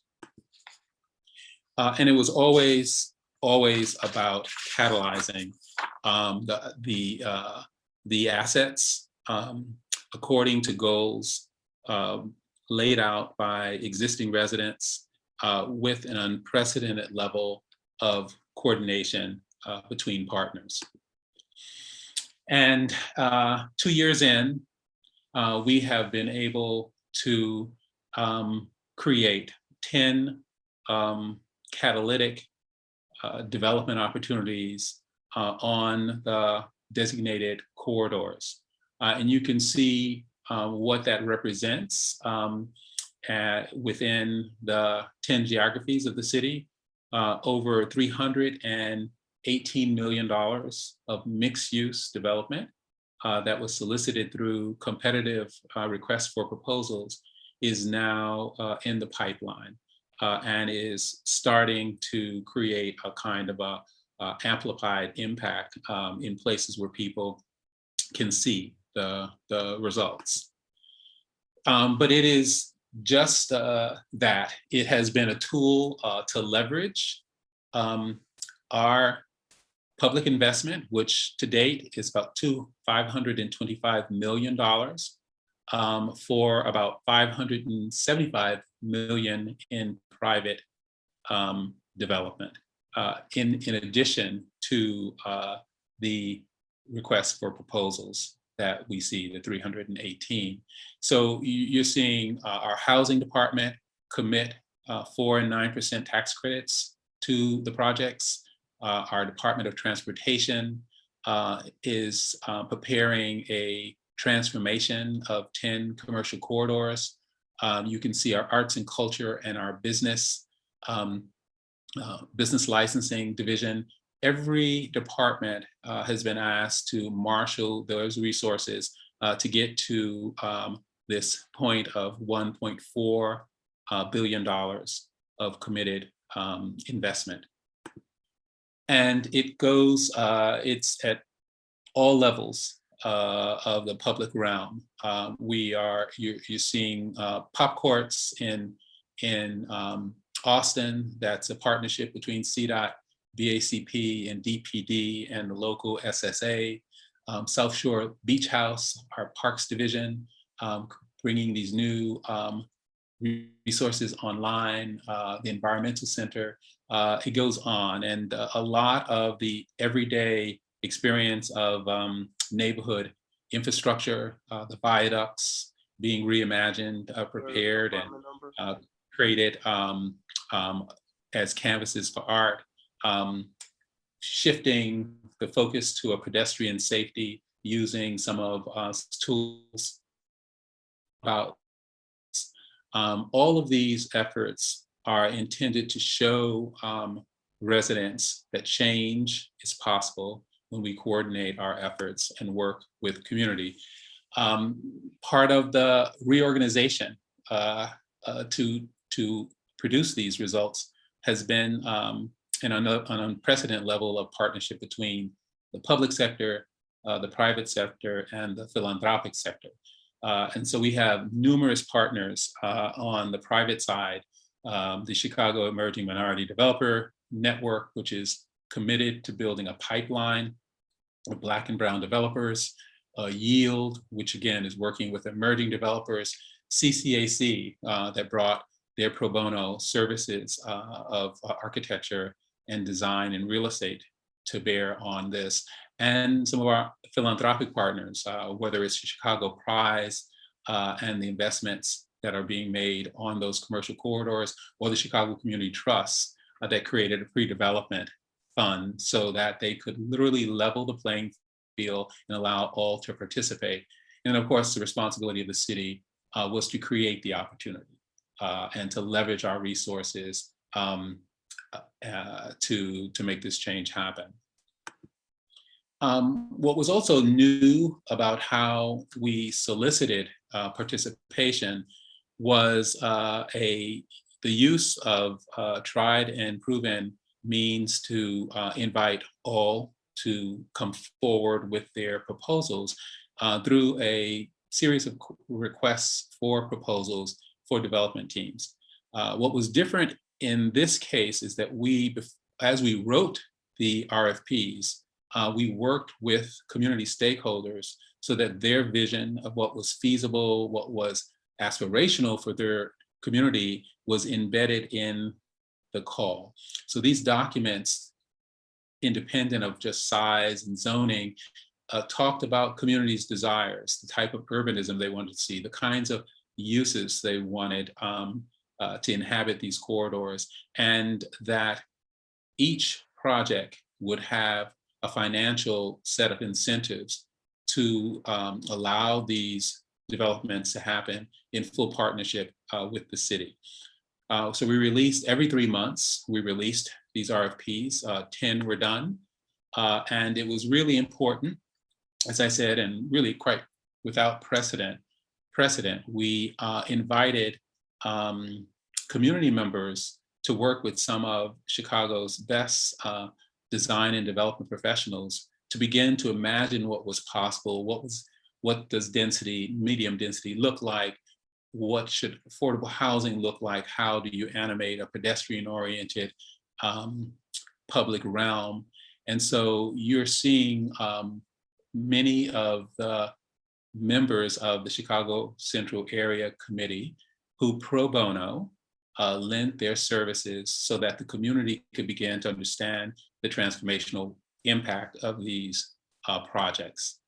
And so it's unusual where in an RFP, you show the developer what the community has said should be the vision of that area. And so all of these images talk about the scale of the public realm, the pedestrian orientation. And it also was a learning process for the community to understand what density looked like, what was transit-oriented density look like, and understand that if the developers were to match closely some of this template, that they would be well received by existing residents. And so these were the visions that DPD put out. And these are just some of the responses of the winning commissions across 10 neighborhoods that are receiving these catalytic developments. And I have to say that the quality exceeded even our expectations, that some of the most innovative design is now to be associated with the South and West Side development. And you can see the power of allowing community to guide the artistic and character agenda for development in their community. And at the core of this effort was a desire to build local wealth and to usher in a new expanded group of designers who are Black and brown and who intuitively believe in these communities because they are a part of them. The other part was using the planning process itself to rebuild trust across the city in planning. And so in each of our 7 planning regions, there are designated teams that meet regularly with aldermen, with community stakeholders, and residents now have a face, someone specifically who they can identify as their planner. And this has really been an important part of what has allowed Invest Southwest to be so successful. We have allowed it to be community driven. And I can say that we have held over 96 roundtable meetings, and this is during a pandemic climate that has touched over 4,000 participants and they meet monthly in these virtual meetings. We have aldermen, we have planning staff, we have stakeholder groups, we have concerned residents that are shaping our direction for development. And probably one of the more important innovations was the Meet the Developer Night. So as development proposals came in, we held virtual town halls that averaged over 100 attendees. And it gave the developers a platform to meet the community and to answer questions.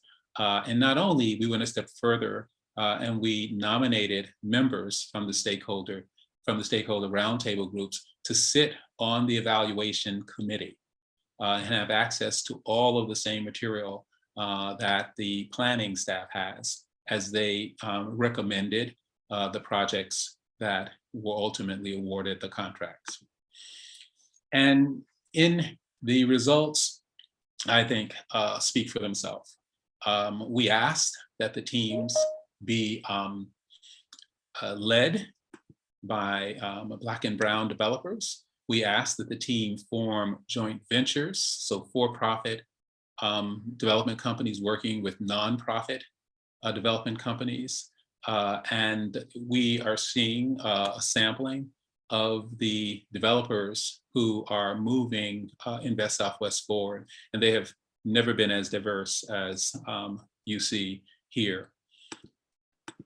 And it is a strategy to promote Black and Brown developers who then hire Black and Brown professionals and join partnership with community-based organizations. And this is just one project, a sampling of the partnerships, the joint venture that was forged for the Legacy District in Bronzeville. That is a joint venture between KMW Communities and a downtown developer, LG Development, partnering with a community nonprofit, Bronzeville Partners. But behind those three leads, who are all equity investors, are a host of design professionals, community partners that will as well be a part of making this development resilient.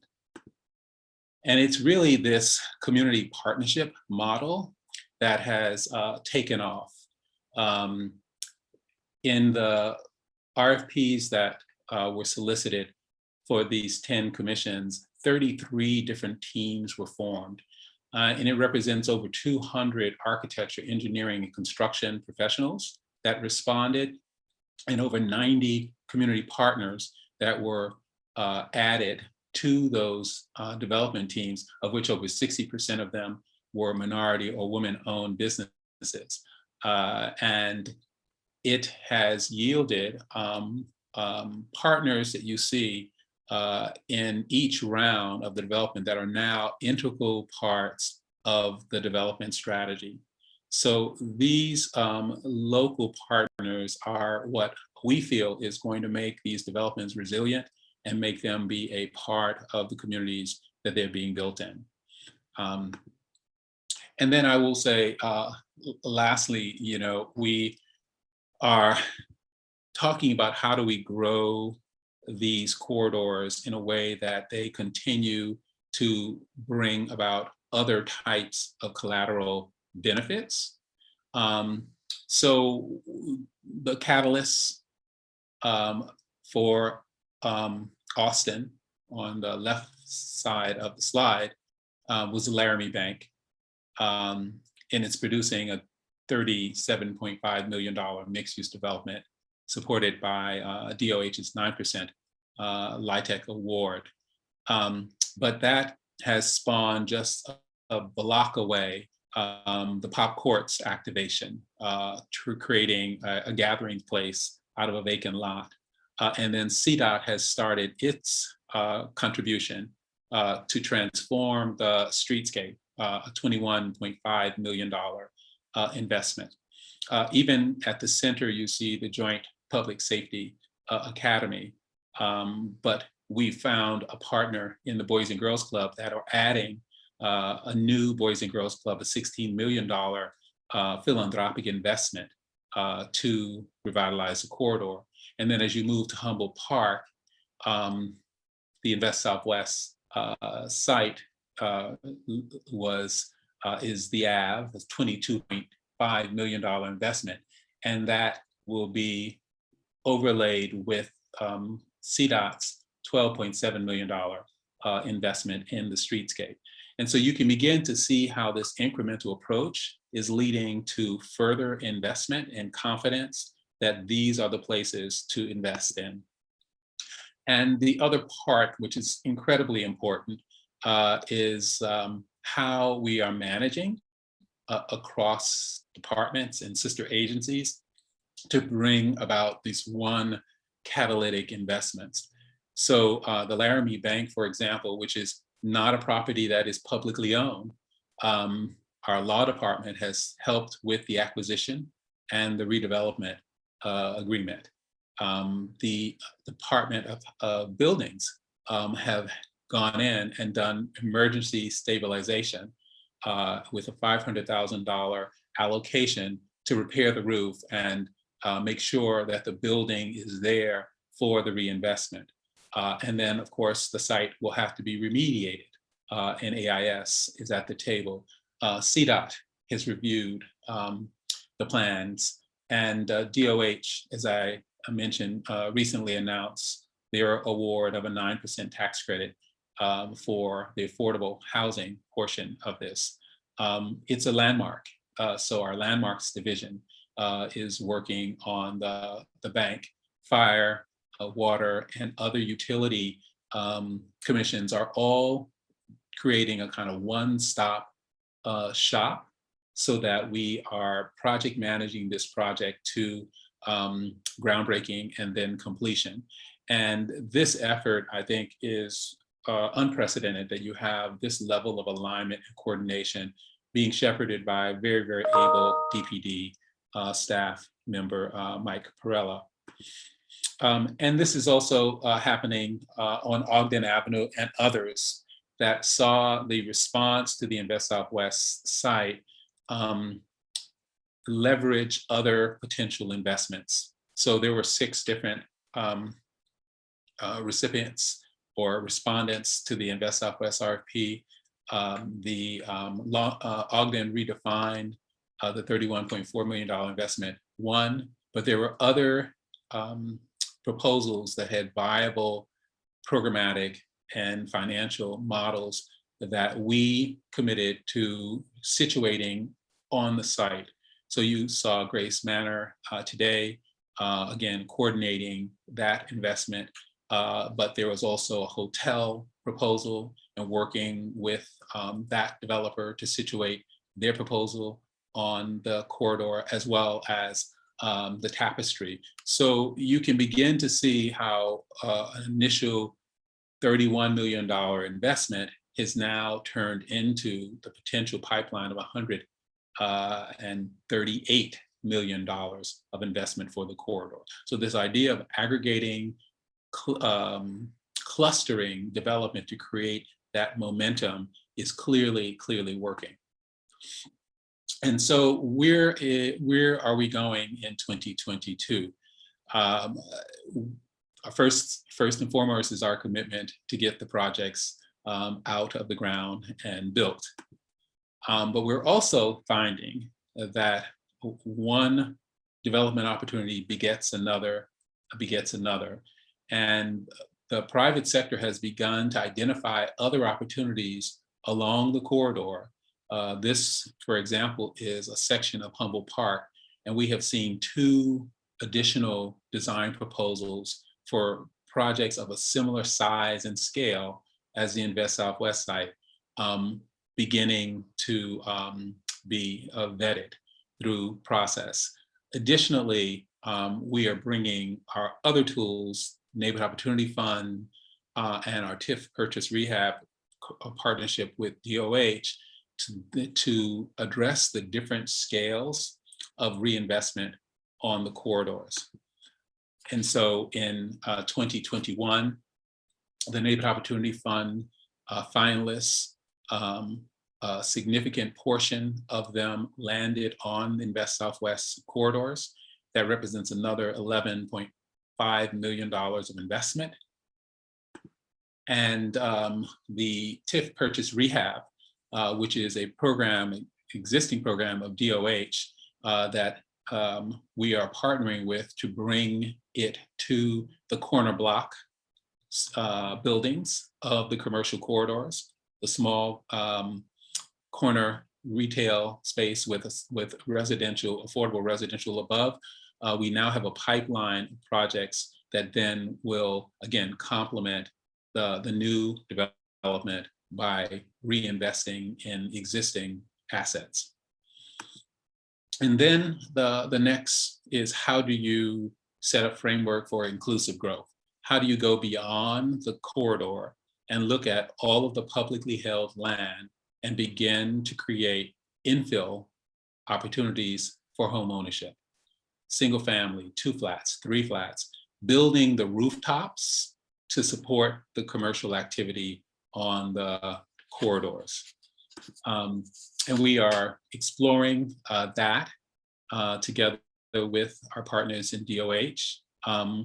How can we fill in the corridors with these housing options that allow these neighborhoods to grow again and to grow in an inclusive manner? And you can see some planning work we've done in Garfield.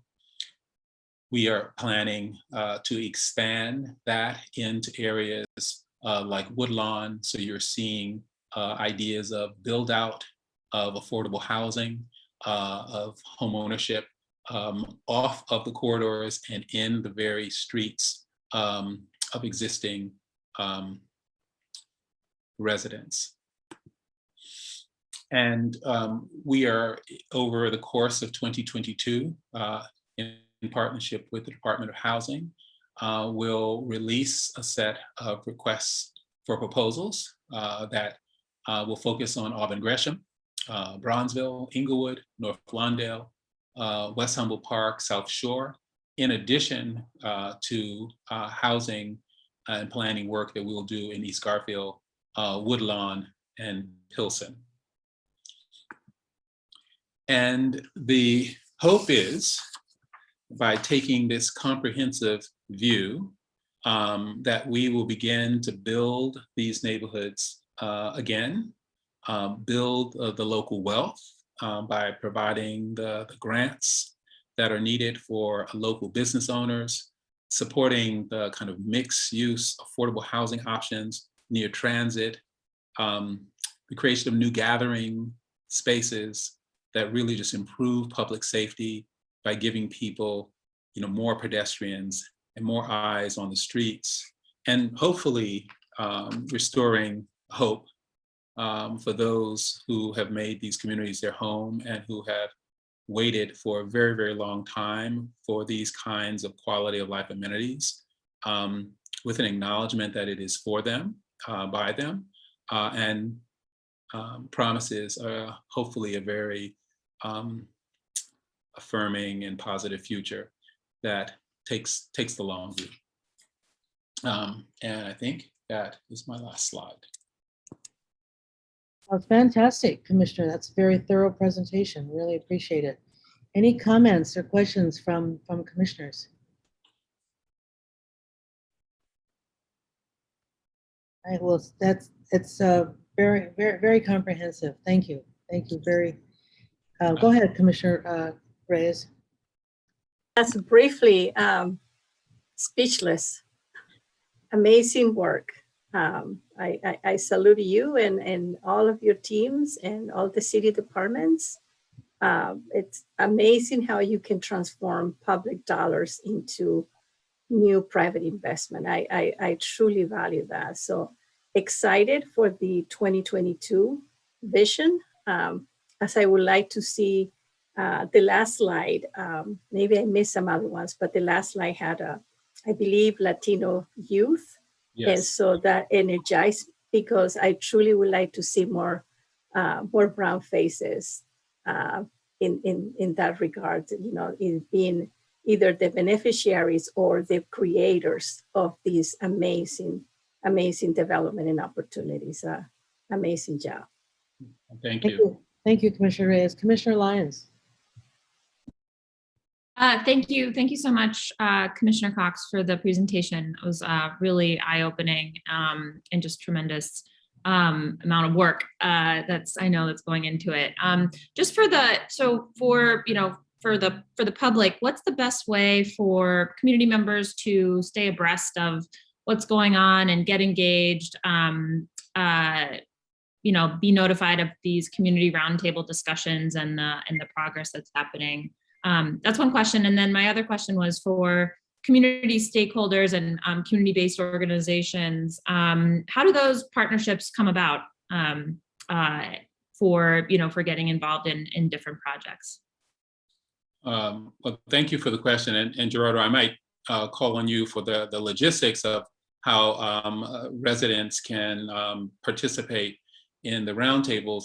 But one of the programs that we've partnered with departments on is to create a corridor manager program, which is a direct investment in nonprofits who will manage the corridors and be the city's eyes and ears and create those linkages. So a lot of the ability to find community partners has been a result of our corridor managers. And so there's a website that lists what those managers are for each corridor. And this is, an acknowledgement that we could do the best job possible, but if we don't strengthen our partners in communities' ability to partner, then the projects won't be resilient. And so that has been our kind of important tool. And then, of course, the virtual roundtables have really been now a staple. It's a monthly appointment, and they are open to residents. You don't have to be a member of anything to stay engaged in those community activities. And so exactly how people who have not participated get access to them, Gerardo, would you like to share that? Sure thing. Yeah. Good afternoon, Commissioners. Gerardo Garcia, Deputy Commissioner for the Department of Planning, for the record. There's one thing also that we didn't mention during the presentation, really, is that the department, as we go into year 2 of essentially hosting the monthly neighborhood roundtables, we're going through a process with those corridor managers of really empowering each roundtable to kind of redefine how it meets, its cadence, exactly what's discussed at the roundtable. And so more to come on that later in the first quarter of this year. But to answer the technical question, all of the roundtable meetings, agendas, as well as contact information are listed on the city website. So if anyone were interested in joining, that's where the first place I would direct them to be able to figure out how to get access to the meeting. These roundtables were really so important, for parts of the city that had not seen a lot of development. Often the aldermen did not have the same infrastructure as some of our aldermen in the north side that are constantly managing development. This gave finally the community an opportunity to have a venue for information and to share their thoughts, and for us to kind of stay current as to how people are reacting and keep people engaged. And as you say, they're showing up by the dozens, and it is now a fixture in their monthly calendar.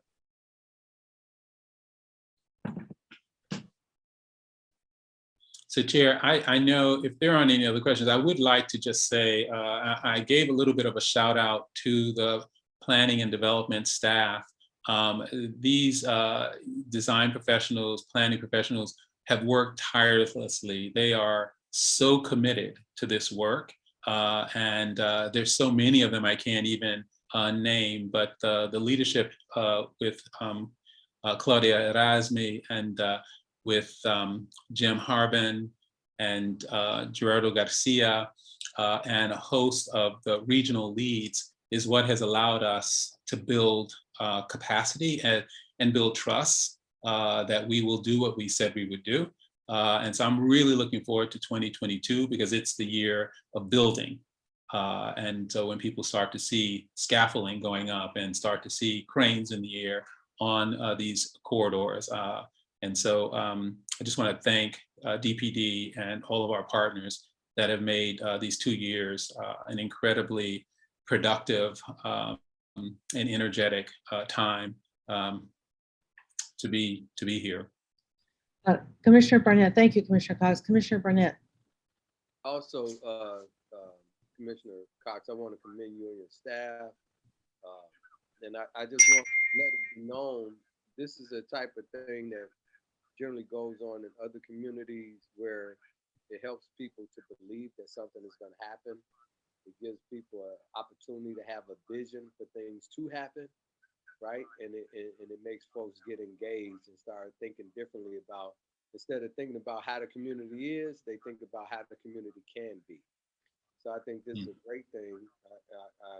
I hope that I can work with you with Sterling Bay's AROs to do some of that infill housing over there.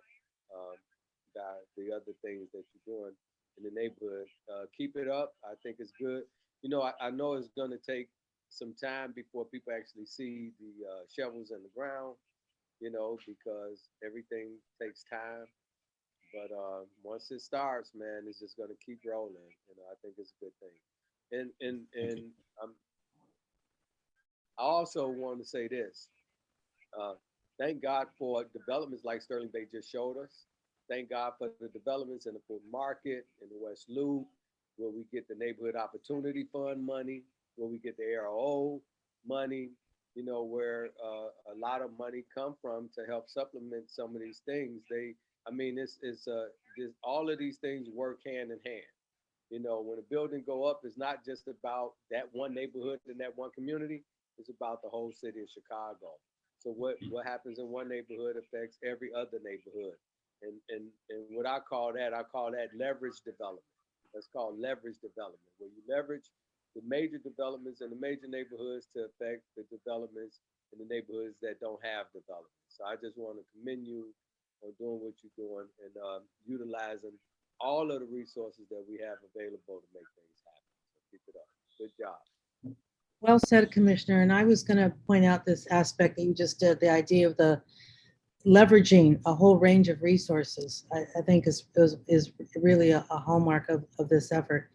I also appreciate that not only in the development of the commercial, we're focusing on the development of the commercial districts, but then thinking about how do we make sure that there are the rooftops, right, the households to be able to support that commercial development. So I think I was really glad to see that last piece added as well. So I thought I think it's a very comprehensive approach. Let me go to Commissioner Brumfeld, and then I see that Alderman Irvin is with us.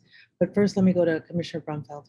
No, I just want to thank you, Madam Chair. I just want to keep my comments brief and just echo not only everyone's excitement, but I've said this before and I'll say it again.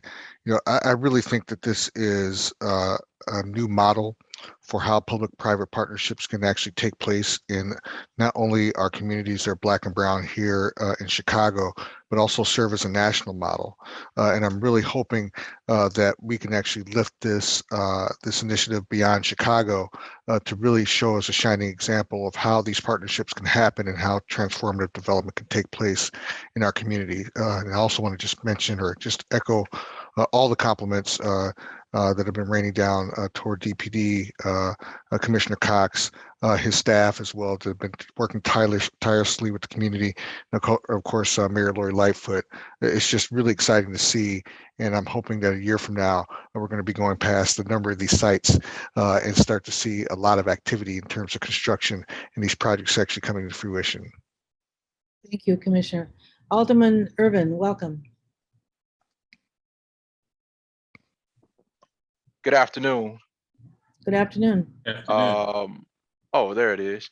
Okay, good afternoon. I just wanted to chime in. Commissioner Cox and I had some disagreements about Invest Southwest very early on, and to the exclusion of one of the communities at the heart of the West Side, being Garfield Park. However, the work that we're seeing and the work that has actually been done in Garfield Park on other levels, and the housing infill housing development for East Garfield Park has definitely had an impact on the overall vision of the West Side of Chicago, and how this Invest Southwest program has truly catalyzed some development in other parts of the 28th Ward. Even though I'm a Garfield Park strong, but we definitely see the benefit that this has brought to the West Side as a whole, as we've seen developments in just about every community on the West Side. So we think this has been a great program. We just hope that it continues to see additional development throughout the West Side and throughout the city of Chicago, because we're firm believers, as we rise, the city rises, and I think that's the goal here. So appreciate the work that you guys have been doing, and looking forward to additional work as it relates to the Garfield Park community with Invest Southwest. Thank you, Madam Chair. Thank you very much, Alderman. So with that, I want to thank Commissioner Cox for providing this update. We really appreciate it. We've been looking forward to hearing about the status of Invest Southwest. So this was really a very important and very interesting presentation for us. So thank you very much. It looks like you put a lot of thought into pulling it together. Thank you. We appreciate it. So with that, this concludes this month's meeting of the Chicago Plan Commission. Do I have a motion to adjourn? So moved, Biagi. Seconded by? Commissioner Lyons. Okay, and because we're virtual, I must again do a roll call vote. Commissioner Brumfeld? Yes. Commissioner Burnett? Commissioner Biagi? Yes. Thank you. Commissioner Cordova is a yes. Commissioner Cox? Yes. Commissioner Escareno? Yes. Commissioner, I think Flores is gone. Commissioner Lyons? Yes. Commissioner Moore, no, excuse me, Commissioner Murphy? Yes. Commissioner Novada? Commissioner Pinheiro? Commissioner Reyes? Yes. Yes. Commissioner Shaw, I believe, has left. Commissioner Tunney? Villegas and Wegaspa. Okay, well, that is still, we still had quorum. I've often wondered what happens if we don't have quorum at the end. Are we able to adjourn? Like, We're stuck here forever. stuck here forever until the next meeting or something? This does conclude this month's Plan Commission meeting, and wish you all a very safe and productive month, and we'll see you next month. Thank you very much. Thank you, everybody. Bye. Oh, by the way, for the record, it's 2:26 p.m. That's correct. Thank you.